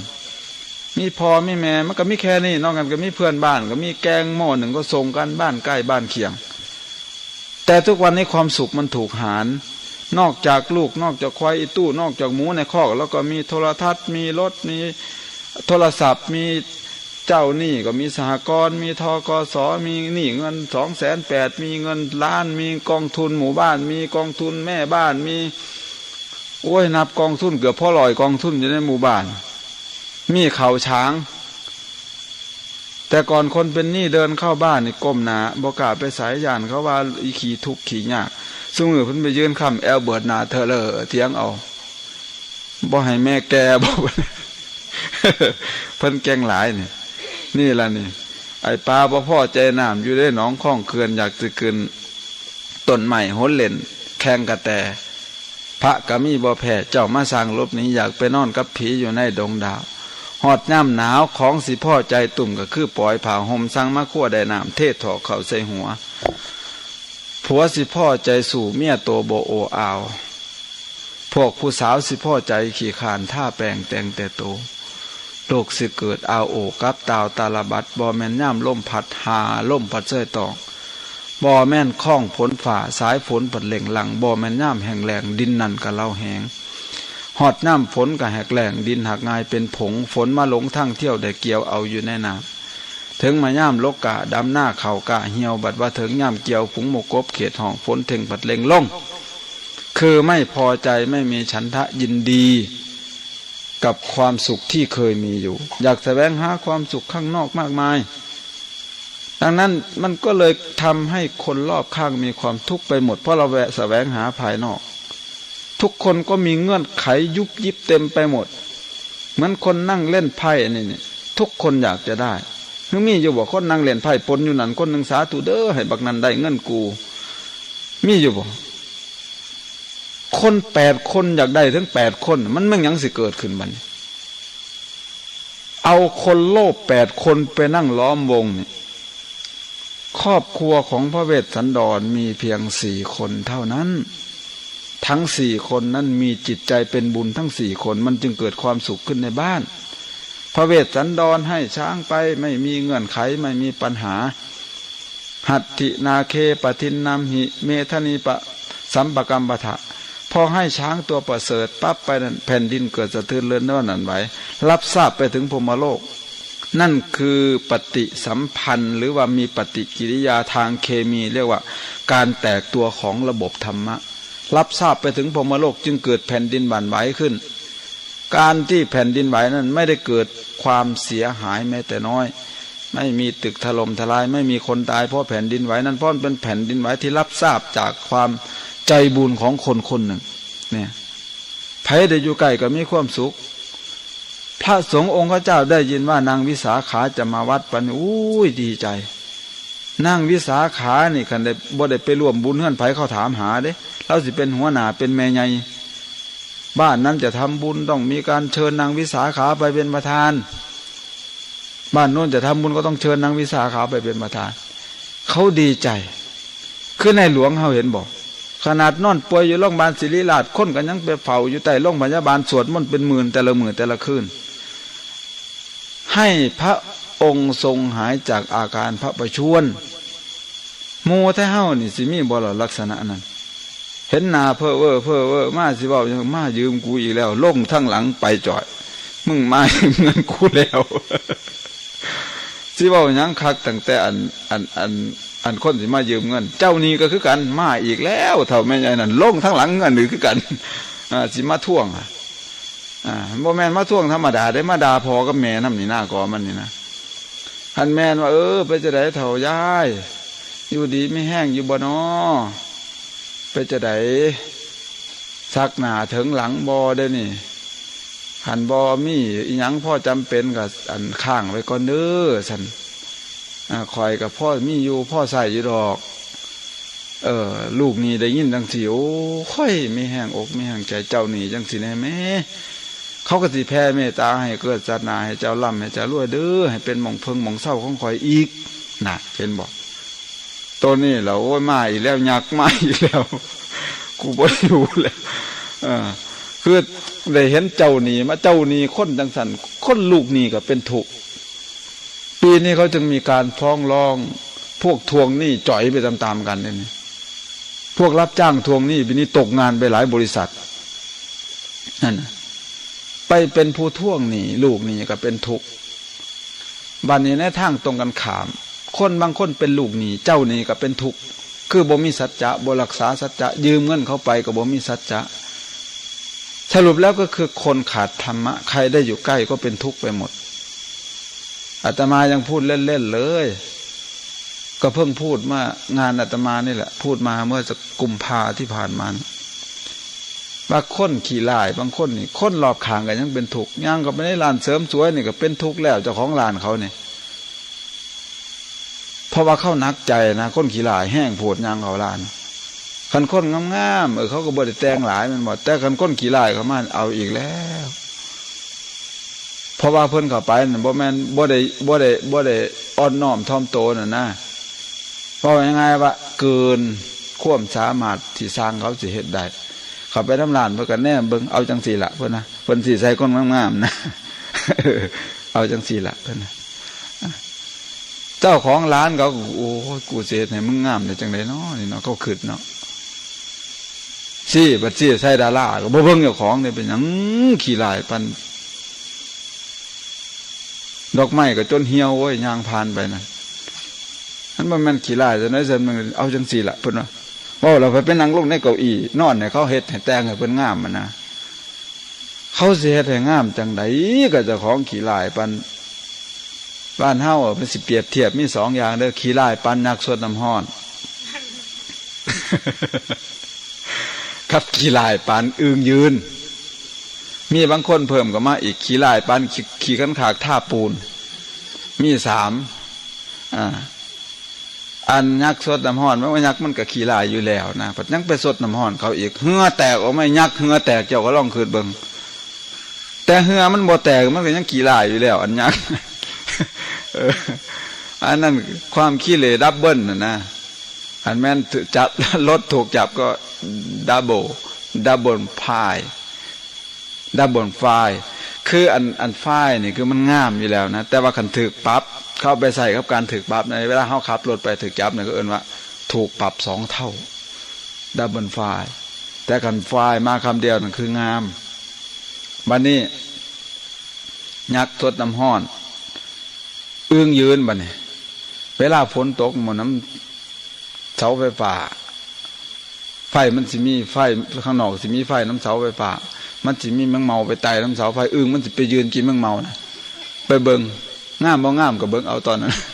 ตอนแมงเมาไต่เสาไฟมามันก็ยืนขึ้นเรียบปั๊บ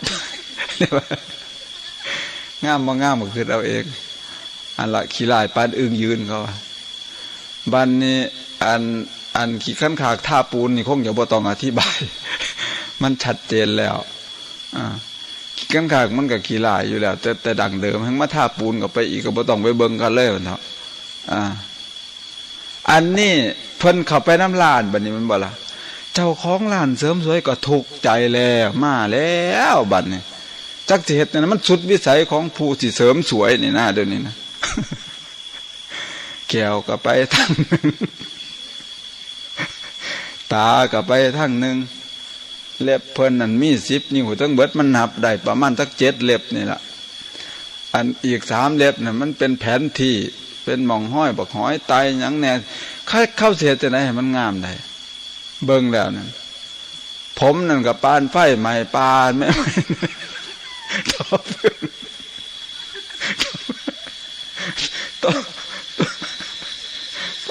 ไฟใหม่ปลาเดือน3เจ้าของงานจนเป็นทุกข์ก็ไปเอาสรุปง่ายๆเท่านี้เถอะแล้วจะคอยเว้าโดนหลายเถอะมันทุกข์คนรอบข้างมันเป็นทุกข์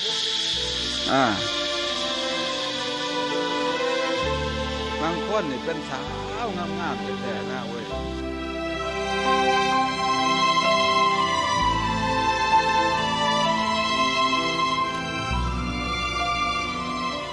ท่านสาธุชนผู้ฟังทุกท่านเวลาของรายการของเรา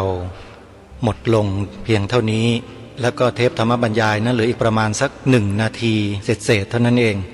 ก็เลยมาปิดรายการซะก่อนสรุปสั้นๆง่ายๆก็คือว่ายุคปัจจุบันนี้เป็นยุคของคนไม่มีธรรมใช่หรือไม่จะสังเกตและตัดสินได้อย่างไร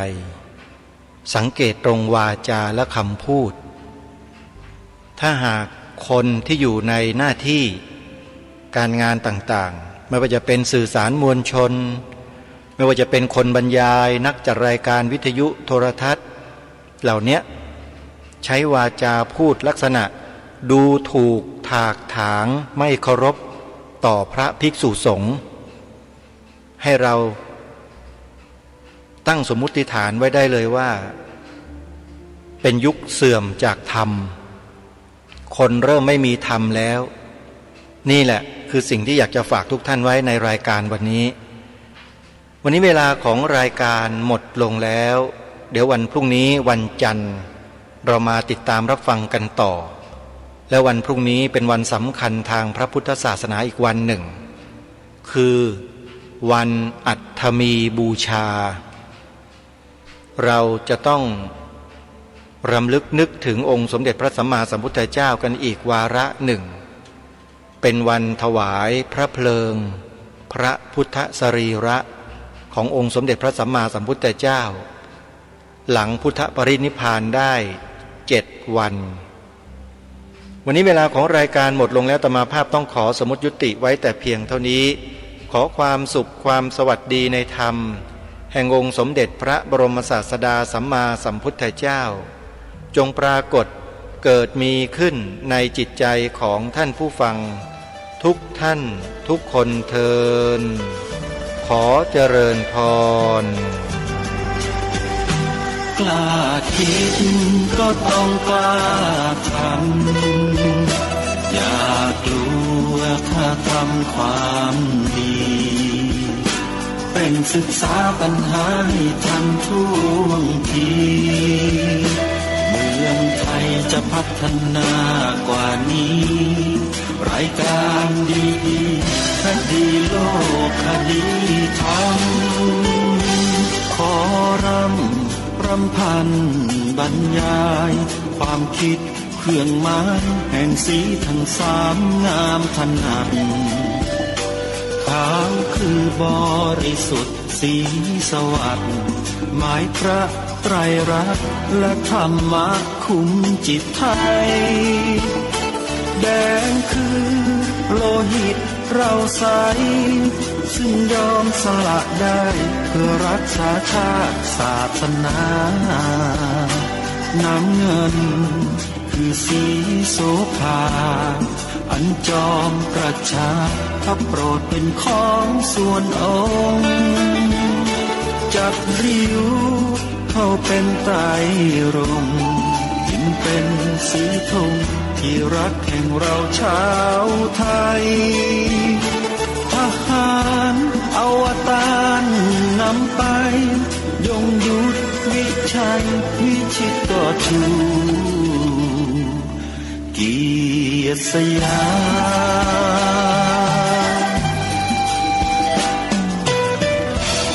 ประเทศไทยที่เจริญมั่นคงมาได้จนถึงทุกวันนี้มิได้เกิดขึ้นจากความหวาดกลัวอย่างคลาดเขลา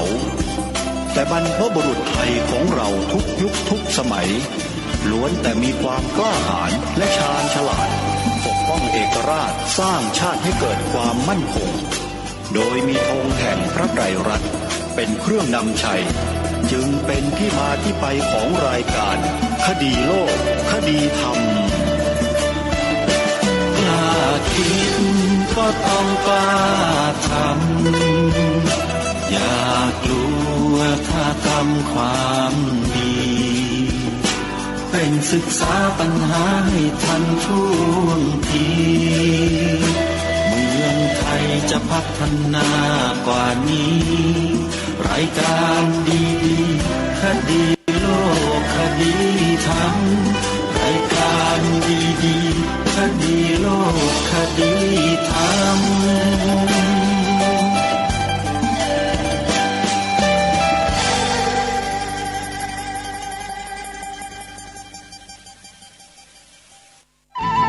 ที่จบไปแล้วนั้นเป็นรายการ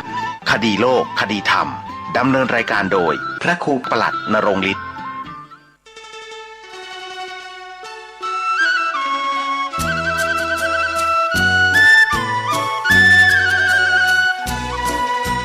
ภัยทั้งหลายที่ผ่านพ้นไปนั่นสุขบ้างทุกข์บ้างมันเป็นธรรมชาติของชีวิตแต่ขอทั้งวัดทั้งบ้านทั้งราชการทั้งโรงเรียนครูบาอาจารย์ได้สมัครสมานสามัคคีกลมเกลียวอย่าแตกความสามัคคีกันรู้รักสามัคคีประสานกายใจกันไว้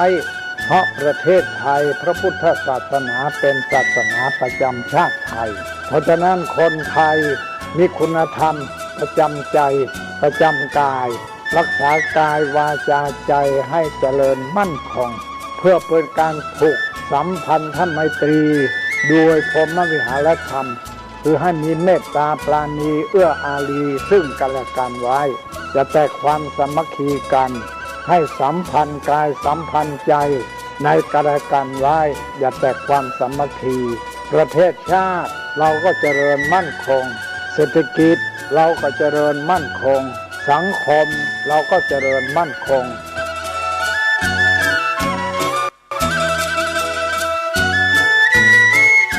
ธรรมะข้อคิดจากพระเดชพระคุณท่านเจ้าคุณพระเทพวิสุทธิคุณ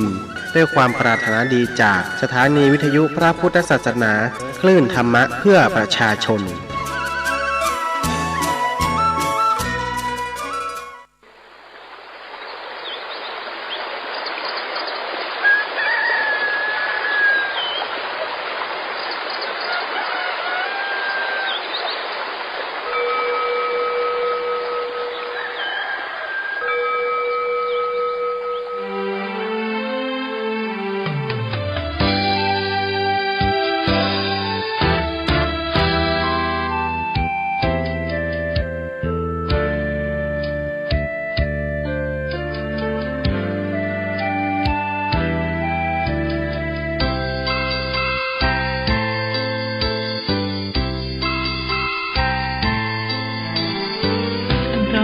ทีปานน้ำงดงามสูงเด่นรอยธรรมเทระพระเนตรฝากเสียงผ่านสายล่องลอย เชิญชวนศรัทธาร่วมบู